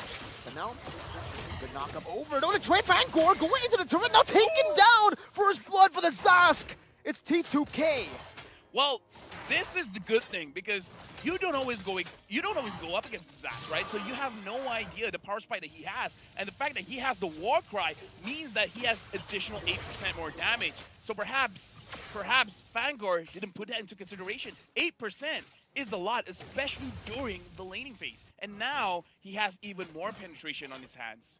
I mean, at this point, right, at the early game, you're supposed to get a lot of mid-prior so that you can rotate over towards Yahiko. But at this point, Yahiko, you can see in the jungle, he's just free farming. Up against a Hilda, this is definitely not what we expect. The Link should be bullied in the jungle by the Hilda. But at this point, man, Yahiko will just continue to farm up. Level 4 already in the first minute of the game, and he will be able to match up with Mashiro. But again, Ling will be able to clear out faster. If he continues to do this, he'll be able to outfarm and outscale that Frederick. To be fair, I still believe that the best time to invade someone's jungle is after the second turtle, because again, the first 2 minutes, you're going to receive a lot more damage, so perhaps you want to play a little bit more safer in that way. So I feel like it's still okay, but if he dies 2 more times after this, that invade is going to be pretty rough. The first turtle, Brute Force has to secure it. Don't give it over to T2K. All right.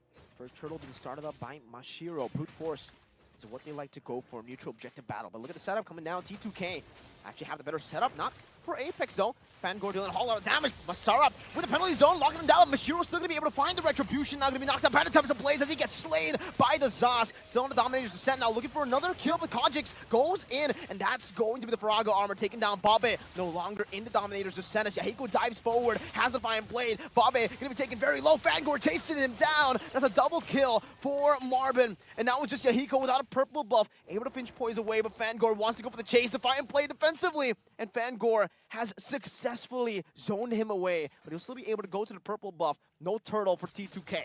What did our reporters say? What did they do in the early game? Team fight. Team fight. And that's what we saw for both teams. And it's as even as can get. Even though, sure, the first kill went over to T2K, so technically it's a 2-3 trade, but still, in terms of the score, it's 3-3 right now. And I feel like Fangor, he made it up. It's like, sure, he died for his blood, but now he has 3 assists, and now he wants to go for Witch. Oh no, he already used the Battle Mirror Image. Now they go in, but the Blazing Duet saves him together with the Tyrant's Revenge. Good rotation over by Apex. It does seem like for now, Mashiro will still be able to even out that lead against the Ling. Now we got to look at the goal difference here, because we got to look at Yahiko, really. Not much has changed, because Mashiro has 2K, and he only has 2.1K. Yahiko is still doing well, but I would thought he would be doing a lot better. It's not farming as fast as I want him to be. Slowly but surely for both these teams trying to go for the scaling, but so far the winning matchup in the Moskov has been doing a bit better. The Retribution used up by Yahiko to secure that creep in his own jungle, which forced Root to use the Battle Mirror image back again. Now, onto the waves, we'll still be able to soak in that gold cannon minion. And what does the items say? It shows that the Hilda is going to go for that Sky Piercer. He's an official SPA Fangor, the Sky Pierce abuser. And now it's... Is it going to be done by the second turtle? Hold on. Looking at the items here, I feel like once the turtle has been secured, that you do have it. So after the turtle, it might be the time where Brute Force wants to take a fight. And again, after this turtle, they can go for the jungle invade. Oh, if he had it, he would have taken Witch down all alone in the bottom lane. Apex charging over the Tyrant's Revenge, able to catch only onto Marvin. Now a good time by Mashiro. Trying to look for an angle to go for the last hit on the turtle. He already used the first kill now. That's an Razor's Wrath combo together against Apex, who steals it away. Marvin blows Apex up with the last Insanity, and now they get locked down by Kojic. It's now Yahiko who gets the trade back. It's a 2-for-1 in favor of T2K. They didn't get the turtle, but they will be able to get some hits onto the turret gold. But so does Black March up top. Yeah, Marvin is able to get his War Axe, and Yahiko is able to get his first item as well. So now we're starting to see a little bit more aggression coming in from both teams. But look at the Moskov here. Black March was able to get free farm, same as Witch. So for both teams, let's look at Witch.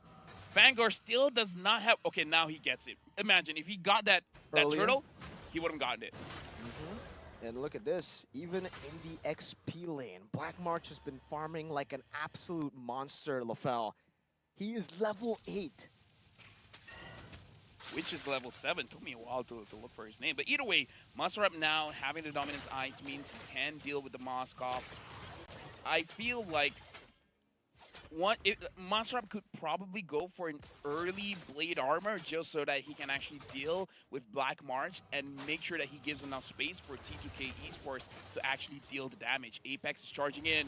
Looks like he finds Fangor. Revenge and the Rage now used up. Now the Blazing Duet will be able to take him down, but Fangor does a little bit more damage over towards Witch. Still able to go for the Battle Mirror images. Black March joins in the team fight now, pinning 2 members down. Straight into the Appraiser's Wrath, but in the back line, Babe with the Dominator's Descent gets rid of Black March. And T2K, they were definitely trained to kill and to team fight. Yeah, this is what they do. They team fight. Now Witch has the Demon Hunter sword, so he deals much more damage. Looks like the Valentina is trying to clear it up. It looks like going in, misses the ult. Stolen penalty zone. No flicker committed just yet. Now with the flicker, Bobby flickers as well. Back to the turret. Not enough to save him, but now it's going to be Master up, swinging the hammer down onto Kojic. Very, very low. Witch getting that first kill now, backing up with the Battle Mirror image. Is very, very low. Kojic still able to survive as Apex charges into Tower's Revenge, unable to find Fangor. That movement speed just juking him away with the sprint. Right now we're looking at the items here, and I kind of feel like the Moskov having just one item compared to, oh no, it's still the same one item on the Claude. Looking at the EXP as well, looks like Monster is going for a magic resist item after this, perhaps the Tina Shield. But again, I kind of feel like looking at the damage coming in from Kojak, maybe he could have delayed it a little bit, but you know what? All's fair. Penalty zone locking them down. Kojak all alone in the mid lane, and it's a pickoff. T2K getting the trade now, looking to go for the turtle. Mashiro on it, gets the Retribution. Babe Dominator's Descent, but Mashiro just gets out of it, and Babe is forced back again. Yahiko was all the way in the bottom side of the map, trying to go for a trade perhaps, but now will be forced back into his own jungle. We got to talk about how even this game is. Yeah. Look at the gold. The gold is the same. In terms of kill, it might as well be the same. 6 to 7, not really that big of a difference. We see the teams, both teams, are not shying away from a fight. Yo, they're meta. Marvin, Brute Force. Not Breastplate. Nope. Just Brute Force. He got the Brute Force while playing for Brute Force, which up top looking for the siege, and with Yahiko, he should be able to take that down. Mashiro actually using the Retribution onto Apex, but this will be able to get out. Yahiko just wants to get off the wall there, goes back to his own jungle, farming up, and at this point, we're seeing that. What we said in the draft, Yahiko on the Ling, you are going to be able to outfarm the Frederick, especially when we get to the mid-game. Now he's level 11 to level 10 for Mashiro, despite the 2 turtles. This is the bad thing about constantly fighting, is that Brute Force, sure, they got a lot of trades in the fight, but perhaps it might be a better idea to avoid the fights and actually try to control the jungle of T2K, because right now we're looking at items here, and the Ling has 2 items. After this, it is going to be the Endless Battle, and we got to talk about the Zask here. Having the Glowing Wand, having the Divine Judgment makes it so that he can deal with tankier members. So it looks like Bobby's job is actually to handle Mashiro as well as Marvin and Vanguard. Apex. Spanish Revenge looking for that push. Doesn't go for it. What happened in top lane? Black March together with Fangor. Yahiko caught all alone, and they might be able to go for a tier 2 turret with Mashiro already placed into the jungle of T2K. That's a free trade. That's a free pick for Brute Force. I mean, I guess it doesn't matter if Yahiko got a lot of farm. Just kill him. Just kill him. It's that simple. Simple. Brute Force. Brutal. Legendary. Force. Simple. Brute Force. Legendary. There we go. There we go. There we go. There we go. It's easy. Just get a kill. It's not that hard. It's not that hard. Definitely, they definitely made it look easy up top. I really wonder what exactly happened there. But Marvin, we're trying to open up the map, goes in with the fire. Apex stunning him up, and Witch is dealing a whole lot of damage at this point of the game. 9 minutes in, Apex still going to be burnt down. Marvin doing the same towards Apex, just shredding him down, forcing the regen out. And Yahiko, all right, now a big question. Yahiko's farmed up. He's a level ahead, or was a level ahead, but can he 1v1 the Hilda? No. No, okay. No, I don't think so. And right now, T2K, they got to be careful because Brute Force, this is what they want to do because they have the X-Borg. The X-Borg plus War Axe plus Brute Force Breastplate. He wants to play for the long game, right? He wants to chip you down as much as he can and then giving a lot of space for the Fredrin to go for the Lord. Because you got to think about this. If Yahiko steals the Lord, it might seem good for T2K, but then Brute Force can just come back and go for the kills. Oh, they're forcing it down. Mashiro's going to be zoned away. Jumps into the taunt now. Masara going to be caught in. Apex goes in for the damage. Dominator's descent as well as zone him away as the last insanity gets popped in. Masara will be blown up. Now Towers of Blades as Yahiko secures the Lord, which instantly backing away. And Yahiko's going for a few more kills. T2K with a massive advantage, only trading their XP for that big Lord. And Yahiko will continue over to take that purple buff away from Brute Force. Brute Force, they were a little bit all over the place, where if they chose one target at a time, perhaps they could have won a team fight. But the fact that they're spreading out their resources, making it so that everyone is low, but not low enough to get killed. Brute Force was the one on the losing end on that one, especially because I feel like they got hit by the Lord quite a few times. And now the Lord is marching down mid. Fangor is not going to have a lot of space for him to really utilize the Sky Piercer that well. Okay, under the Blade used up. Conjix still able to flick around now. Oh, that's going to be a great revenge over to catch Fangor as he tries to go for Yahiko. That's going to pin down the Blaze into it, from which will force them back. Black Mark's going to be caught by the Dominator's descent, and you can see how impressive Bobbit is just utilizing that. Mashiro almost gets shredded down, and they are able to get rid of the tier 2 in the mid lane, but it's just that for now. Yahiko now shoving the wave up top as they get rid of the other wave in the bottom lane, trying to get some more value with the First Lord. Meanwhile, Apex trying to go for a cheeky little pick there, but Black Mark is able to use that Spirit of Misery to fend off Yahiko, taking a few turret shots, almost dying, almost getting punished up top. Yeah, honestly, I want to stay at this item screen for quite a while because we want to dissect what Bobe is actually doing, getting the Azure Blade early, not really building into anything, just making sure that he has enough mana to sustain inside of a fight, but Glowing One plus the Divine Glaive plus the changes on the Zas. Yikes! What the Zas is doing right now is almost 50,000 damage. It's almost double of the Claude. Like, how much damage can you do with the burn from the Glowing One, with the penetration coming in from the Divine Glaive? You got to talk about how the changes now. Zas from before wants to ramp up, right? With more attacks coming in from the Inspire plus the Feather of Heaven. That's a strong Zas, but nowadays you don't need that. You just need straight up damage because on hit now, there's a lot of CC. There's slows, there's stuns. So, not stuns, but it's like it's slow enough that it makes you feel like it. So, controlling the front line, making sure that Mashiro is not really a factor, Marvin not really a factor, and Fangor as well. Holy Crystal, just as you were talking about, you know, the pure damage for Bobbit for Zask, he was already dealing 50,000 damage throughout the 12 minutes. Whoa, 7 Blades. Right, just to clear out the wave. Oh, walks. Oh, man. Oh. You definitely had to hold your breath for that one. He could have walked in straight into a Moskov and a Hilda. Definitely not what you want to walk into. But Bobbit now, holy Crystal. We got to put this into perspective. The Valentina has 3 items as well, but it's not as expensive as the build coming in from the Zas. So the power spike is much different, especially because what Kojik is trying to do is more supportive, but the itemization coming in from Bobe, he's a shredder. He's a tank shredder at this point. And it's good because you're going up against Fangor with the Hilda. the Hilda, if you don't stop her, it's going to be a big problem. But now Bobe is like, I got you. Let me handle the Hilda, you guys handle the rest. Slowly but surely, I think all these frontliners actually will be taken out by Bobe, especially now that Witch is also very, very Blade of Despair done for Yahiko in the 13-minute too. All the power spikes for T2K. But for Brute Force, they actually also have something to play with. Vangor, did a lot of damage going for it. No, it doesn't proc the Sky Piercer. It did not proc. Yahiko still able to survive. Vangor gets out, but Mashiro, all during the chaos, they used it as a distraction to brute force their way into the Lord to take it. And now in the 14th minute, that's an enhanced Lord. That was brilliant, because even I didn't notice what was going on. We were looking at Yahiko's like, oh no, he looks like he's gonna get taken down. But if Vangor had 4 kills at that point, I believe it was going to be a lethality. It was going to be an execute. The fact that he only has 1 kill, but I believe it has been reset because he died after he got his first kill, make it so that he only has 4%. And folks, you see the difference between 6% and 4%. If it wasn't for the nerf, perhaps we would have seen a kill onto Yahiko. That would have been a very, very deadly one. Oh! Look at Mashiro, man. Purify able to escape. Now Mashiro going for some damage. Apex still able to escape with a bouncing ball.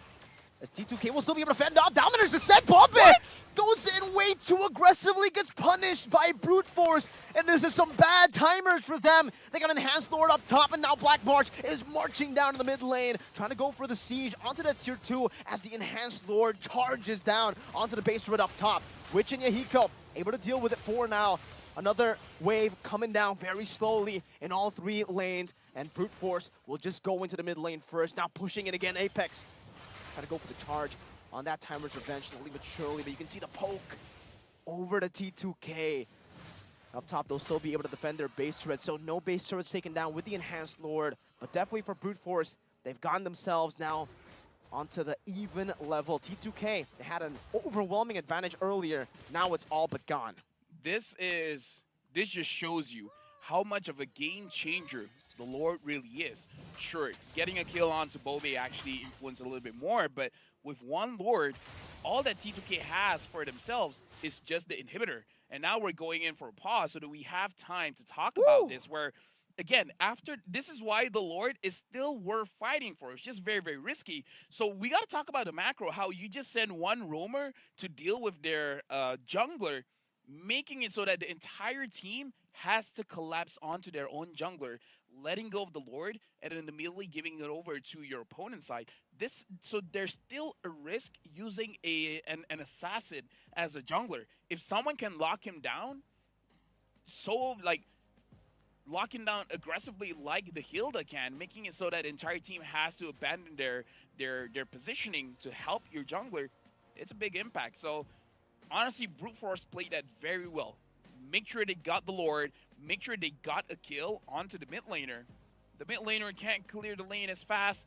Super minions charging in, and then you go in and get everything but their inhibitor. Honestly, beautiful play coming in from Brute Force. Really well played. The fact that they were able to play with all those forced errors were really impressive, considering they were the ones behind, because I think we're kind of used to seeing those forced errors being displayed by the winning team. That's like a normal occurrence here in MLBB. The fact now that there are some changes onto the Lord, that you can't hold onto it with the lead even, that grants us some more creative plays like that to happen, right? I mean, Fangor, I think at that point he was ready to just sacrifice himself, go for the trade, because even if he went in, died for Yahiko, that's incredible value.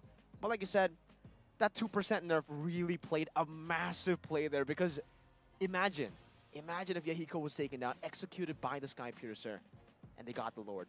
And then they got Bobe, right? Bobe overextended. That was... They might have gotten one inhibitor. And the thing is, one inhibitor doesn't sound much, but you got to consider after the inhibitor gets taken down, super minions will just keep spawning. Exactly. And it makes it so hard for you to protect your base while trying to contest for map control.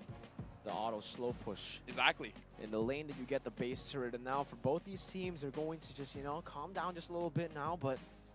This is a good game, by the way. This is a great game, right? We're seeing a lot of creative angles to come back from the game. We're seeing a lot of great team fights as well from both T2K and Brute Force. Right now we got troubleshooting, 1 minute, 50 seconds to go. During this time, again, I want to talk about Bobe on the Zas pick, because I believe the changes for the Zaz makes the impact instant. And I kind of feel like that's the biggest change compared to Zaz from previous patches where you want to ramp up, you want to get it to a point where the slow is slow enough that the opponent can't move. Now it's instant. The moment someone gets hit, it's the immense slow is applied, and afterwards you just want to deal as much damage as you can. But again, we see some positioning errors that might be difficult for the Zaz, because now even though you can spawn your Nightmaric spawn wherever you want using the ult, you don't have to use your first skill spawn to change it into your ult. But still, the positioning is still going to be very difficult as a Zaz. But either way, I feel like he's using it very, very well. I think the positioning and the timing, right? And because the timing, yeah. some of those moments, the positioning was already good, but the timing of popping into the Dominator's Descent ended up with him dying, overextending, a little bit of a miscommunication maybe with the rest of the team that maybe were already communicating that they wanted to go in, but didn't take the initiative, and instead, you know, Babe had to pay the price. I thought, you know, with Babe dying, you know, they would actually lack a little bit of wave clear to handle those waves, but luckily for T2K, they were still able to defend and stay composed even after losing their mid lane, because he's definitely going to be the guy to do all that, the wave clear in these skirmishes, especially with the Lord. Although I gotta say, looking at draft, this should be, even though T2K just got pressured heavily, right? I feel like the draft favors them a little bit, because especially because they have the Ling. They just have to get to the mindset where someone needs to set something up for us to have an amazing team fight. Like the Terizla, bait something. Like either use the Terizla as a good setup tool or legit just use him as a bait. Let him die as long as the opponents brute force use everything that they have so that the Ling is free. It's easier said than done though, right? For the Ling to be free, because if I was Terizla, it would be easy. I would pretend I miss my ult. Okay. I trust me. I'm just pretending I miss my ult. Muster up. But now we're jumping straight into the game. And I was talking about Yahiko, but we've got to talk about Witch as well. Has not died an entire time this game, so he's been skating up well. It really has. I think for both teams, right? Even for Black March, he was able to rotate across the map so many times. Item check again. The item check that we really have to talk about is the fact that Masarab now having the blade armor means that he can legit be a bait, because Black March is not going to be as free as he would want to go for the damage. Speaking of which, Black March is full items. Looks like the Claude is just missing one item. I'm guessing it's going to be the Malefic Roar. Although, I feel like in this kind of situation, maybe he should go for more of a defensive item. Maybe a Rose Gold Meteor, just that he can survive a little bit more and stay in the team fight a bit longer. But either ways, damage dealt, 61,000 damage being dealt by the Zaz. And the Kufra took almost 80,000 damage in this game. A lot of damage from both these teams. It's all about damage output, as we know, in this meta. Yahiko and Witch synchronized Malefic Roar by together there. Babe also, Starlium Scythe. Is that his last item, LaFell? I believe it's his fourth item. It's his fourth item. Oh wait, no, fifth. Oh, Apex going to be able to get the revenge and the raise down to the penalty zone. They're going to try to melt Mashiro down, but the last Insanity gets rid of all of them now in the back line. Kaji able to go for the Executed Witch, trying to go for the Kite now, able to go for the Immortality, and now it's going to be Yahiko who secures it. The Wind of Nature saves him for a bit, and in the end, Yahiko will take the Lord and will take also Marbin out of the game. That's a triple kill for Yahiko in the bush. Yahiko goes in, Kaji tries to go for it, and that's going to be the Maniac for Yahiko in the mid lane. Kajic, he tried to go for the risky play. He did, and he paid with it with his life. And now with a wipeout, it seems they're just going to go for the base straight up. It's wide open. They don't even need to go for the base turrets. One push is all they need. T2K get the dub. I mean, I don't want to be that guy, but dude, I called it. They had the draft to be able to do this well. Someone just needs to be a bait. Someone just needs to throw their body to enable things. It looks like the one that threw their body was actually the Lord, because the Lord, I feel, dealt a lot of damage in that game, even though the X-Borg almost turned things around, but Yahiko was free. No one was able to stop him. And T2K starting off with a W. T2K, the team that was considered, you know, the dark horse coming into this group. We were talking about Brute Force, Homeboys, IHC, but T2K, they were able to get the game. And it was all from the early game, like, you know, the reporter said. Team fight, team fight, team fight. We got to talk about the first Maniac as well, right? Yahiko, I mean, to be fair, the Maniac was given to him. Yeah, right? I mean, Kaji, that's why I was kind of shocked as well. Yeah. Kaji, oh, I feel like he felt he had the burst damage because we're looking at the highlights here, and again, he could have just go away. Yahiko didn't know he was there, but because of the Maniac, because you were able to take the Valentina down, it was free. Lord was marching in. You still have members on your team. You end the game. I think either way, that would have been an auto end, right? Because even if he did get the recall, Yeah, I guess he true. was trying to make a risky play to save the game by taking Yahiko down. Because maybe if he did get that kill, maybe he would have turned the tides around that siege. That was an amazing game, but now we're going for a break before we start our third game of the day.